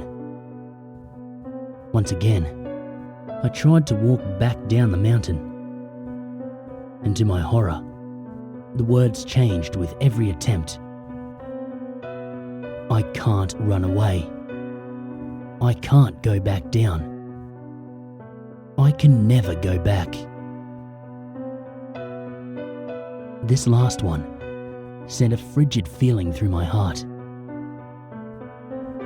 There was no way down the mountain. I had to climb. Turning the little sprite around, I moved him forward. No resistance at all, though my walking speed was oddly slow. What was truly weird was the lack of grass, of trainers, of anything at all but the white snow, which still blew across the screen and made it impossible to see. As I moved further up the mountain, His walking speed became slower and slower. The static curtain of pixels grew thicker, so that I could barely make out the features of the map. But it seemed like the only way to move was straight ahead anyway. I reached what looked like a set of stairs at the very top edge of the screen. I didn't remember this being there before. As I tried to move up, the little sprite paused. "I'm cold." By now, even I was getting goosebumps. His walking speed had become painfully slow, as if somehow he was being impeded. I moved him up the staircase. More text on the screen. Meganium has died. What the fuck? I thought. Pokemon don't die in these games. I checked in my party and was frightened and confused by what I saw. Meganium's sprite had been replaced by a red X. All of my other Pokemon sported varying degrees of damage, though I hadn't battled once. I went into my bag and found a single revive and tried to use it. "It's too late," it said. What kind of Easter egg was this? There wasn't much else I could do. Trying to turn around yielded the same messages as before, so I kept moving. Pidgeot has died. I checked again. Sure enough, there was the little red X. This time, I selected it and looked at the Pokemon itself, trying to figure out what was wrong. I wished I hadn't. The sprite was mangled. Pieces of it were missing. What was left was splotched with a sickish blue-grey colour, and its eye was a solid black pit. I flipped down to Meganium. Same deal. A leg missing, a chunk of its neck, most of its head, save for that pitch-black dead eye. Morbid curiosity urged me onward, and the path never deviated from the straight upward road I'd travelled the entire time. Along the way, every now and then, another Pokemon would die. An examination of its sprite would show it was in the same condition as the others. Until all that was left was Typhlosion. One more staircase up ahead. I climbed it, braced for whatever horror awaited me. I hit the summit. It was deserted. Red was nowhere to be found. The snow had stopped falling. In the very center of the map was something sticking out of the snow. It looked like a Pokeball. Okay, maybe all this creepy shit led up to something climactic. Some final battle, using whatever was in there.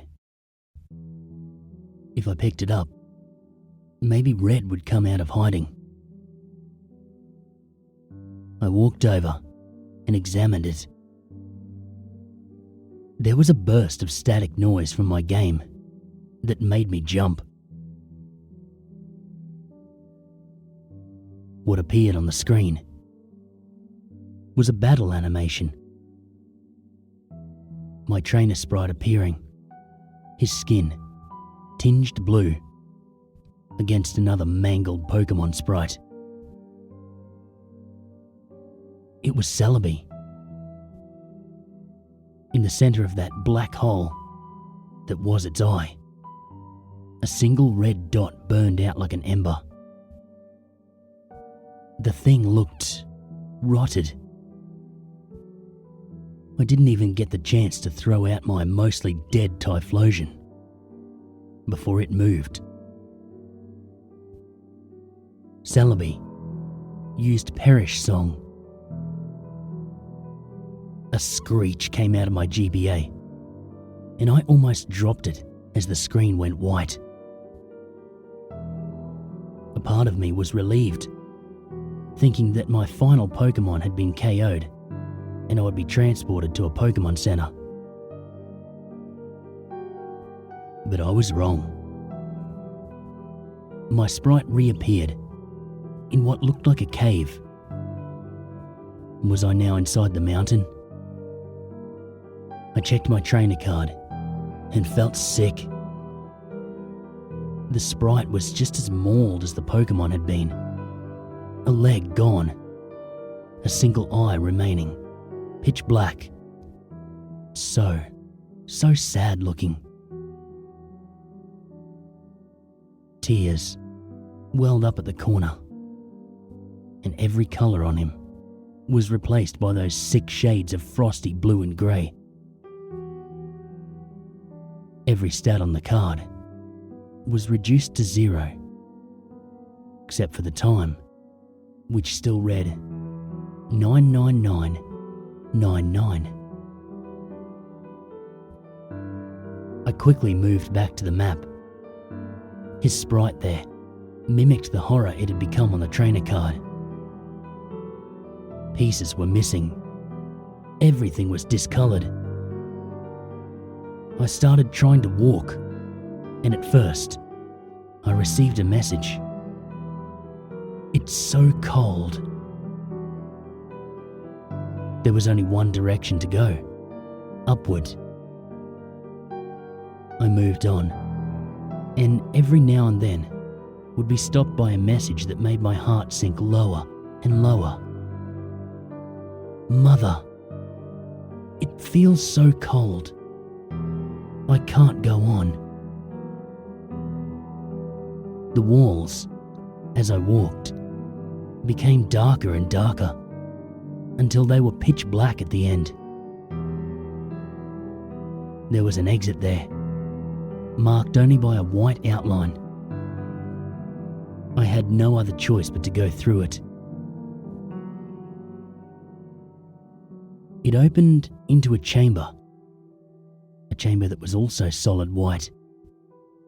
The only way to distinguish the walls was a thin, grey line that marked them as separate from the floor. Against the far wall, there was another sprite. Red sprite, intact. I'd come this far. I had to finish this. I walked right up to him and pressed A. ...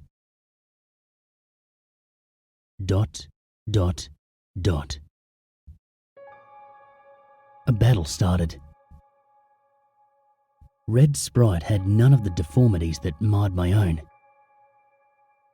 The colours were the same blues and greys, but he was intact. He just looked extremely sad. His first Pokemon came out. Venusaur. It was just like my own had been, but level 0, with a speck of health. I sent out Typhlosion, who had just 6 hit points.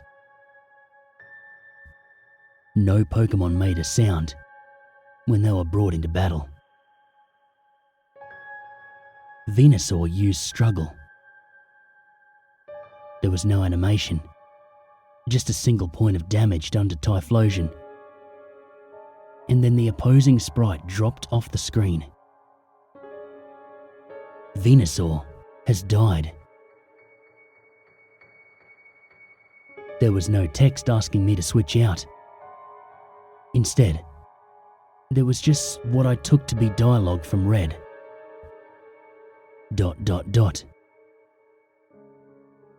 His next Pokemon was Blastoise, even more mangled than Venusaur had been. It too struggled and died. After each round, there was just that ominous ... from their trainer. Every sprite was more damaged than the last. His Espeon was barely even distinguishable as a Pokemon. I realised somewhere he was sending them out all out of order, which saved just one Pokemon for last. Pikachu came out, and it was grotesque. It too was discoloured, like it was frostbitten. It was missing an ear, half its body and tail. Its head was mostly intact, but its eyes were much larger than they should have been, and glared out at me like pitch black windows into hell. But the thing that got to me the most was the giant smile that extended almost all the way to the edges of its head. Its health was somehow at 0, or at least looked that way. My hands were shaking. I didn't get a chance to attack. Pikachu used Pain Split. Pikachu has died. Typhlosion has died. It cut back to the image of Red's sprite, and now it looked like mine. With his body so butchered, it looked like a carcass stripped of most of its meat. Except it had those same soulless, deranged eyes as Pikachu. I finally understood what happened. They were dead. They were dead. And this sub-level of the mountain was the hell they now existed in. Red finally spoke. "It's over." The screen flashed black and white for a moment. "Used Destiny Bond." A horrible, hideous screeching started to issue from my GBA. The screen went white, and it shrieked at me. I threw it to the floor and pressed my back against the bed. The horrible noise continued for several long moments while the screen stayed white. And then it went black. And then there was silence. It took me a long few moments, but I eventually stood up. I took the Game Shark. I took the notebook. I took that fucking possessed game. I picked them all up and carried them to the garbage can we'd already set out in place for morning pickup. At the end of our long, winding driveway, and I threw them in.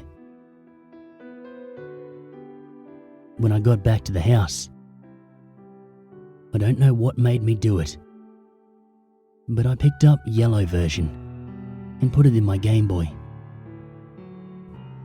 I think it was part of me determined to make sure I hadn't somehow been tainted as well. The music started up. The game played. I turned to my Pikachu and hit A. Its smiling face greeted me with an ear twitch and a big, pixelated smile. A pleasant, normal smile. I turned my game off and spent the next hour crying on the floor. My brother and I never did play Pokemon together again. He gave it up for good. I stuck to replaying my comforting, unhacked games That winter, the snow fell thick.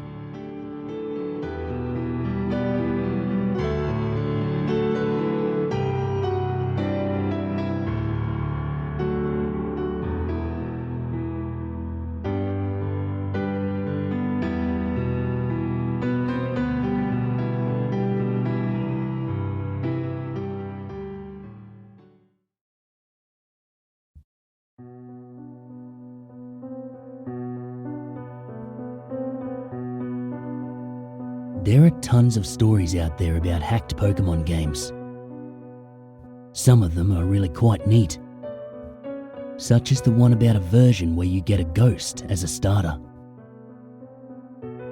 Some are ridiculous. Silly stories about individuals dying after playing a game, or the game talking to them. Gosh, don't these writers know that less is more when it comes to these stories? Ah well, I digress. I grew interested in these hacked games that are apparently in any thrift store, on eBay, or handed out by homeless people to random passers-by. I didn't have the pleasure of meeting these creepy people. I merely found this particular cartridge in a trash bin when the garbage truck backed into my neighbour's dumpster. I noticed the game, and I asked the trash man if I could take it. He didn't seem to mind. It was thrown away after all. Of course, I checked with my neighbour, just to confirm if they actually didn't want it, though they seemed perplexed, as if they'd never seen it in their life.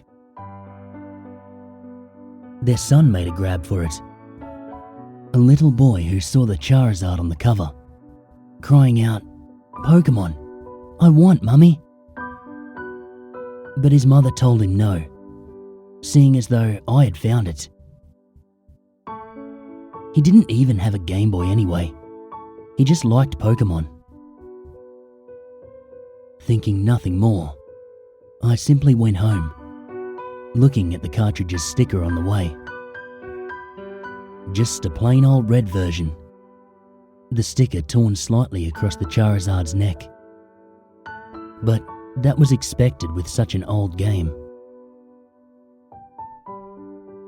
I had had blue version as a kid, so I was a bit eager to see the, albeit minimal, differences that red version had. I was rather disappointed by what I saw when the title screen showed up. Pokemon, Strangled Red version. Well, damn it. It was a hack. Hacks were neat and all, but they had zero monetary value. The originals, quite valuable by now. And I wanted to play red version anyway, not this crap. Oh well, it was free. Might as well try it. The name was odd, however. Strangled Red? That made no sense. Not even in a morbid description of someone being asphyxiated, as people turn blue when choking, not red. Who knows? Maybe there was a pair of these hacks, and I just got the red one. The more I thought about this though, the more interested I became. My initial disappointment turned into curiosity. I wanted to know what the creator had made, and I was going to note everything I saw. The first oddity I noticed was the start screen had a Charizard next to the trainer instead of a Charmander. Also, the Pokemon never cycled through like the original versions did. It just stayed Charizard, even after 5 minutes of waiting. Shrugging, I hit start, noticing that there was no Charizard cry as I did, like there was supposed to be. I saw there was a continue option, so I figured I'd do what everyone did with used games and see what the previous owner had done. No. I blinked in surprise. No? What do you mean, no? The game wouldn't let me choose continue no matter what. Though, on the 4th attempt, I heard the Charizard cry. Quiet and barely audible. Shrugging it off, I decided to just hit new game, like I would have done after checking the old file anyway. The screen cut to black for a while. No Professor Oak, no starting theme, just nothing at all. Eventually, the screen came back, showing a bedroom, 2 beds, 2 TVs, and a computer in the corner. My trainer sprite was the usual one, consistent with the original Red version. I was curious as to why it didn't ask my name, though that was answered as I opened the pause menu, noticing my trainer was named Steven. No, this isn't my real name or some stupid crap like that. This game isn't self-aware or haunted. At least, not that I know of. It just had a name chosen already.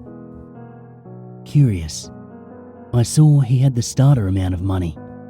No badges. He didn't look like Red though.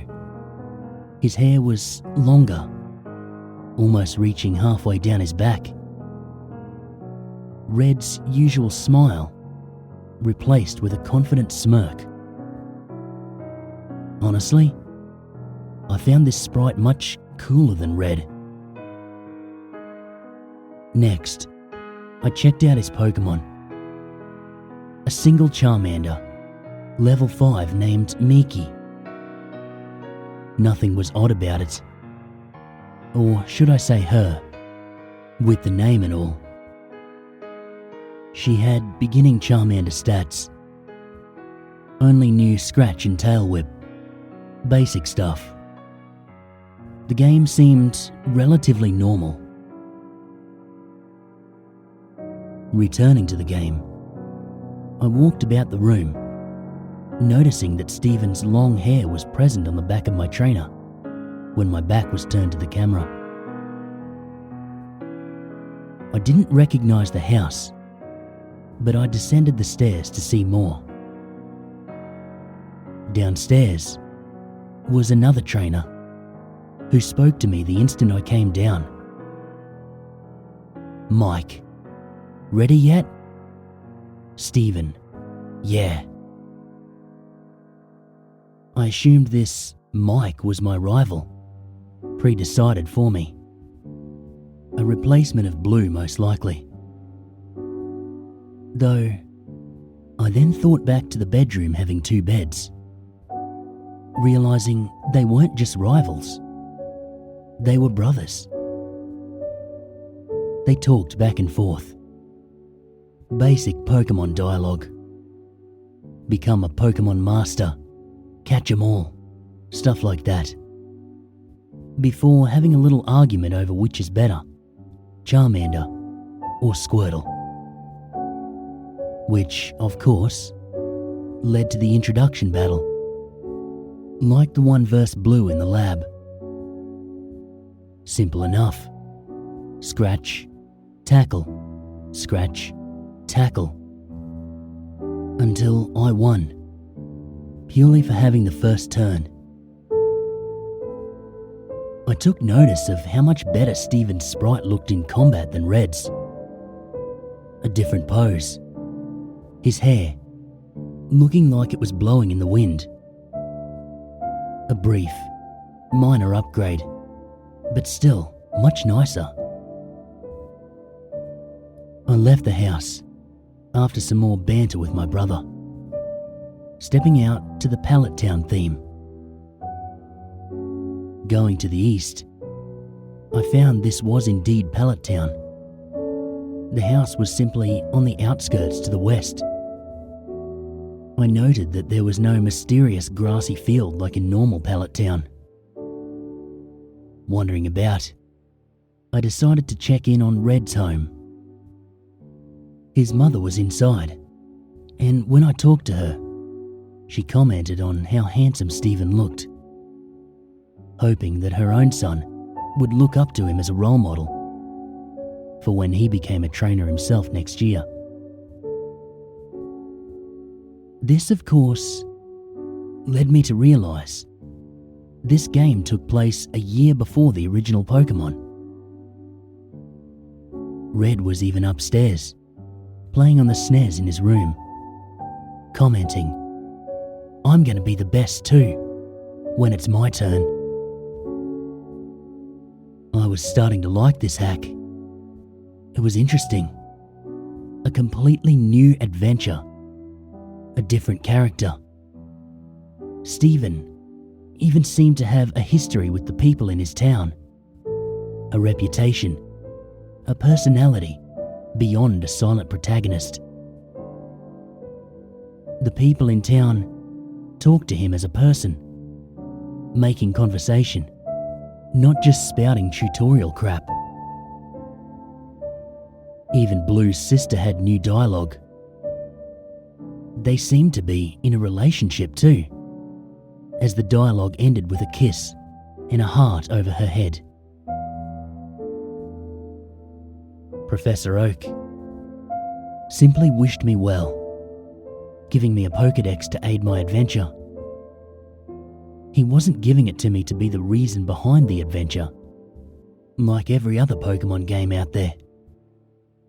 He gave it to me out of kindness, something to help me on my way, a gift.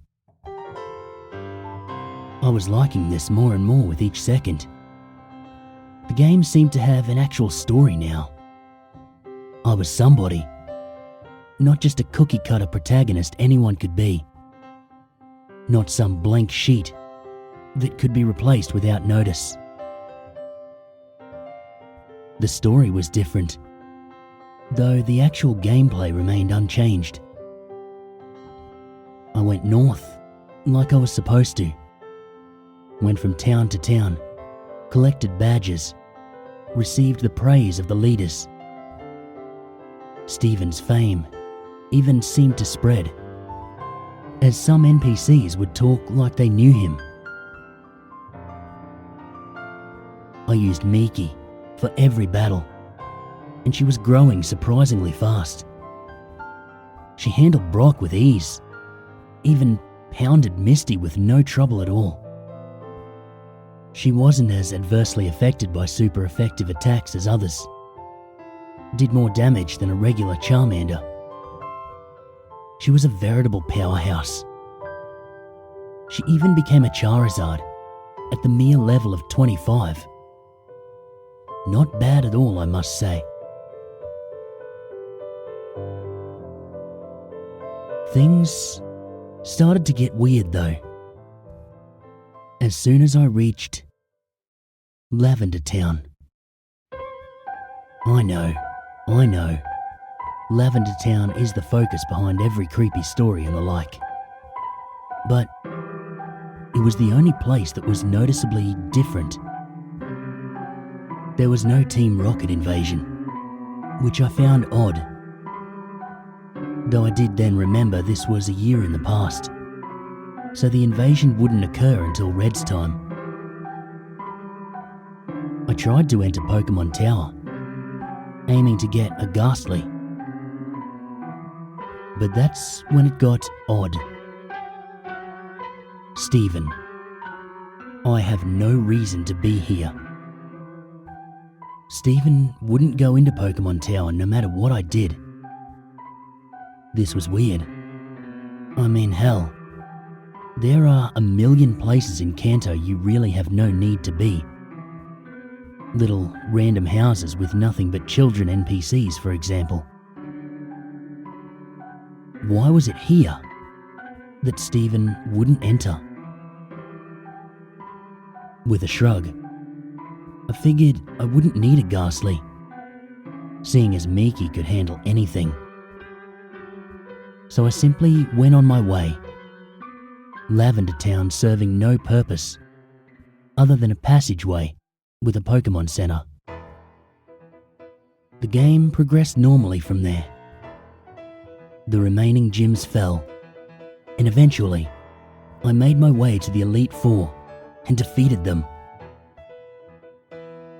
As with Blue, my brother Mike was there before me, initiating the championship battle, which Miki swept with ease.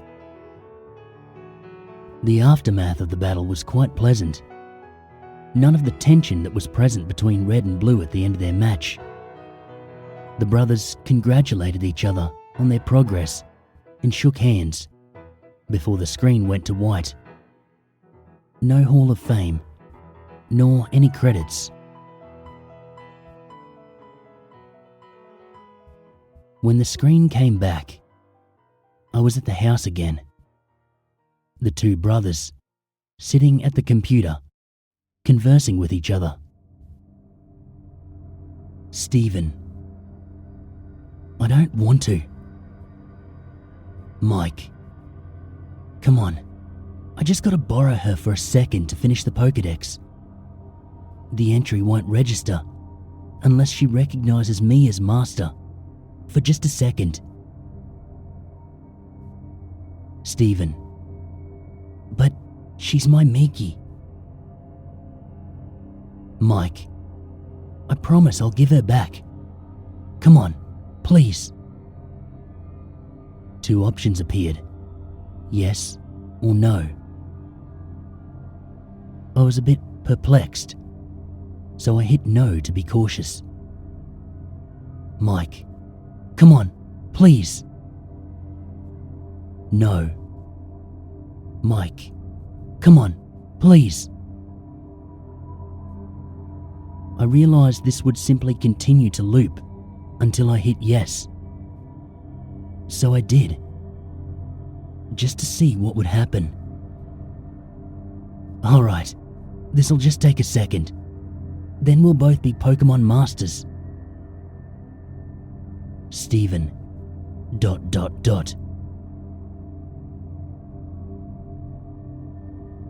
The screen then changed to the animation shown when two people trade Pokemon. I found this a bit weird, seeing as I was solo. But whatever. This was what was apparently supposed to happen. Miki went first. I watched, lazily, as she began to travel down the trading tube. Snap. That made me jump. The sudden noise resonating in my silent bedroom. Loud, due to the volume being way up. Looking at the screen, I noticed that the game had seemed to freeze. Miki, still in mid-trade, but the game wasn't doing anything. With a sigh, I just turned off the game, wondering when my last save was. When the game turned back on, I stared for a moment at the start screen. There was no Charizard next to the trainer. Upon pressing start, I saw the new game option was absent, leaving only continue. This was strange to say the least, so I selected it. The game started without even showing my stats as usual. My jaw dropped at what I was greeted with. 1 year later. The Lavender Town theme came first, playing its normal way, the screen slowly fading in from blackness. Steven was in the Pokemon Tower, which made the music even stranger, seeing as the tower had its own theme. He was standing in front of a tombstone, not doing anything. Wondering what was going on, I pressed A.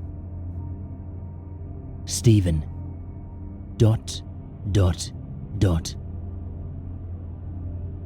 Confused, I tried walking, realizing I was indeed in control at the moment. I brought up the pause menu and checked my party. Miki was gone.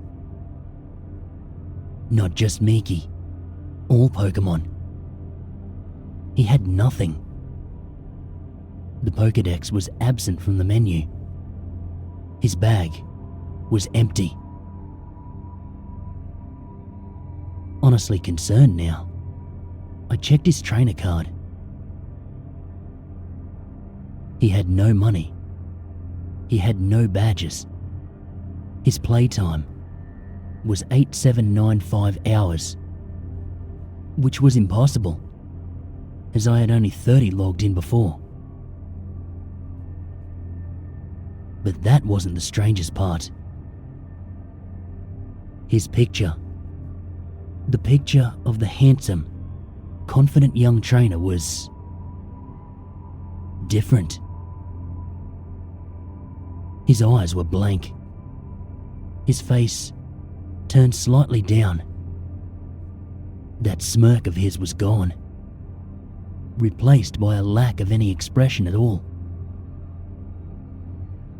That long hair of his, before in a perfect perm, was now messy and unkempt. I couldn't look at him anymore. Closing the menu, I went to move out of the tower. But with every step I took away from the tombstone, the screen flickered, like it did when a Pokemon was poisoned. Gulping, I brought up the trainer card again. His picture was getting worse. Every step I took, he hung his head more and more. His shoulder slumped. He bent over. By the time I'd exited the tower, he was on his knees, hands to his face, hair draped across him. I had guessed already what was going on, but this clinched it. I began to put some things together in my mind. I'd always wondered why there was no champion in the original games besides your rival. Why is it that you, the protagonist, had to beat your rival when he just waltzed in? No previous champion to challenge. Then, it struck me. The answer was right here. The previous champion gave up. His precious Miki was apparently dead, and with her, so died part of him. His Pokédex, the other Pokemon, his badges, his fame, all of it, he threw it away. In that year, the year that I missed, the year where all those hours came from. I even did the math. There is 8,765 hours in a year. Add that to my 30 from before, and it matched up. Even so, the game kept going. This should have been the ending, I thought. I mean, what else was there to do? I had no Pokédex, no Pokemon, not anything. What was I supposed to be doing? I talked to everyone in the town, but they all said similar things. Are you okay? Still mourning, I see. Everything will be all right. Please, is there anything we can do? Stephen never replied to them, and they all simply said the same things over and over. I couldn't put the game down now. This was all so strange. Curious, I headed off into the tall grass and eventually got into battle with a Rattata. No Pokemon was sent out, just Stephen's sprite. I was wondering how I'd battle. Wild Rattata left you be. The battle ended without anything happening. This was certainly interesting, and it happened with every Pokemon I encountered. Wild Pidgey ignored you. Wild Ponyta wandered off.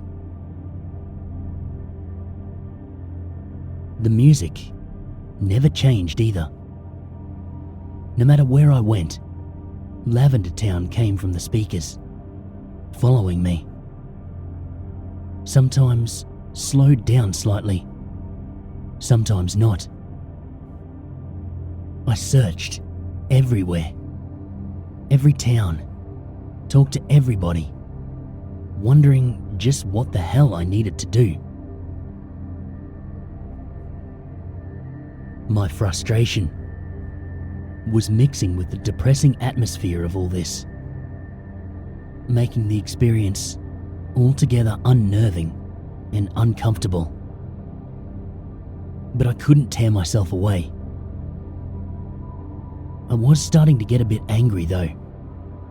Nobody telling me anything besides giving me their condolences and trying to give me items like lemonade or coffee. Each met with no. I slapped myself for idiocy, suddenly realizing how the likely answer was right in front of me. Pallet Town, of course. When I went there though, which took a long time, having to walk, no Pokemon to fly with, no bicycle to ride, and Stephen only seemed to move half the regular movement speed. I first tried talking to Professor Oak. These things happen. You were just unlucky. Next, I tried Blue's sister.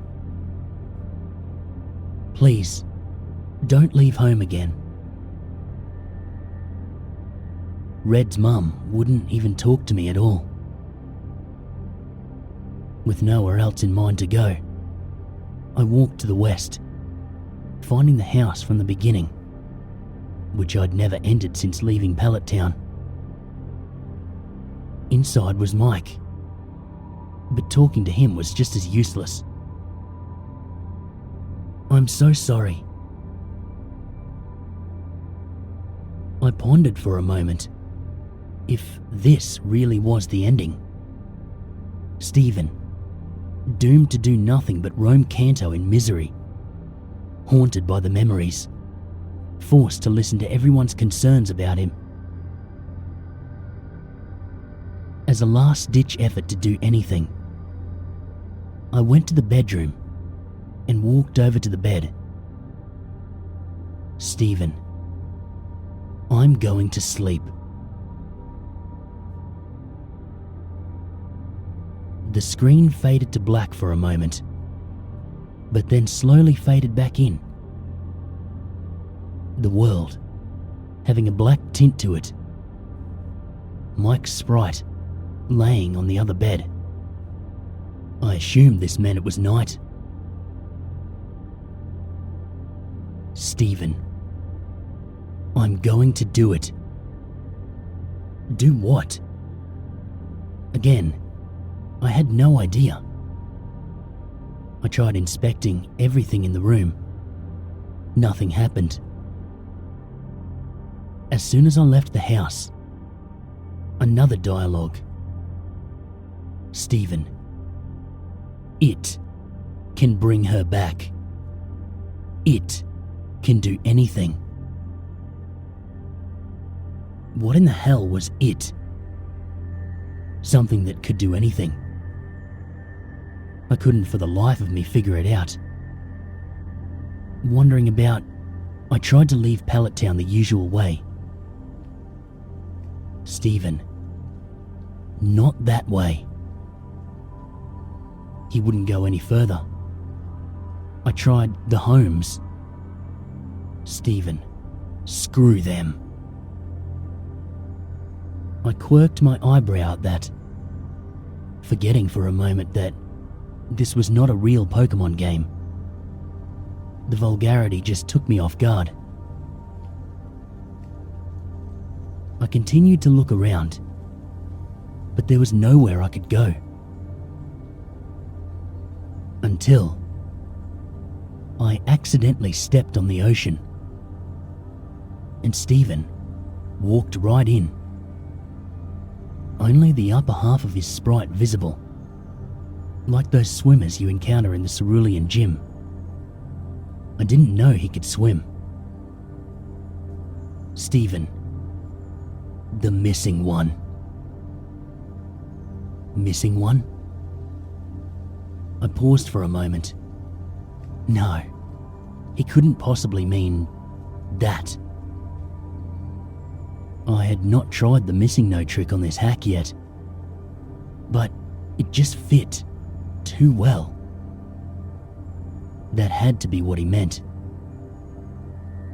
I surfed all the way towards Cinnabar.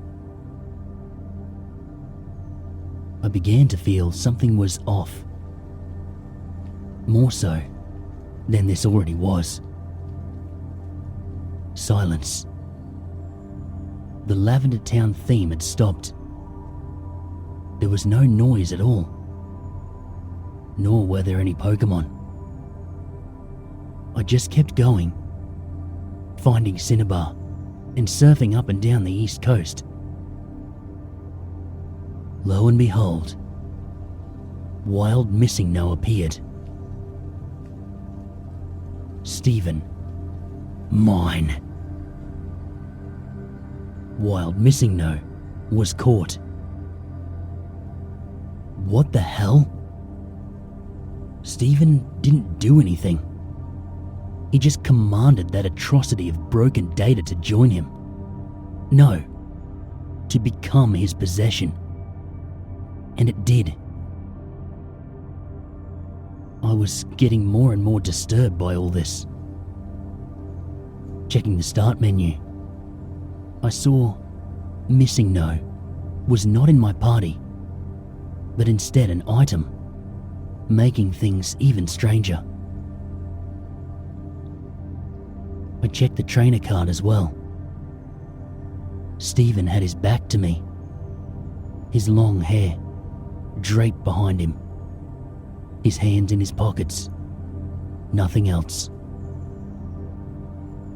Remembering what he said at the start of this night, I realized what I had to do. I surfed to land and made my way northeast to where else? Lavender Town. Along the way, I noticed all the trainers, oddly still out at this hour, and they would not look at Stephen. All of them turning away when he passed. Even those that were normally static. I tried talking to one of the officers in the guardhouse type buildings. Just go. They all said the same thing, though one sent chills down my spine.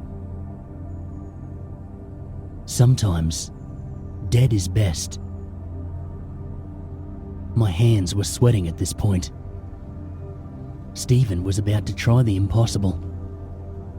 Something some would see as a crime against nature. Which many of these people shared that opinion. I steeled myself. It's just a game, and I was going to complete it. It took an eternity to reach Pokemon Tower, but I got there eventually. Taking a deep breath and heading toward the tombstone. I remembered which one it was. The image of Stephen standing before it was burned into my mind after all. First, I tried inspecting it. Stephen. Miki. Nothing happened. With a gulp, I opened the menu and selected Missing No from the bag. Oak. Stephen, don't use it. I was reminded of when Professor Oak would magically tell you that you couldn't use a key item somewhere. Like when using the bicycle in a building. Though the message this time was different. Even worse, Stephen actually responded to it. In a world that cheated me, why should I play fair? Stephen used it.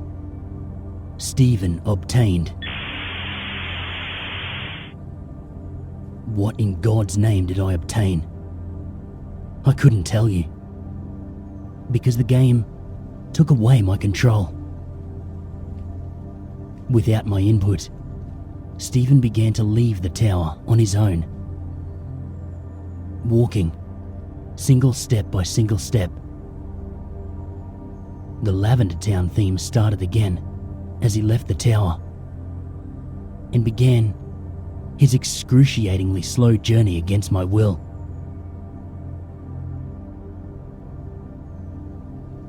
Every time he crossed one of the borders where the music would change, it got progressively slower, more and more disturbing. By the time he reached Cerulean City, it was just a demonic rumble. I just stared, watching him, trying to guess where he was going. But it was getting more and more obvious. He was heading to Pallet Town. The music had all but stopped when he got there, playing single note by single note. He went exactly where I'd guessed. Right to his own house, inside and up the stairs. At this point, there was no music. Stephen moved step by step, stopping at his brother's bed, turning to face him. At first, I thought the game froze. He didn't do anything, simply stood there, and I couldn't move him. I did, however, find out I could open the pause menu. I was terrified to look, but I couldn't stop myself. I selected his trainer card. There was a low growl noise, like a distorted Pokemon cry. Stephen was looking at me again, directly at the screen. He was hunched over, his bangs obscuring his face. His hair was wild and feathered out. Between his bangs, there wasn't even a face at all, just black and two red eyes looking straight forward, a white grin contrasting with the darkness. That wasn't all. His name was now Stephen written in all weird characters. I couldn't look away, my eyes glued to his, not breaking contact for some time. My vision was getting blurry until I couldn't see very well. My face grew wet. I was crying like a baby. There was nothing I could do to hold back the tears. I was with this boy from the start.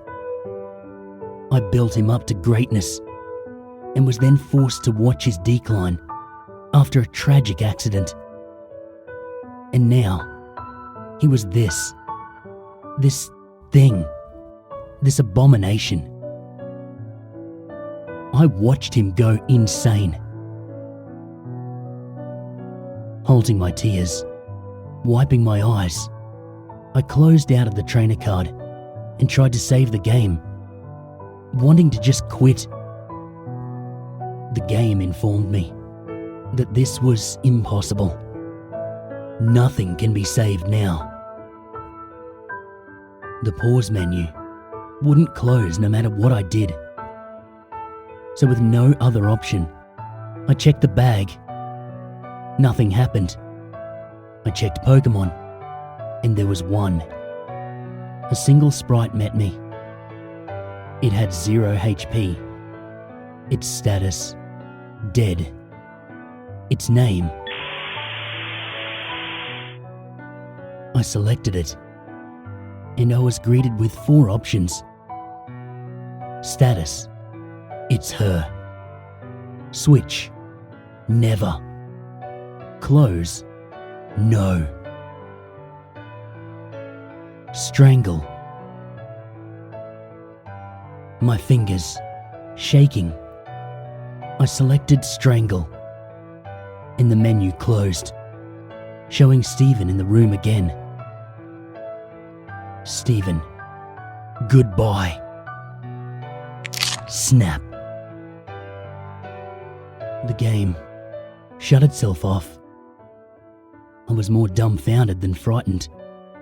In a bit of shock, I turned it back on. The title screen, showing the manic Stephen and a horribly glitched Charizard. I pressed start, then continue. All I saw was a zoomed out view of Pallet Town, showing Stephen's home to the west. Tall grass surrounding it.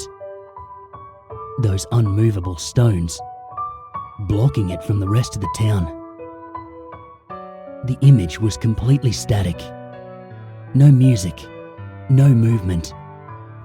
Before fading to white, going back to the title screen. It was as it had been when I first popped it in. A trainer and a Charizard. I attempted to hit continue. No.